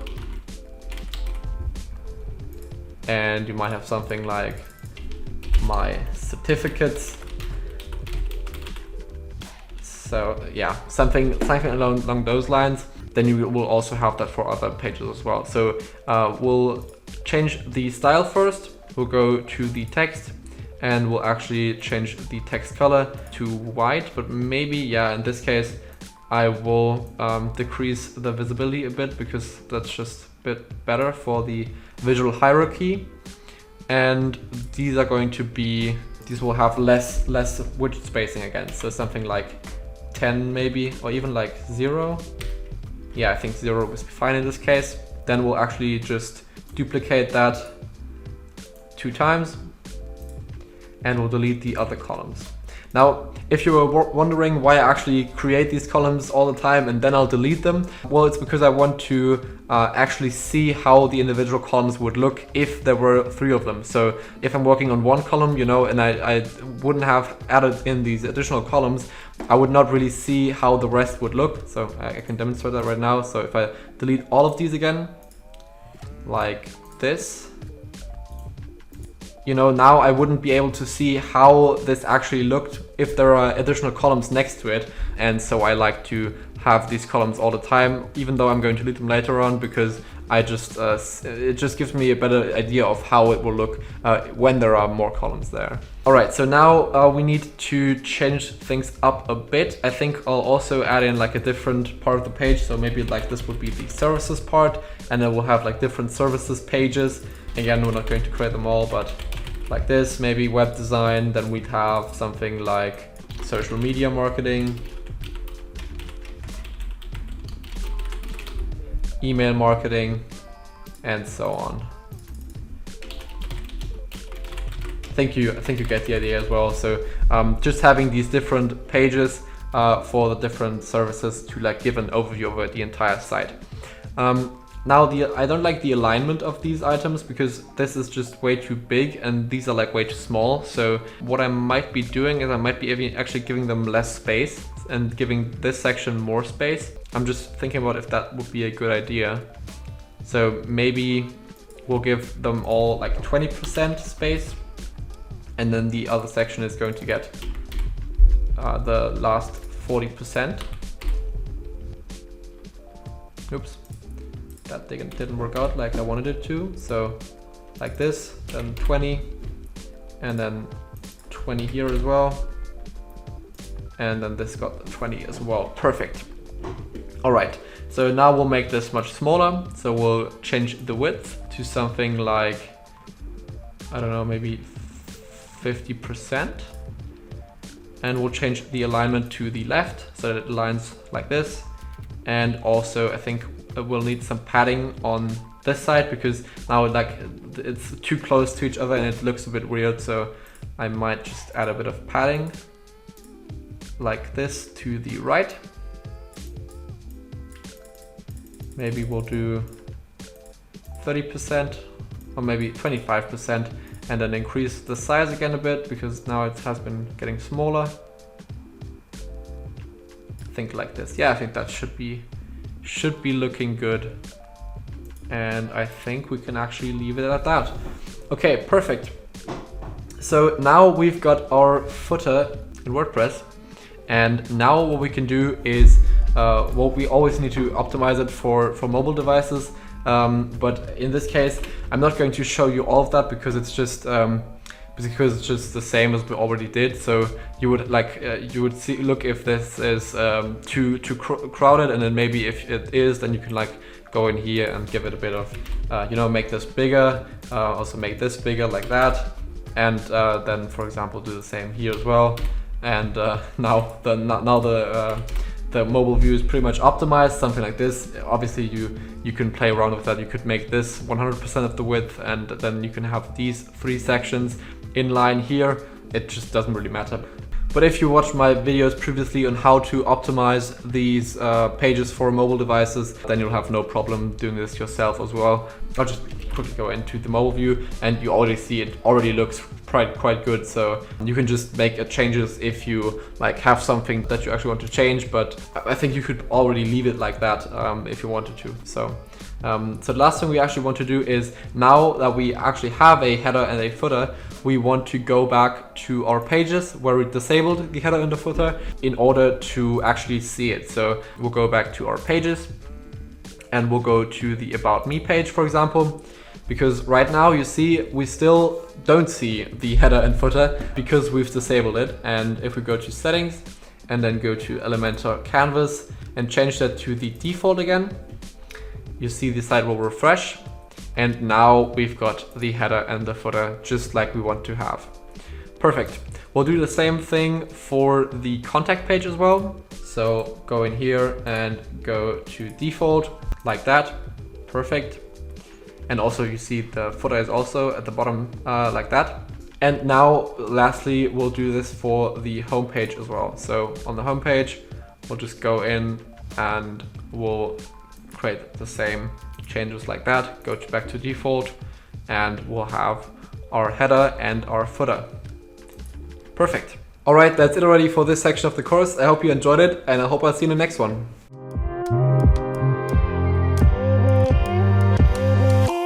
In this part of the course, we'll be creating a beautiful blog page for your website so that you can publish your articles on your website if you want to. Creating a blog in Elementor is really easy, and in this and the next sections of the course, we are going to take a closer look at how you can do this and how you can design all of the different parts that are necessary for you to create a beautiful blog. So we'll start off with our blog page, and we'll get into that right now. So what we're going to do is we'll create some dummy blog posts. I'm just going to show you how you could do this for one, and then I'll import a couple of more blog posts so that we just have a couple of posts to work with, and then you can like obviously import your own blog posts as well if you want to. So how we can create blog posts in the first place is by going to posts, and then by going to the add new section. Now this is pretty much the same type of editor that we have for the pages as well. So we can add in our title up here, and then we can add in the content down here as well. And what we're going to do for this is we'll just use a text generator, a dummy text generator. So we'll use this lorem ipsum site to generate some lorem ipsum dummy text that we can use. So we'll copy that, and then we'll go into our post, and we'll just add this in to all of the posts that we'll create. We'll change the title up, so we'll have different titles. We'll say something like how to build your website, might be one article. Again, in my case, this is just dummy data, but if you have actual blog posts, you can always use them as well. And then lastly, what we want to do is we want to add in a featured image as well. So this is important because it allows us to actually have like an image associated to our post.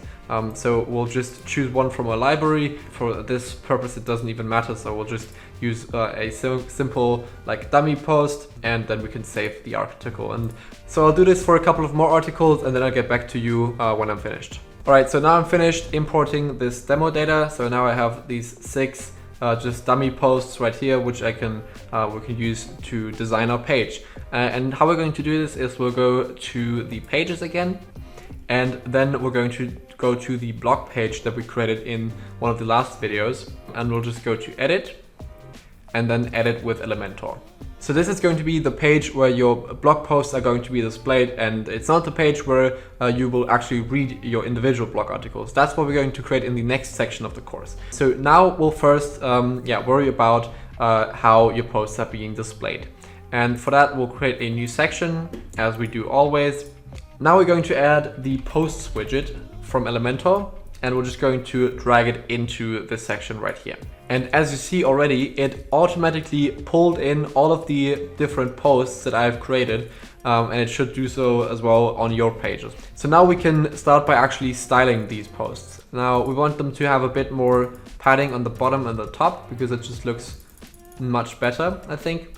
And then what we can do is we can go into the article section actually, and we'll change the skin firstly. So we want this to have the card skin, because I think that just looks much better. And let's go over some of the customization opportunities or possibilities that we have here. So first of all, we can determine how many columns we want to have. So right now we have 3 columns, as we see right here, and also we have 6 posts per page.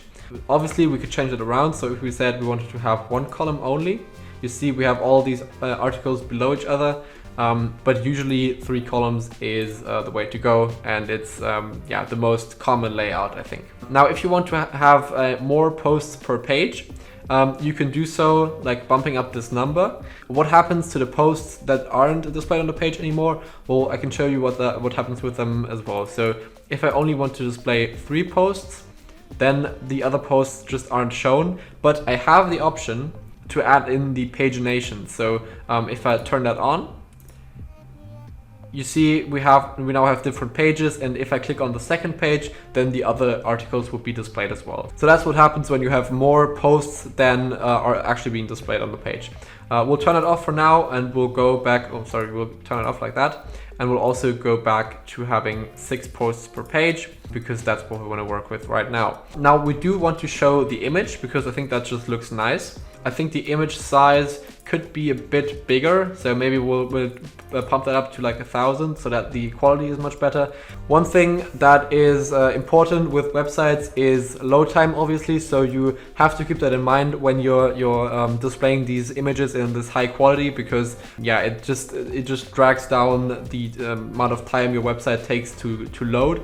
We'll not worry about that for now. That's something that we'll cover in an additional course probably. Here we want to add some additional changes. So the title will obviously want to show that. The excerpt here is also something we want to show.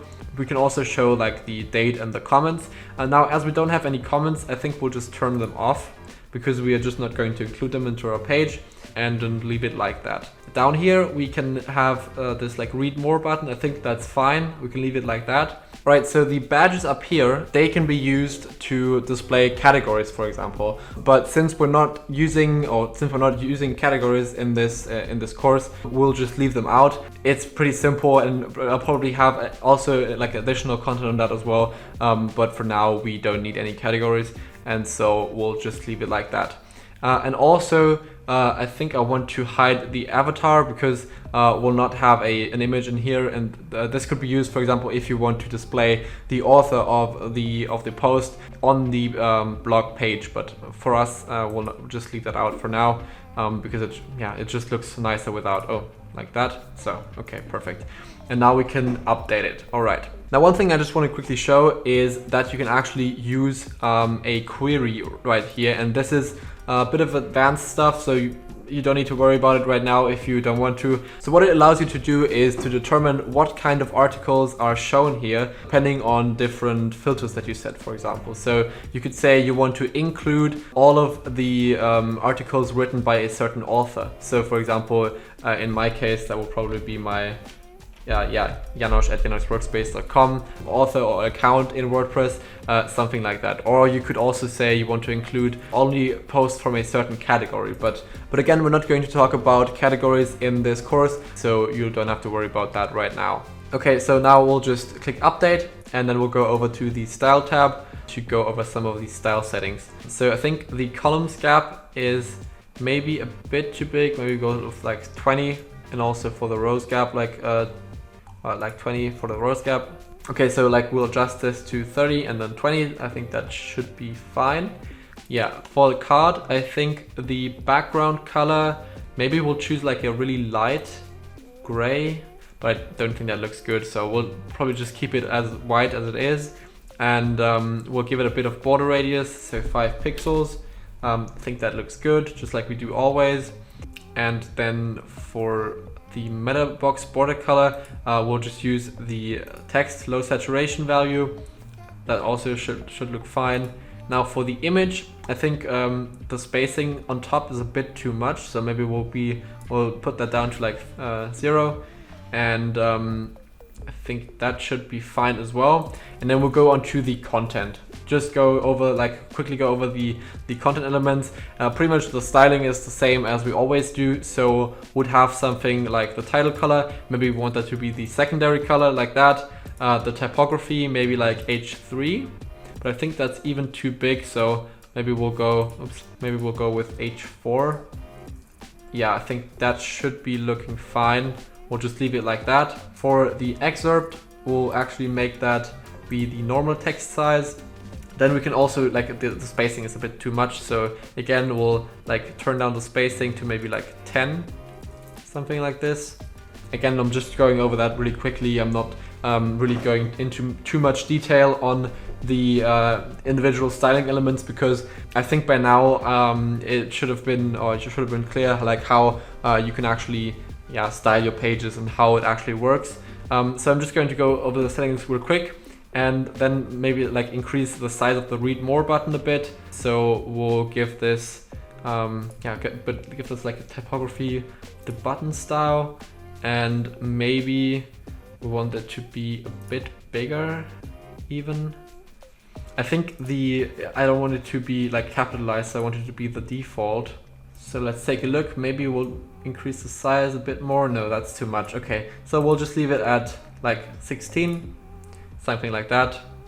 Should be looking fine. We haven't covered the little meta information down here, so we can go into that as well. Maybe we'll want to have like small text. Yeah, I think that should be fine as well. And now you see we have created our blog page. Now I want to show you how this actually works now, and how we can actually like click on these pages to get to the individual blog posts. So we'll go back to the page, and now we can go to the permalink option and then just click on that link here, for example. And now we actually get to the actual page, and we can like click on these little read more buttons. We can also click on the image, and if we click on that, you see we get to this post page where we have our post content. Now you see this page hasn't been designed with Elementor yet, so that's what we're going to do in the next segment of the course.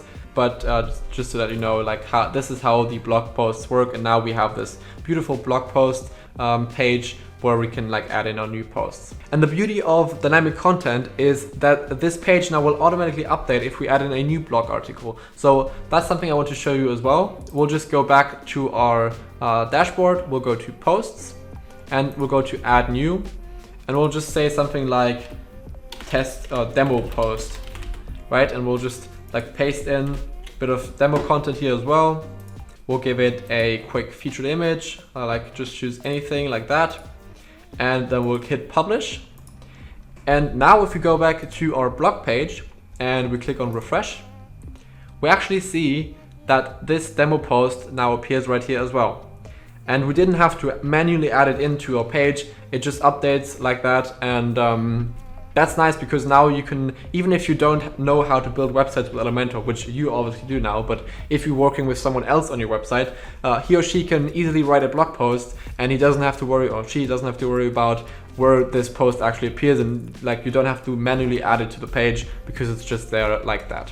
Optimizing this type of page for mobile devices is also really easy. So again, we'll quickly go over this as we covered something like this already. It's pretty simple because these posts actually like resize pretty well. So as you see on the tablet page right here, I don't even think we would need to optimize that, to be honest, because you know, it looks good already. And also if we go to the mobile view, it's just the same. So like these cards really respond well to resizing, because they just changed the amount of cards that are in one row.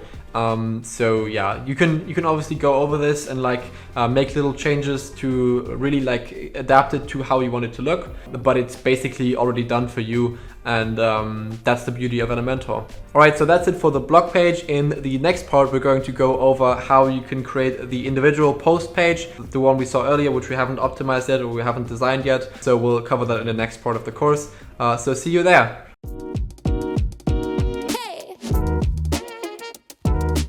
Alright, so now it's time to build out our single post template, which we can easily do using the theme builder again in Elementor. We'll start off by going to templates, then going to theme builder again, just like always. And now this time we actually want to go, well, first we'll go to the new theme builder because it's just nicer to use. And then we'll go to single post.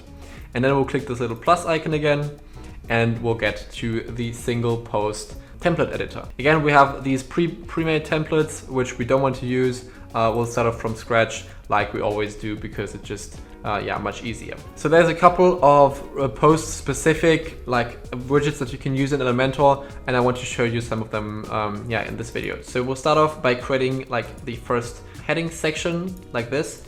And remember, this template will appear every time you click on an individual article on your page. So keep that in mind, and yeah, so that you don't add anything that just doesn't make sense to be on every single post page. So we'll first create a little heading section, which will have a darker background, and we'll give it a bit more spacing again, as we do all the time. Maybe like a bit on top and the bottom as well. Maybe 5% should be fine on all sides. All right, and now we can add in like some elements to it. So the first thing we're going to add is the post title. So this is actually the name of the post that we're looking at. And you can't see this right now because it's not white, so we'll do it like this. And then we're going to align it to the middle. And I also think that the size is a bit too big, so maybe in the typography settings, we'll turn it down to maybe like the H2 style, like that. I think that should be looking fine. All right, and what we see here is the demo post. So right now we're previewing the demo post, and we're using the data from the demo post as an example for this page. So this obviously will change based on what article you see, but it's always nice to have like a something to test it with to see how it will actually look. Next thing we want to add is some post information. So that's what we're going to add below it. And we're also going to be aligning it to the middle. Now this is pretty much like information about the post. So we can change what we want to be displayed here. I don't think we want the author to be displayed. I think we'll just keep it at the, we'll just keep the date and maybe the time, but we also don't need the comments. Maybe we want to add something different as well, but yeah, no, I don't think so. We'll just leave it as date and time, and then we'll change the style of this as well. All right, so we'll give this text a different color. I think we'll just use white, but we'll also like make it a bit lighter as well, because I think that looks better.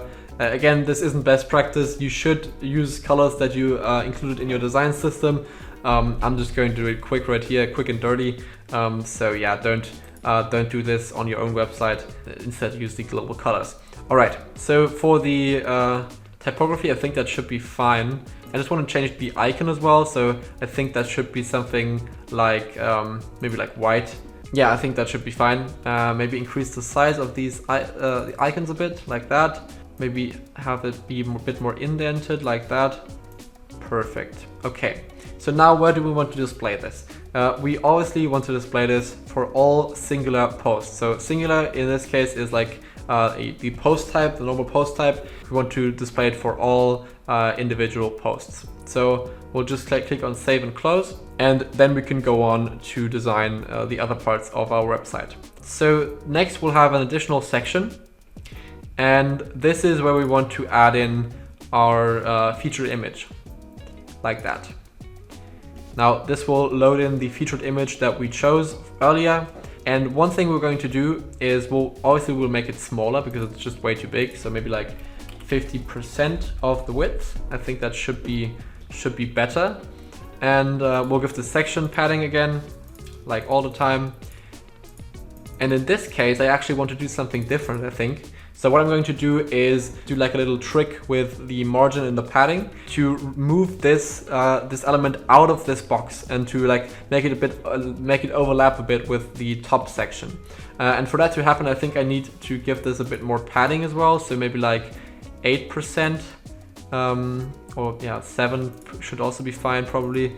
I don't know, maybe even a little bit more, because I don't want it to like look weird later. So we'll do it like that. And then for this element, we'll actually go into advanced and into margin and then %.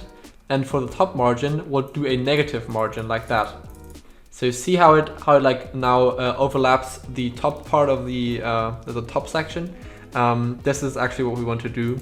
And now we've got this like nice effect where the image actually overlaps into the post area. Now you can't really see the border between the image and the other white part right here. So what we'll do is we'll also apply a bit of a border, I think, and a box shadow to this box. So this is like a shadow around the entire element.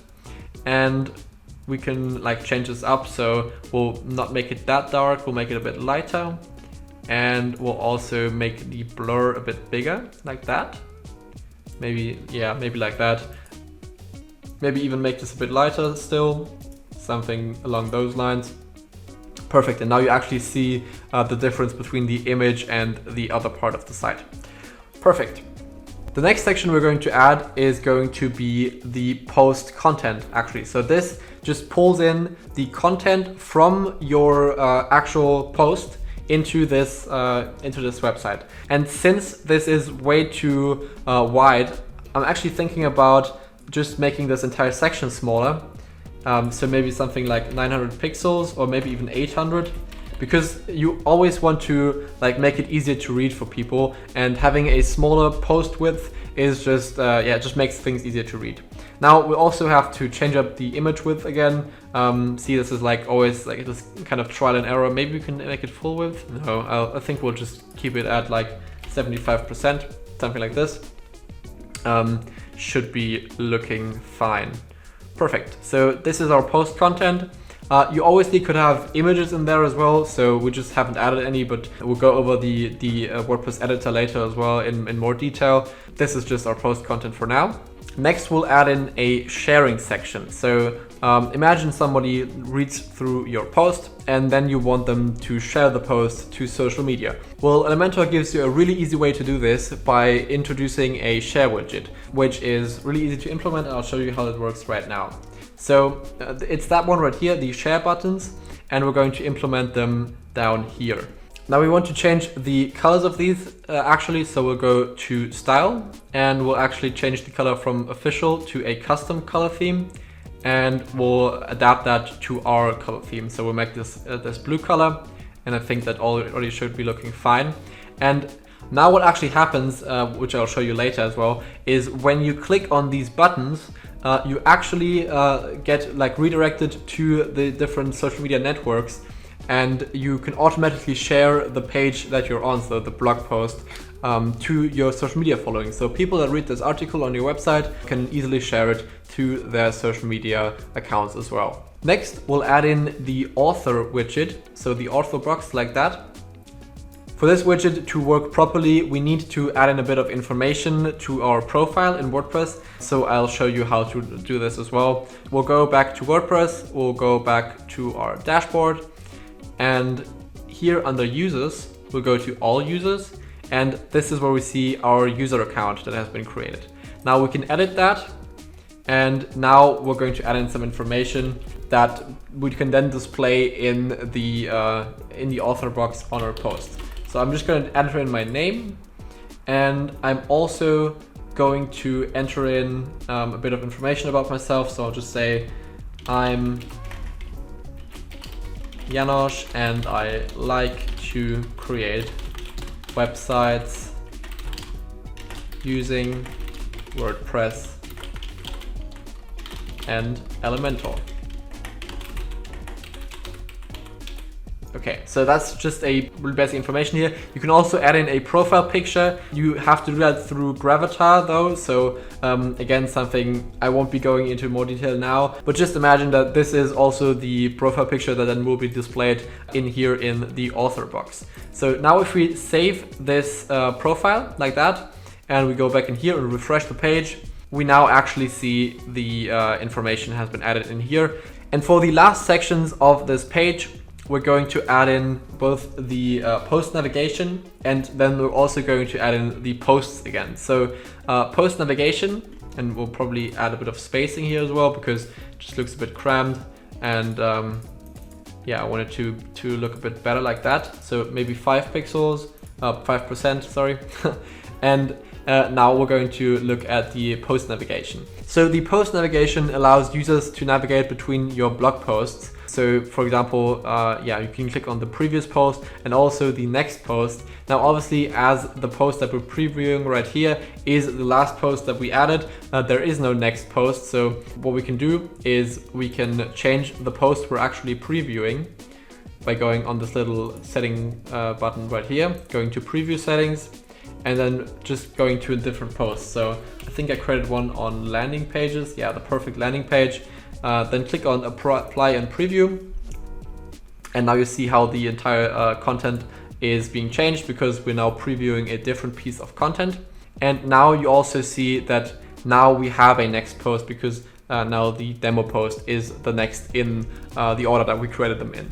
Now we'll quickly optimize this as well, so just make it look a bit better. We'll have the label be maybe the secondary color, yeah, and for the typography we'll just do H6 maybe. And then for the title we'll make that into a normal text maybe, and give it a text color as well, something like this. Yeah, it doesn't look too great, but yeah, you can obviously play around with the settings here as well. It doesn't really matter too much. Just know that you have all these options available to you. You can change the different text, and also you can change like the arrow. So we could change the size of this arrow. We could change the gap between the arrow and the content, and we can also change the borders, like the border in the middle, like that. Next, we want to add in like 2 actual posts that people can click on if they want to read additional things on our website. And what we can do here is we can go back to our blog page, and we can actually choose the post widget from here, copy that, and then just duplicate it into here. So paste. And now we've got this widget in here. Now we created a new section, which we don't want. So we'll just drag it out of here and into the section that we already have, like that. And we'll delete the section at the bottom, like that. And now we have to change up how this is actually being displayed. So we don't want 3 posts in one row to be displayed because that would just be too much for this occasion. So we'll turn down the columns to 2, and I think that should be fine. And also we don't want 6 posts to be shown down here, right? So we just want the user to have some options to click on additional blog posts and to read them, but we don't want to have that many because it might just be confusing and too much. So we'll turn down the posts per page all the way to 2, so that we have 2 additional posts here that people can click on and that people can view. So now you might be thinking, why can we click on the post that we already are like looking at right now? And that's a valid question, because right now we're on the perfect landing page and we could actually click on that again down here. And that's obviously not what we want to do. So what we have to do instead is we have to exclude that from happening in the posts option. Now that's where we can use the query options that we talked about earlier. So we can click on that, then we can go to exclude, and we can click on this little exclude by plus icon and say current post. And that means that the post that we currently are viewing cannot be displayed in this section down here. So if you click on that, you see it refreshes and the post is being replaced by a different post that we're not visiting right now. And this will be the same on every single post that you view, so you won't see any duplicates here in this section. So just to make it look a bit nicer, we'll also add in a heading up here. We'll just go up here and we'll add in a heading like that. And we'll make it like an H3. And we'll say something like keep reading. and then you can see the additional articles which you can click on and keep reading like that. All right, now again, we'll add in a bit of spacing at the top just to make it look a bit nicer like that. And now I think this should be looking good. Oh, all right, on the bottom, we also have to add a bit of padding because that just doesn't look nice. So we'll go up here, go to advanced, and add a bit of padding to the bottom as well. Perfect, and now we actually have our post template designed like that. Now you'll definitely want to optimize these for mobile devices as well. Again, just take a look at the previous parts of the course where I talked about that in more detail. So I'm not going to go over that right now because it's would just be too repetitive. If you have any questions, please let me know and I'll be sure to help you out. But I think this should be pretty self-explanatory. And I think we've covered how to optimize pages for mobile devices in great detail in this course already. So yeah, I think you'll be able to figure that out. That should be it for this part of the course, and I'll see you in the next one.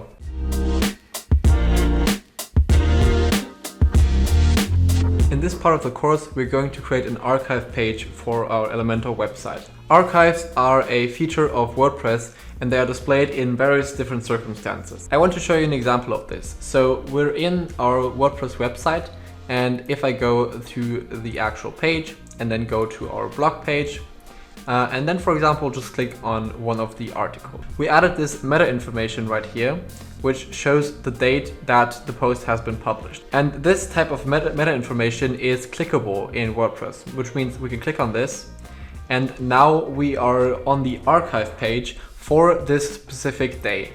And these are not pages that you have to create manually. They are automatically created by WordPress or generated by WordPress. And we can actually alter how they look because now we see this is the default page and we can change this to fit our actual layout and our style and our branding of the website. In order to do that, we are going to go back into our dashboard and we will go to the templates. Then we'll go to the theme builder, and we'll click on the new theme builder as well. Here we can go to archive and then click this little plus button to create our own archive. As always, we see these templates right here, but again, we'll not use them for now. So we'll just click close and we'll design our own archive. Now, again, this is a bit different than like the posts page for your blog, because this can be for different purposes. So it could be a date archive. It could also be an archive for a different or a category or a taxonomy that you created on your website. Now, keep in mind that this is different than the post page, because this will be displayed, as I said, for example, for meta information like the date, or also for things like tags or categories that you create on your WordPress website. This is why we don't use the posts widget, but instead we use the archive posts and also the archive title. We'll create a section first and we'll give it our classic padding as always, like 3% on both sides and maybe like a bit of padding on top and bottom like that. And now we'll just add in the archive title. And we'll also add in the archive posts. Now we'll make this a bit smaller, so we'll make this, we'll give this a typography of, we'll use the H2 heading style like that. And now this is what our archive will look like. Now we're going to save it, and as a condition we'll say we'll want to include this for all archives. Now actually right now the archive just displays all of the posts that we have created, but I'm going to show you how this looks when we have a specific query that we want to filter for. So we'll check that out later. But first of all, make sure that the archive title, if you click on that, actually in the settings right here, that the include context is turned on, because if we don't, then we don't know the context of this archive. And if we turn this on, then the archive title will actually dynamically change based on what kind of archive we're looking at the moment. All right, so now what we want to do is for the archive posts, we want to change them to look a bit more like the posts that we have on our normal blog page, because we just want the design to be similar. So we want to change the skin again to the card skin, because that's the layout we used earlier as well, and that's just the layout that I personally like the best for these posts. Now the image size is going to be bigger again, and then we want to turn off these additional this additional information as well. So we will remove the comments. We'll also remove the badge and remove the avatar like that, and then we can go on to style the page. So for the column gap, we'll say 20 again. For the row gap, we'll say 30. And now let's go on to style the cards. The border radius, I'll say 5 pixels again, like always. Box shadow, yeah, we'll just leave that on. I don't think we need to style anything else here. We'll go on to the content. The title will be our secondary color as usual. And then we'll do the H4 style for the heading. For the meta information, we'll make that this little light gray, and I think the typography could be something like the small text. I think that looks good. And for the excerpt, we'll make that have the text color, and the typography can be the normal text style. Perfect. I think the spacing is still a bit off, so I think we're going to like change that up a bit.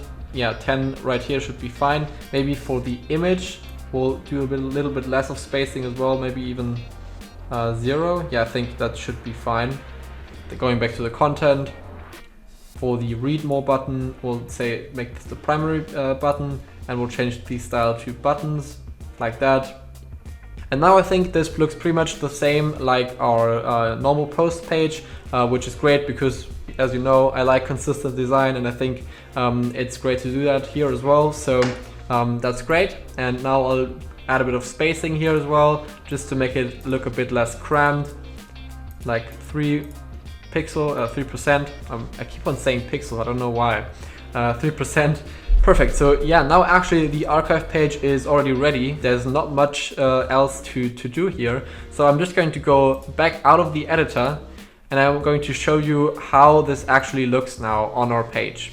Alright, so now I'm on the actual blog page, and now if I click on any random article and then click on one of the archives, so for example the date archive in this case, you see, actually it's not that good of an example because we published all of these posts obviously today, because I just created all of them like next to each other, so all of these get displayed. But let me look for a better example to show you what would happen if there was a different kind of archive. Alright, so now I manipulated this demo post so that it was published one day earlier, and now we can actually like click on this and see how this changes. So now if you click on this button for the 17th of February, then we should only see this demo post, because all of the other posts weren't actually posted on that day. So let's click on that, and now you see we only see this demo post, and this is the updated title. So it actually, as I said,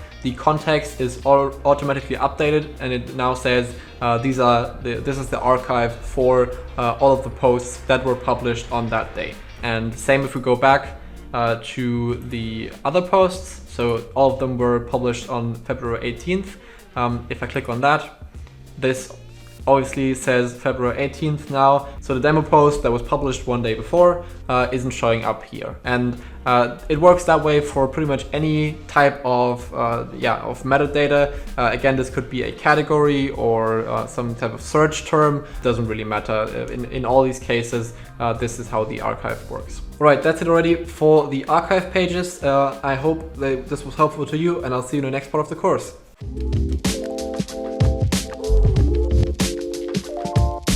In this section, we're actually going to wrap up the theme builder in Elementor with building a 404 page. Now, you might be wondering what a 404 page actually is.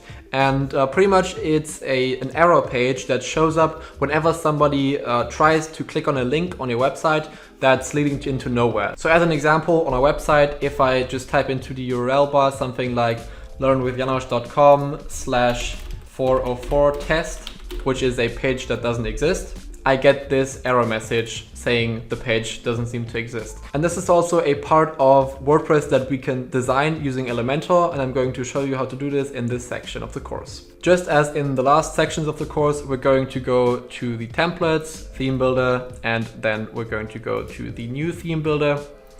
And this time we're going to go to the 404 page and add a new one right here.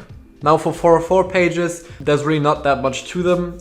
It just is like a little error message. So the only thing that you should or could be doing on that page is to provide helpful links for people that maybe wanted to go somewhere else but just typed in the wrong link. You could create like a link back to your homepage, or you can obviously have some fun with it and make like a bit of a funny 404 page. That's completely up to you and really depends on who you're trying to reach with your website, whether or not they are open to nice little jokes or not. So we can also choose a template for this if we wanted to. So for example, this one right here, we can just insert that and work with this. So in the case of this template, we actually have a video background. That's just someone typing and not finding the right page. And it has like this big 404, the page you were looking for couldn't be found message at the right in the center. And down here, you can actually add links to your pages, just as I said. So you could, we could like change this up to make it fit our brand a bit more. So we could at least like give this an H1 and then maybe like, make it a bit bigger still. So something like 120. And then for this, we could also, again, change this, give this our own custom branding, and then we're already pretty much good to go. Now we can obviously like add in the links to these pages. So this is an icon list right here. So we could just go click into these different items and then add in our link in here. So we could just write something like for the homepage, it would just be HTTPS, then colon, and then // and then it would be learnwithjanosch.com, like that. And you could obviously do the same thing for the other pages as well. It's self-explanatory, so there's not much to tell here. And then you can publish this and include it as a 404 page and save and close, like that. And now we'll just go back to our WordPress website. And what we can now do is we can type in another random page like 404 check. And now we actually see that this page is being displayed. So the page that we just created is now the default page that we get when we actually provoke a 404 error. So as I said, really simple, really straightforward, and not something that's necessary. So you can just leave that out if you don't want to, but it's a nice little extra feature and it gives your website a little bit of personal touch if you actually have a custom 404 page. And it's really easy to do, so you might as well just do it. But that's it for the theme builder part of this course. We now covered pretty much everything about the theme builder sections, and now we'll go on to cover additional topics in the next parts of the course.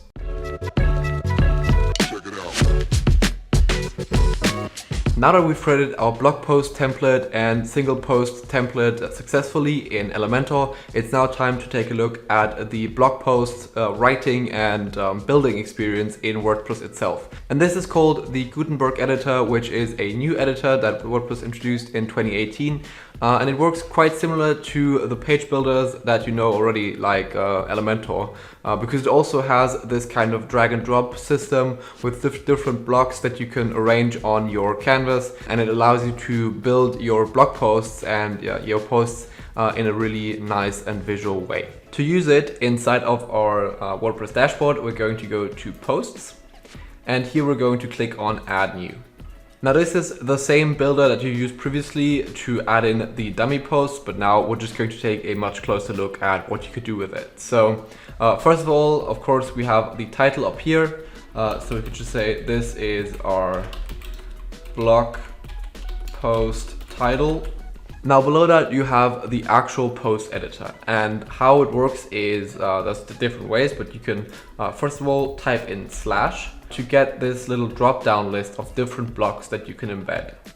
You can also, what you can also do is if you click on this, you can go to the side right here and click on add block, and you will get a different like menu that pops up. You can also click on browse all, and this will pull up this little side menu which you can scroll down, which shows you all the different blocks that you can actually add into your blog posts in WordPress. Now there's the usual files that you know, like an image. So I could just click on image and then click on media library, and let's say we want to add in this image into our post, and now you see it appears on the post canvas. I can also paste in content from like a lorem ipsum generator like this, and now you see we have this paragraph that appears inside of a blog post. Now there are tons of different blocks that you can choose from. I'm not going to go through all of them, but if you if you click on the plus button and click on browse all, you can actually go through the entire library. You also see these little like pop-ups up here that actually show you what it would look like if you used the different blocks. And you can just play around with them like you want to. You can like embed YouTube videos, you can embed audio files, you can embed like normal PDF files and so on. So there's lots and lots of options that you have inside of this Gutenberg editor. One of the options that I want to show you that is quite commonly used is the ability to add in columns. So down here we can click on columns, and now we can actually choose what kind of column we want to have. So let's just choose a 50-50 equal split column.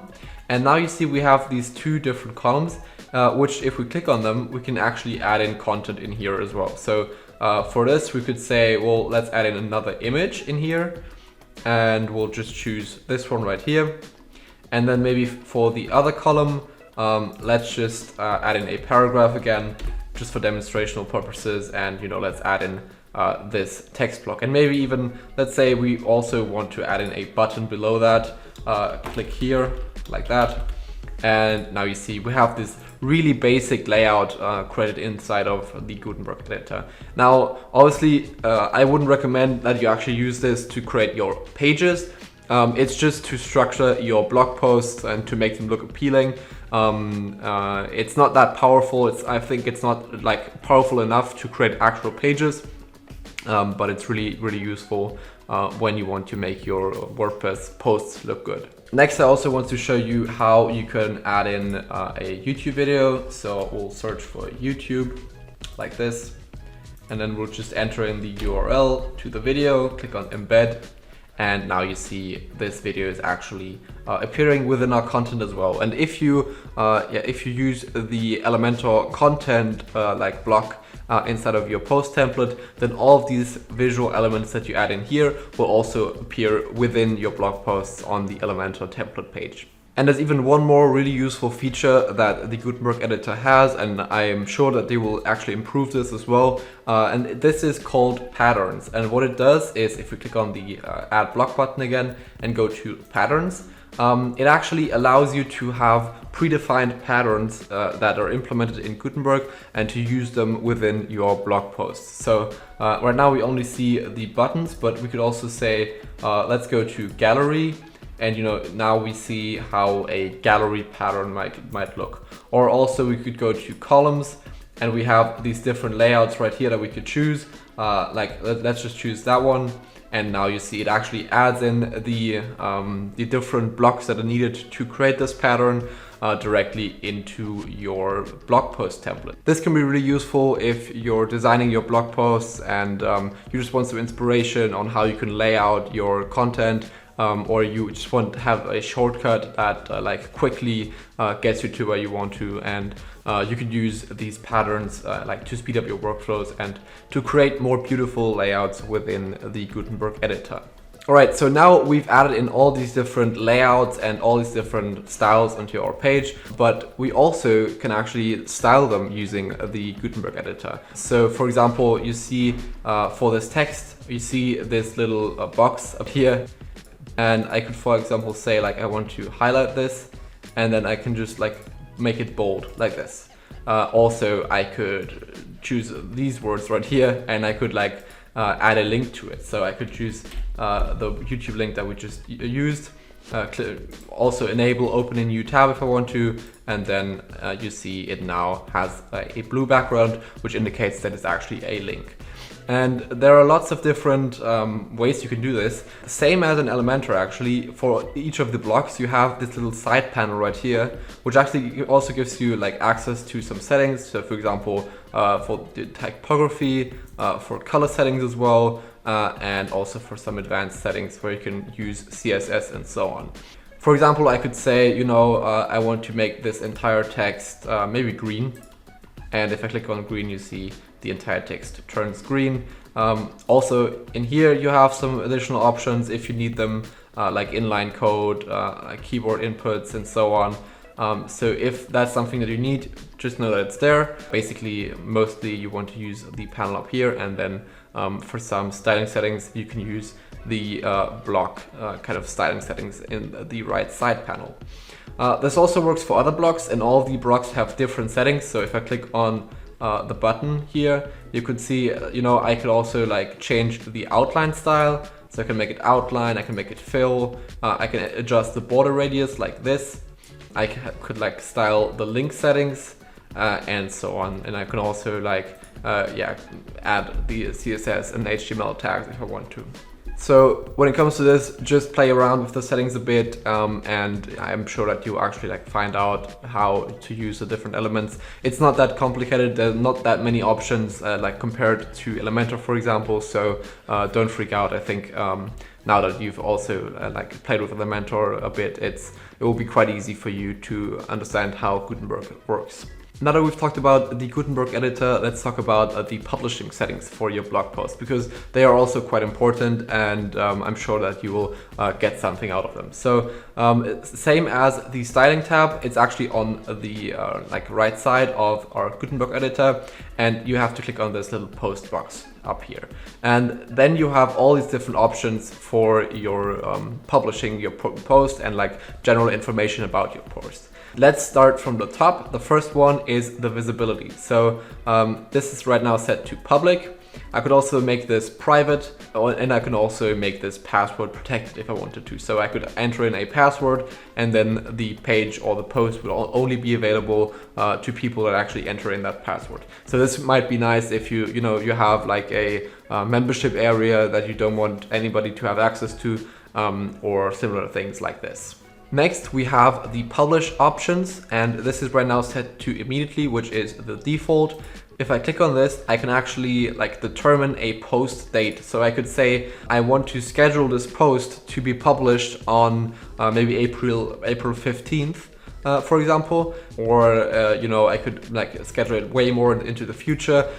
This is completely up to you, but it helps you to like have a organizational system, to have a publishing schedule for your team. Maybe you are actually like working in a team and you want to have multiple people publishing blog posts. So this is great to be able to plan when blog posts are actually being published. Now, the post format and the stick to the top options aren't too important for us right now, so we'll just skip over them.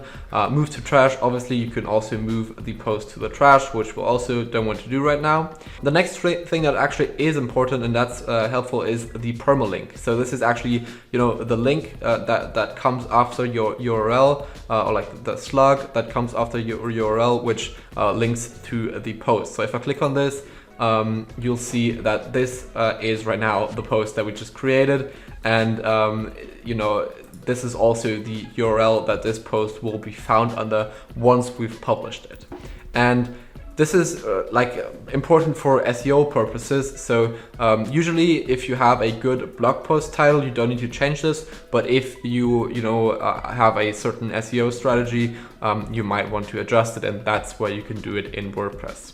Next, we have the categories, and the categories are pretty self-explanatory. It just allows you to categorize your blog posts on your WordPress website. You could have different like categories, like in the digital marketing space, it might be something like search engine optimization, web design, SEO, paid ads. These might be your categories, and this is great to categorize and to organize your content on your page. Next, you also have tags. Tags are similar to the categories. They're also a taxonomy, but usually what I would say is use the categories for like the higher level pages like SEO, like web design, and then use tags if you want to for things that are more specific. So for example, a tag might be might be a Facebook update, or like iOS 14. If you're talking about Facebook ads, and so on. This wouldn't be a category on your website because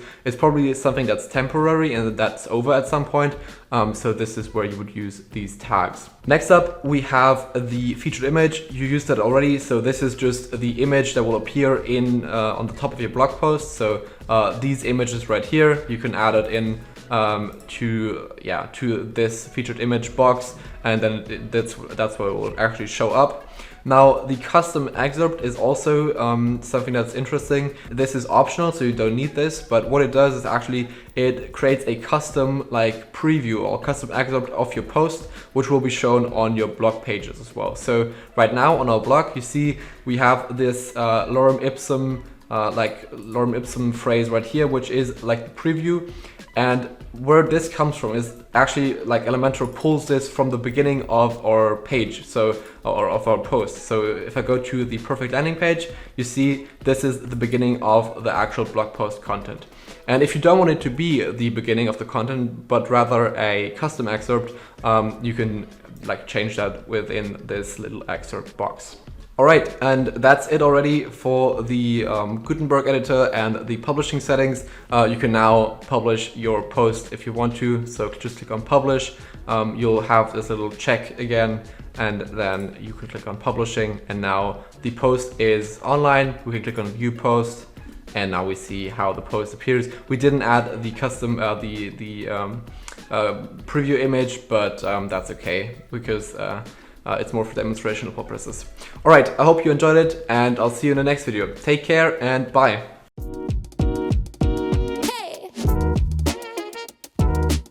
Another great feature that Elementor has to offer is the ability to add pop-ups, which you can display on your website depending on different requirements and on different specifications that you can choose. For example, you could have a pop-up be displayed immediately when somebody like accesses your website for the first time.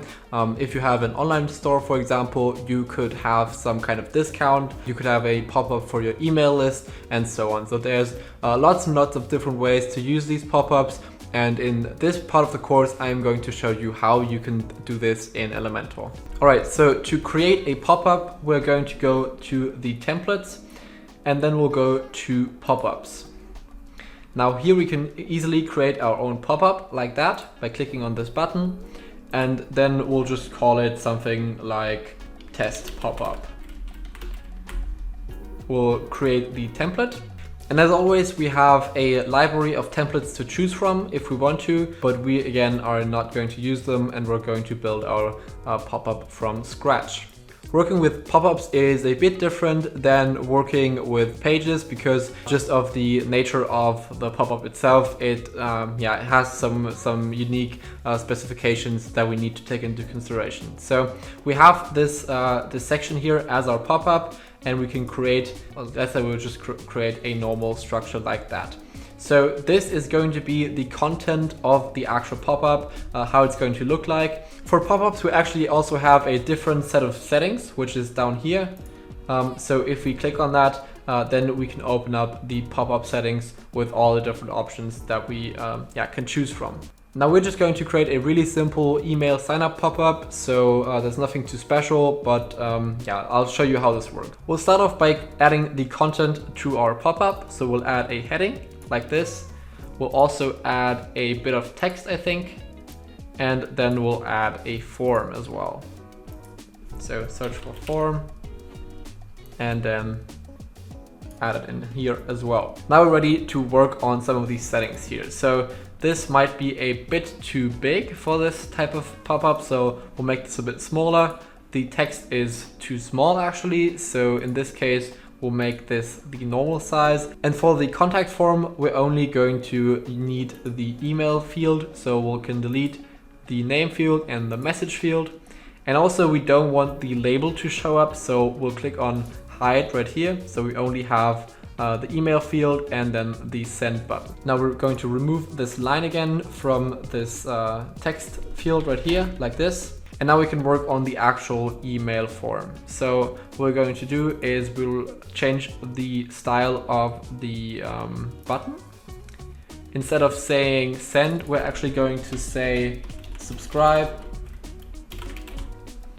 And then in the style tab, as you see right here, the background turns white, so we don't see the subscribe button anymore. And we want to change that. So we're going to go to buttons, and then we're going to go to the background color. We're going to the hover styles, and then we'll go to the text color and turn this on to the primary color. And now this looks just how we want it to look. Now we want to save our changes, and to do that we'll click on publish again. But in this case, we have some more additional rules for this, for these kinds of pop-up. So we have more control over where we actually want them to be displayed. First of all, we can add a condition. So this is pretty much just the same as it is for pages. We could say we want this to appear on the entire site. We could also say we just want it to appear on a very specific page on our website. This is entirely up to you. I'll just leave this on as included on the entire site. And then we'll go to the next tab, which is the triggers tab. Now this menu allows us to control when this pop-up will actually be triggered. And there's different ways to trigger the pop-up, and we'll go over all of them right now. So the first one is the on-page load trigger, and that pretty much means once the page loads, then the pop-up will also be triggered. So if we turn it on, we can also say within how many seconds of the page loading it should appear. So if you say 3 seconds, then the pop-up will appear 3 seconds after the page has loaded, for example. The next option is the on scroll option, and that's also really nice. So we'll turn this on right now. This pretty much triggers the pop-up when you scroll to a certain point in the page. So for example, we could say, like in this case, within 50%. So if you reach the 50% mark of the entire page, then the pop-up will be triggered. You can also control if you want this to trigger when you're scrolling down or when you're scrolling up, depending on what you like or what you prefer. The next one, which is the on scroll to element trigger, triggers when you reach a certain element on your website. Now this is a bit advanced because you need to use CSS classes in order to target this element. If you know how to use them, then you can use this as well, but if not, then I would just recommend you use one of the other triggers because they work just fine. This is more for the advanced users. Next, we have the on-click trigger. So you could actually say that when you click something or when you click on the page somewhere, then this pop-up actually is being triggered. And you also can determine how many clicks it takes for the pop-up to be triggered. So if you like do one click, then on the first click that you do on the page, the pop-up will be triggered. And in other cases, it might be on the second click, on the third click, and so on. The next one actually triggers after inactivity. So when somebody is on your page, and he or she maybe just is getting a coffee or something, and he or she is staying on the page and not doing anything, well then you can say after a certain time, so for example in the default setting, within 30 seconds of inactivity, this pop-up will show up on the page. And the last one is the on-page exit intent trigger, which gets triggered when the mouse of your website visitor actually exits your screen and goes into the browser bar on the top. And the idea behind this is to kind of trigger the pop-up right before somebody is about to leave your website, so that you might like get his email address for your newsletter before he or she leaves your site, or that you can like have one last chance of showing your website visitor something that he might be interested in, so he can stay on the website for longer. Alright, so I'm actually just going to choose this one so I can show it to you later, and then we'll go on to the advanced rules. The advanced rules are some additional requirements that have to be met in order for the pop-up to be shown. This actually gives you even more granular control over when the pop-up is actually being triggered. So let's look at some of the options. The first one is to show the pop-up after X page views. So if we turn this on, we can specify the amount of page views here, and it pretty much means show the pop-up once the visitor has looked at so many pages. So in this case it would be after the visitor has looked at 3 pages, he will see the pop-up. The next one, show after X sessions, pretty much means that this pop-up will then show up after your visitor has visited your website for a specified amount of time. So if your website visitor actually returns to the website, then he will see this pop-up. The next one is the show up to X times pop-up option, and this pretty much controls how often your pop-up actually gets shown to your visitor. So for example, think about a discount code pop-up that you have. Well, you probably don't want to show that to your visitors every time they visit your website. Maybe you just want to show it once or twice, and then if the person hasn't gotten the discount by then, you'll just get rid of it, and the person will not see that pop-up anymore. So you can actually just specify how many times the pop-up has, or how many times the pop-up should be shown to the visitor. You can also choose whether you want to count the instances when the pop-up is actually shown based on when they open or when they're closed. So does the pop-up have to be opened 3 times, or does it have to be closed 3 times? Because sometimes maybe your visitor won't close it, and then you get these different numbers. So if you want to specify that, you can do so here as well. The next one is also a really cool feature, which is the ability to set a pop-up based on a specific URL. So if you turn that option on, you can allow a pop-up to be shown based on the URL the person is visiting from. So for example, if you have a, let's say you have a Facebook account and you have a specific discount code for Facebook users that come to your website, maybe again you run an online store or something, then you can say you only want users from facebook.com to be able to see the pop-up. The same also works the other way around. So you could also say you want to hide this pop-up for people that come from Facebook. So depending on what you want to do, you can do both of these things. The next option is pretty similar. It actually just says show when arriving from, and what you can choose here is whether you want people to see this pop-up when they're arriving from search engines, when they arrive from internal links, or from external links. So search engines, obviously, if someone visits your website through Google, he or she searches for a search term and then clicks on a link that goes to your page, then, well, in this case, it would be shown to him. External links are other links, like for example on another website that directly link to your website. So this is what you can control with the external links. And internal links are links on your own website that link to other pages of your website. For example, it would be your like on your about page linking to your services page, for example, something like that. This is what you control with this setting here. So you can control where you want the pop-up to appear. Next, you can also hide the pop-up for logged in users, which is not necessary usually, but sometimes it might be nice if you're logged in yourself and you don't want to see the pop-ups all the time. You can just turn that on so you don't see it when you're working on your website. All right, and then the last 2 options, you can say show on devices. So you could say, well, I only want this pop-up to show on the desktop devices, or only on tablet, or only on mobile, or only on mobile and tablet, depending on how you like it. You can choose that right here. And then for the last option, you can actually say you want to show it on all browsers, or you could say you want to show it on custom browsers. So you could say, I only want to show this pop-up on Chrome, I only want to show it on Internet Explorer, and so on. So something that's, that you probably won't need, but just that you know that the option is already there for you. So we're not going to choose any of the options right now because I just want to show you how this pop-up looks. Well, maybe I'll say I'll only show it 3 times. Yeah, I think that should be fine. And then we can save our pop-up. All right, now we can continue to work on the actual design of our pop-up. So what we're going to do is we'll add some padding actually to the sides like this.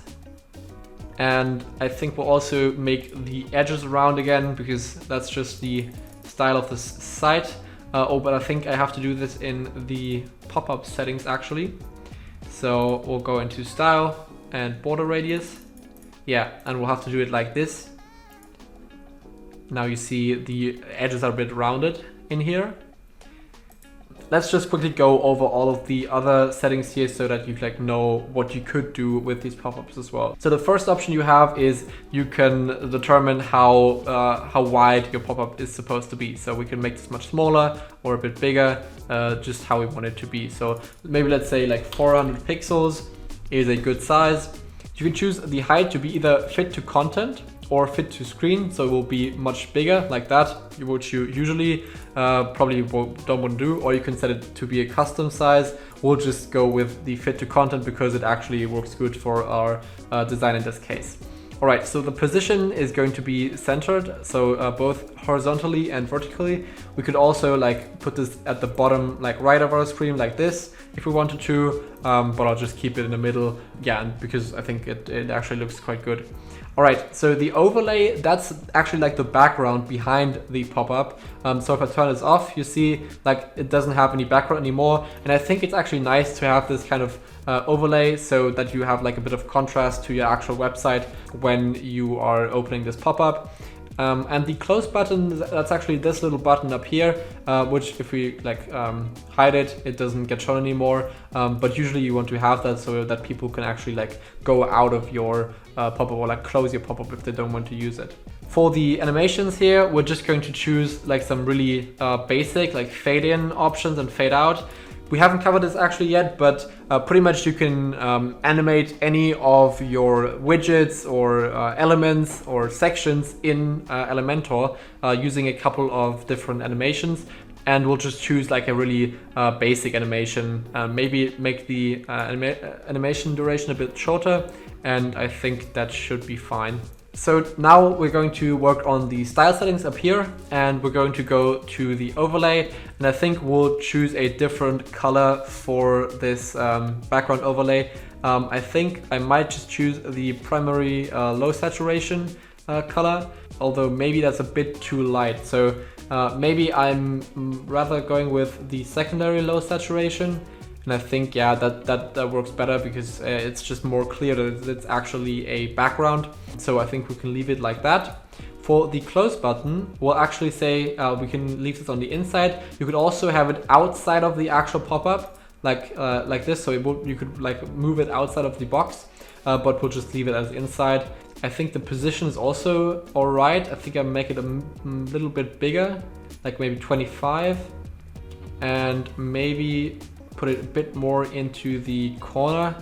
This is always a bit like fidgety to work with these buttons, but usually it works out once you've like tried around a bit. For this close button, I'm also going to give it the secondary color, and I'll give it a hover color of the primary value. So now this has this like blue, it gets blue when I hover over it, and I think that looks much better. Now we'll just add the text like get the newsletter.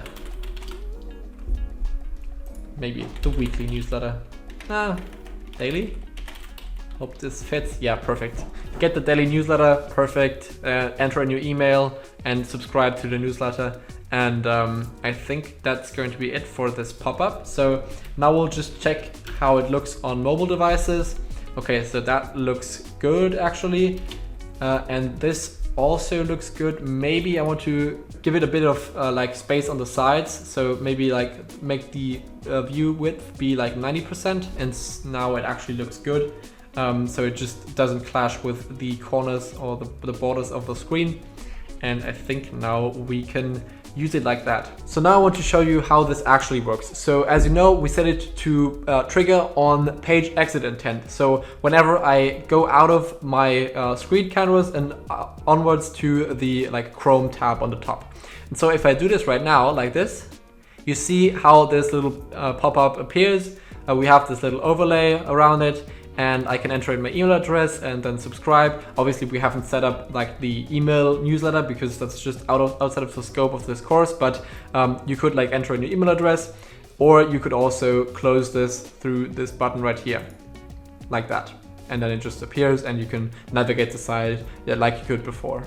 That's it for this segment on the pop-ups in Elementor. I hope you enjoyed it, and I hope you find some great use cases to use this on your website to display it to your customers or to your visitors, to collect email addresses, or maybe, as I said, to display a coupon code for certain people.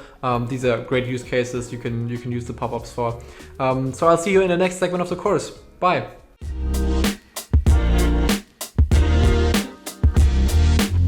Motion effects are a feature of Elementor that allow you to make your websites a bit more fun and to animate the content of your website easily. And I want to show you how you can use them in this segment of the course. To do so, we're on the homepage of our freshly designed website with Elementor, and we're just going to click on Edit with Elementor in this case, just like we did all the time. Now, to actually access the animations and the motion effects in Elementor, we have to click on any section or element and then go to the Advanced tab. And here we see the option for motion effects. If we click on that, we have different options here. So for these sections, we have the scrolling effect, we have the sticky effect, and also we have entrance animations. And for individual elements, we have even more options that we'll go through later as well. So the simplest way to animate something like this, for example, would be just adding in a fade in effect. So as you see right here, it just fades into the screen. We'll do this for this section as well. And then we'll refresh the page actually and take a look at how this actually looks when you're like scrolling through the website. We'll add it in here as well, the fade in effect, and then we'll just access that on another tab like this. And now if you scroll down, you see how these elements like fade into the website. It's not that big of an animation, so you don't see that much. It's just really subtle, and yeah, that's why it's something that's often used, but you might also find it a bit boring, depends on your style. So you can really choose how you want to do this. All right, so we could also say we make this slow. So this would be, as you see right here, much slower than before. So if we update it again, we might actually be able to see it much better. Like if you scroll down here, you see this slowly appears instead of just being there like it is with the unanimated sections of the course. Now we'll work our way up to the more complicated or more specific animations or more weird animations. Also in the entrance animations, you could have also different crazy animations, like you could have a bounce in like this. So it just like bounces around. You could have something like a slide in from one side, which is also quite popular, or like really like wild animations like this. You have really many options to do this, and again, it depends on what kind of site you're trying to create.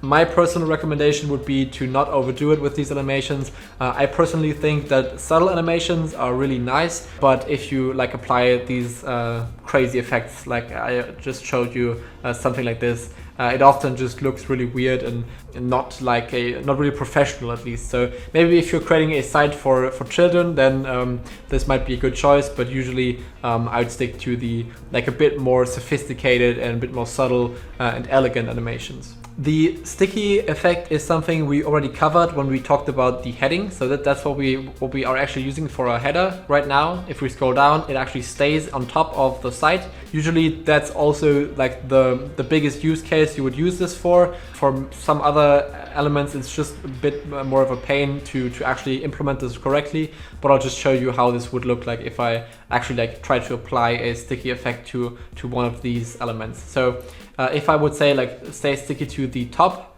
if we scroll down, you see it just like stays in there, and it just looks weird. So usually that's not what you want to do. One of the examples where it might actually be great to use this kind of sticky effect is on a sidebar for a blog, because you might have some like important links there that you want to stay at the side of your blog the whole time. So in these cases, it might actually be something useful, but in other cases, I wouldn't recommend you use this effect for your widgets. All right, and now there's two other kinds of animations and effects that we can use. For these sections, there's only the scrolling effects, but if you, for example, click on this icon here and then go to the motion effects in here, we also see mouse effects. So what are these? Well, let's start off with this example, and let's start off with the scrolling effects. There are actually different types of effects here. So all these effects actually apply when you scroll through the page. So the first one being the vertical scroll. So this means the section will actually scroll vertically when you scroll through the page. So if we enable that by clicking on this button and we scroll down, you see how this actually moves a bit. So you could actually like turn up the speed as well. And you see how this actually like moves a bit when I like move my screen. So it's hard, sometimes it's hard to see, but I think it should be visible. You know, right down here, it's really close to this SEO thing. And if I scroll up, it's really far away because it like scrolls with my mouse scrolling as well. Now for these effects, you have different options, and they have to do with the viewport of the website. Now, I won't go into too much detail on this because it's a bit more of an advanced topic, and yeah, I think that would just be too much for this course. So I'm just going to try to quickly explain it.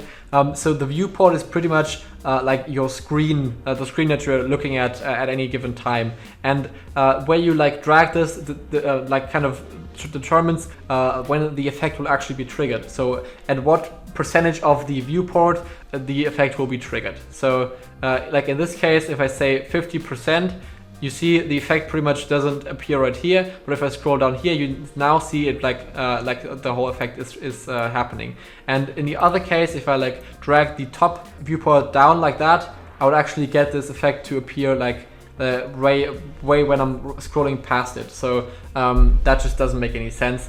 And that's why usually I'd recommend you just keep the default settings for this if you don't have any experience with working with viewports. Also, if you ever want to remove the effect that you applied, just click on this little back to default button like this, and now the effect is gone. Yeah, you can remove things easily if you don't like them in the future. Next we have the horizontal scroll, which is the same kind of effect, just with the element actually scrolling horizontally like this. So if I actually speed this up again, you see how this moves to the side when I scroll through it. You can move this to the left or to the right, depending on what you actually prefer. That's totally up to you. So yeah, pretty simple. The next one is the transparency, and this actually makes the element transparent when you scroll through it. So if I scroll like this, you see how it fades out when I scroll all the way back up. So if I actually make this fully transparent, you could see if I scroll down now, you see how it actually turns less transparent when I scroll down. And I could move this up as well, like this. Well, because that wouldn't make any sense, but let's do it like this. So here, and now you see it fades out if we are on the top, and now if I scroll down, it appears, and now it's yeah, mostly non-transparent again. Now all of these features are just to add a bit of funny quirks and little fun features to your website. So it's definitely not something that you need to know or that you need to experiment with, but it's definitely fun to do. And it just takes some time to find out the perfect animations, especially if you're trying to make different animations work together. Yeah, it's definitely fun, so I recommend you try it out yourself. All right, next we have the blur effect. It's pretty much the same, just instead of being transparent, now the whole section turns or gets blurred, and it's the same way around.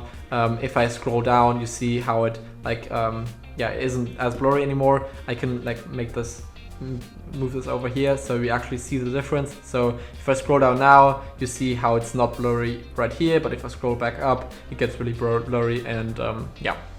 So we'll remove this as well.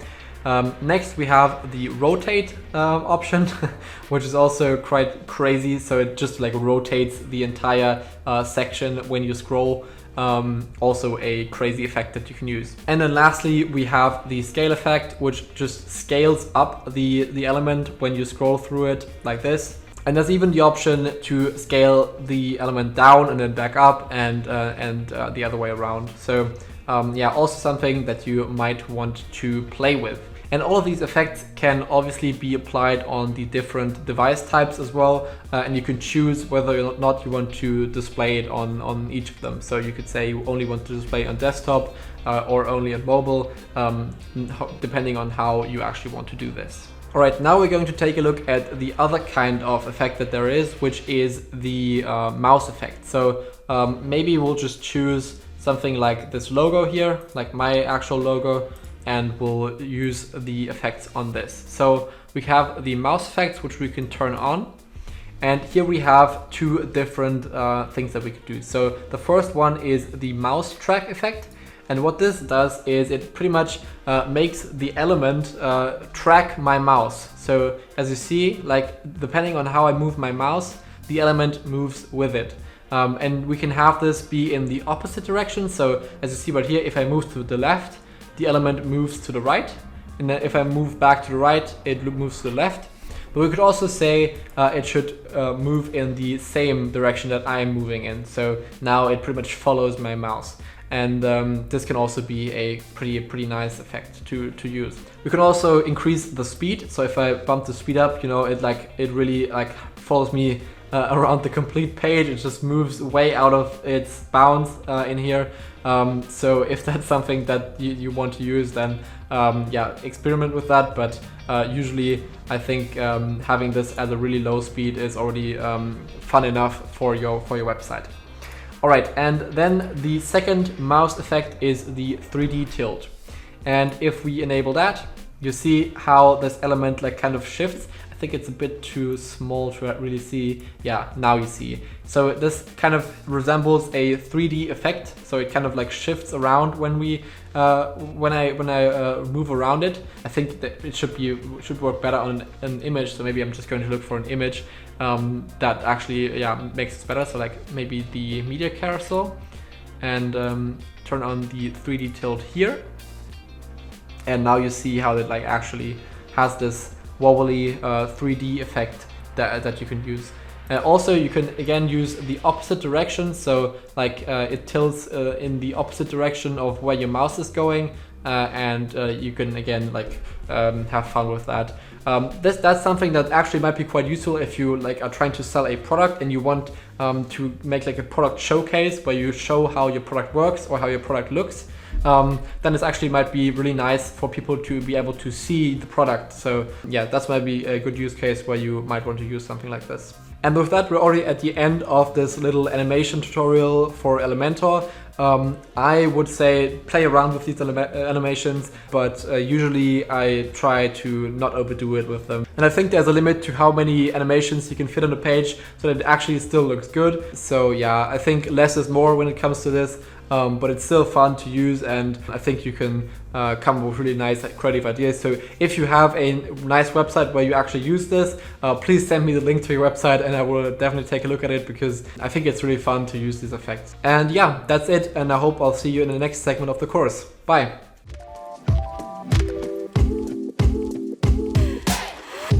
In order to save you some of the confusion, I wanted to go over some of the site settings in Elementor as well. If you're a beginner in Elementor and WordPress, you'll often find yourself in some weird situation where you don't know how to fix a problem you're facing. And to eliminate some of these common problems, I wanted to go over some of the settings and walk you through some of the things that might be causing issues you're facing on your website. So without much talking, let's get right into the video. We'll start off by going over the Elementor settings itself. So here we have like the general settings for Elementor. One thing that we covered earlier as well is the importance of checking these two boxes when you're using the theme and the global styles, because otherwise they won't work correctly. Something else that you definitely need to or should be looking for is that these post types are actually checked on. Usually they will be by default, but just so that you know that this is also something that could be causing an issue for you. Now in the style section, these style settings that were previously there are now part of the theme builder and theme styles, and we'll go in there in a bit as well. But yeah, so just so you know, these are in the Elementor styles. So if you go to the page like this and go to edit with Elementor, and then click on the menu once it loads like this is where we have these style settings. Next up, we have the integrations tab, and we haven't covered these integrations in much detail, but I just want to show you that they're there and that you can actually use them, and that this is the place where you have to enter in your information. And this works the same for all of the other different providers here as well, all of the different mailing services, and also something like Adobe fonts if you want to use something like that. So just so that you know that you can actually do this here. Again, I will probably be either adding a different section to this course, or I'll be creating an additional course that goes into more detail on these kinds of integrations later on as well. So check that out once that comes out. But now let's go on to the advanced tab to check that out as well. Now here we have some of the more technical options you have in Elementor, and I want to show you some of them that might cause you problems when you're creating your website. So the first one, I'll definitely leave that on. So definitely leave that as external file, because that's just much better for your load times and just for the generally for your website. Sometimes you might want to switch the loader method, but usually you don't need that, so keep that disabled as well. For the file uploads, sometimes if you, for example, want to upload your custom icons like SVGs, then this won't work because this setting isn't enabled. And the reason that this isn't enabled by default is because there are some security risks with these types of files, because you can have like malicious code in them if you're not careful. But usually if you're just trying to like add in your own icons to the website and you get the icons from somewhat trusted source of yours, then there should be no problem. And then you have to turn this on in order to enable these uploads. Now, this option is actually something that is also often a problem, and I'll show you where it actually is a problem on our page as well. So if we go to the blog, I have to go out of this, and if we go to the blog and click on one of the articles right here, you see this icon here for the time is actually not being displayed properly. And that's because of the Font Awesome 4 library, which we have to load the support script for. It's not loaded by default, and you don't know what it's really about. It's just something that if you are facing some of these issues with the icons, that the default icons from Elementor not displaying correctly, just turn this on, save your changes, and then we'll go back to the website. And now you see this actually loads properly. So that's an issue that you're often facing. Also, when you have like a drop-down menu in the in your header, that's also something that's often coming up there. So just keep that in mind if you have this problem. Now, lastly, a pretty recent introduction from Elementor is the experiments feature.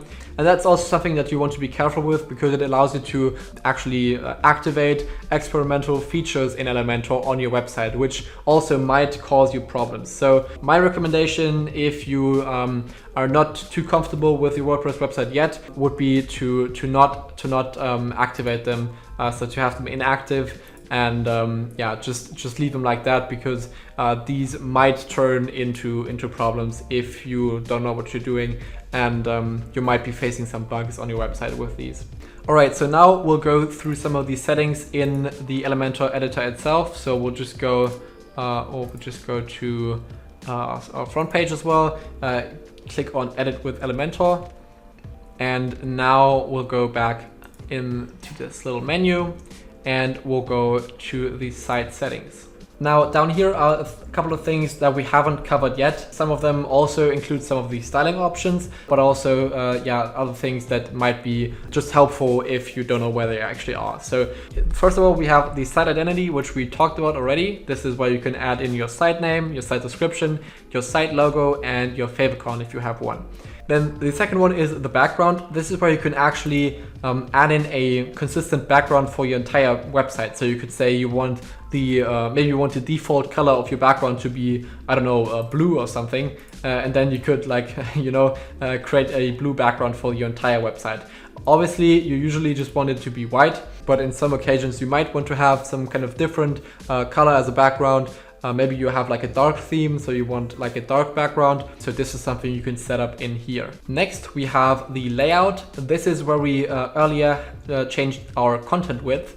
And obviously you can also change that if you want to.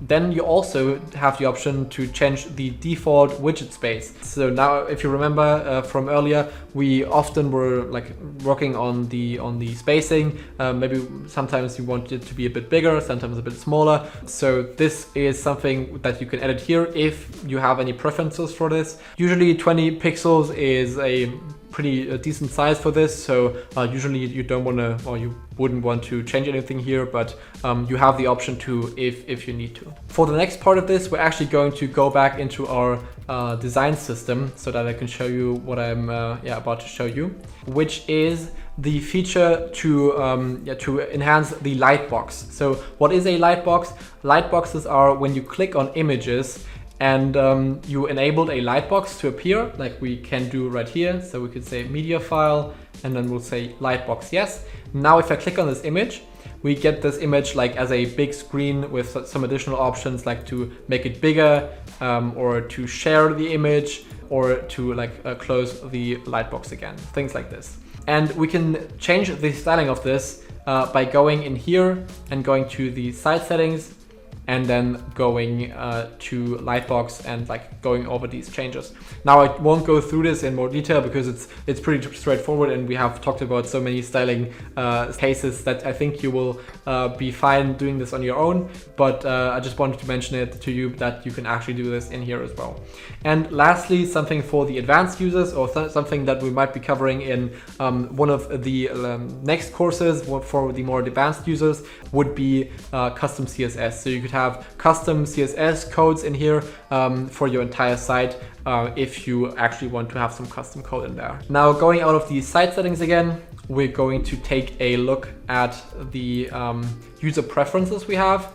Also, something that might be quite nice for some people, you can set the panel width of this panel to a different size. So maybe you want a bigger panel like this, and then the panel actually is being resized like that. You can always like drag this around, but you can also set like the default for it. I usually just keep it at the normal size like that, but yeah, it really depends on what you want. Usually this is a bit buggy in some cases, so yeah, I'll just move this out again like that, and return to my normal panel size. Right. And now one more thing is also, you could, if you want to, you could change the UI theme. So you could say you want this in dark mode as well. It's also possible, something that some people might want to use. So yeah, we'll just keep it on auto detect, but that's also another really useful option to have. And when we're already here and talking about all these options that Elementor has and some of the settings, I want to take the time to also cover some additional settings we have here.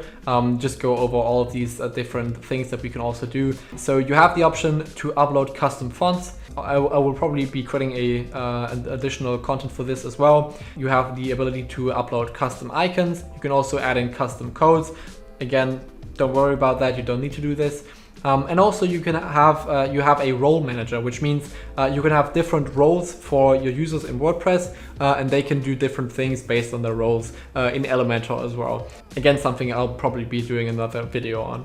If you ever need help with your Elementor website and you want to contact the Elementor support, for example, you can go to the System Info tab here, and you see all the system information, which you can actually, if you go down here, download into a text file, and which you can then also send to the Elementor support so that they can provide better support for you. So that's just something, again, that is really useful, especially when you're a beginner and you might be facing some issues. Also, again, feel free, if you have any issues, to comment or to contact me, and I'll give my best to answer your questions and to help you out. And I think that about wraps up this video about the different settings and some of the problems you might be facing with Elementor when you're just starting out. Some of the things that might be hard to find if you've not been using this for too long. So I hope this video helped you out, and I'll see you in the next section of the course.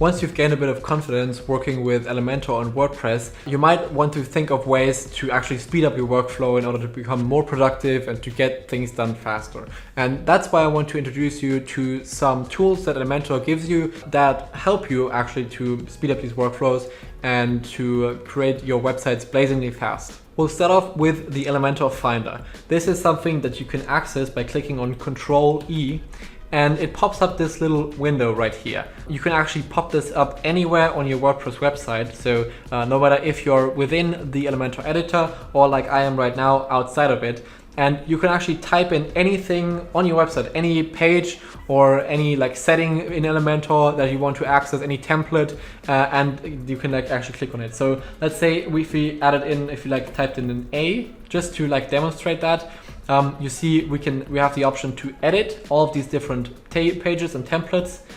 We have the option to go to these general pages, and also we can create new pages. We can go to different sites. we can access settings and tools and pretty much all of these things. So this is really helpful if you want to, for example, open up a different page in WordPress when you're working on something else. You just quickly tap this in. Let's say you want to go to the home page, then you can like click Control and press it so that it opens in a new tab like this. And now you've just opened up your home page like that. So we obviously were on the home page before, but we could also say like we want to edit the Elementor 404 arrow page from here. So click on this as well, opens up in a new tab, and actually jumps right into the editor for the 404 page. So really nice and handy tool to quickly navigate your site when you're using Elementor. Next up, we have the navigator, which we also briefly touched on earlier as well. You can open this up when you're in the Elementor editor by going down here and then clicking on the navigator. But you could also pop this up by clicking Control I, and then the navigator actually appears on this side. Again, you can also like drag this to the side to actually attach it like this. And now it will actually stay in place when you're like scrolling through your site and you're working on your page content. But you could also like remove this again if you don't want it to be there anymore. Right. And also like you can click on this button to expand the entire navigator and move it around however you want. All right, so now let's collapse that again and see how you'd actually use something like this. So again, this is something you can use to really quickly navigate on your page and to directly access any of the sections that you have, for example. So if I wanted to go to this section, so the second section, I could just click on this, and now the section settings automatically pop up on the side right here, which is also quite handy. And also one way we use this is to edit these hard to reach sections, like here where like the inner section and the outer section like overlap. We can use that to edit the outer section as well. Also, we can go down here to see like the site structure and edit any of the elements with ease by just clicking on them. So also in here, you have all these different columns. We could go into a column, click on the image and just work on that image by clicking right here. An additional nice feature is that you can actually hide your elements here as well. So if you click on this little eye icon right here, you see how this logo disappears. And you could use this to like test how things look if they weren't there, for example. So this is also a really nice feature that Elementor offers you. Another feature that Elementor has is the ability to create global widgets. And they are a bit different than the global styles that we've created earlier. So I'm going to show you how to use them. Pretty much how it works is you can have a certain widget and you can create a global style out of it, or a global widget out of it, which means that no matter where you use it on your entire website, it will always look the same. So if you make changes to the global widget, it will change everywhere else as well. One idea of where this would be really useful, for example, could be a pricing table. So usually you'll always have the same prices, and if you want to display the prices of your products in different places on your website, then it might be a great idea to change your pricing table to a global widget. And I'll show you how to do this using the landing page that we created. So if I scroll down to the part where we actually added in the pricing table, and I click on the widget here, I can actually say save as global. And now this will save this widget as a global widget. So I'll just call this global pricing table, for example. And I'll save this. And now up here, you see we have the option to go to these global widgets. And I could like add this in, I don't know, right here. This just doesn't make any sense, but I'll just add it in to demonstrate how this works. And now you see they actually look exactly the same. But now if I was to change the global widget like this, and maybe I want to change like the price, for example. So I say, well, now it instead of $40, it costs $70, as you see up here. And if we update that and actually like refresh the page, then you see down here that this price has also been updated. And that's true for all of the different properties of that widget. So you could change the color, you could change the title, you could change the different list items here, you could change the link, for example. So anything that you are actually trying to use on the site, you could change that easily, and it would be reflected in all of the instances where you were using that exact global widget. So that's extremely useful for a lot of cases, also for like call to actions, for example, if you want to have like a notice for your newsletter, or if you have like an important message for your followers or for your visitors that is on different parts of your website. This is why you can use this in a really nice way. Now, one thing you have to keep in mind though is that this only works for individual widgets. So you can't just choose a whole section and make that into a global widget. It only works with the individual widgets that you can use. What you can also do, if you ever wanted to use it in a different way, you could just say unlink this from the global instance. And if you unlink it like that, now you can change this however you want, and it won't affect the other instances of that global widget, and also the other way around. So this is now completely set free from the constraints of that global widget. All right, and lastly, I want to talk about some of the shortcuts in Elementor. I talked about some of them already, but I want to show you some additional ones and go through them again. So the first one would be to change the view. So changing the view from desktop to mobile, to tablet to mobile. You can use Control-Shift-M for this, and then you can like easily shift between these views however you want to. Next, we have Control-I to access the navigator, as I said earlier. Then we have Control-E to access the Finder. Also, you have the option to use Control-Shift and E to open the theme builder, actually. Also, all of the basic shortcuts that you already use daily also work in Elementor. So you could copy-paste text like this, then just paste it in here like that. If you wanted to. The same also works for individual elements. So for this image, for example, we could click on the, we could do a right click, and then using Control-D, we can duplicate it. Using Control-C, we can actually like copy it. And we can also paste in the style using Control-Shift-V like that. So all these options are there for you. And you can use these just like you use on any other platform like Word or wherever you use these shortcuts as well. And probably one of the most important shortcuts would be Control and Z in order to undo changes that you made. You're going to use that a lot in the beginning, but it's nice to know that it's there and that you can use it to quickly revert back to the previous version if you did something by mistake, or if you applied some changes that you want to be removed later.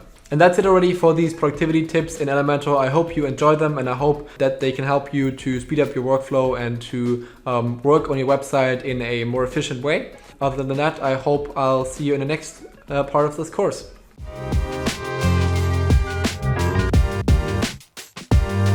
All right, that's it. You're at the end of this really extensive course on Elementor, and I hope you enjoyed it. And also I hope you actually took something away from it, and I was able to help you improve your skills with WordPress and Elementor. If I did, then please leave me some feedback. I really appreciate it. And also tell me if I could have improved something, because I'm planning on creating additional courses on these topics, and I want to focus on the things that you actually want to hear about and the things that you actually want to learn more about. So feel free to tell me about that. Feel free if you have any suggestions for this course, if you felt something was missing or so on. I'm always open to feedback, so just let me know. And also, if you have any questions concerning the materials of this course, or if anything is unclear to you, again, please message me, and I'll give my best to find the best answer for you and to help you out with your problems. All right, with that being said, I want to thank you again for watching, and I hope I see you in the next course. Take care and bye.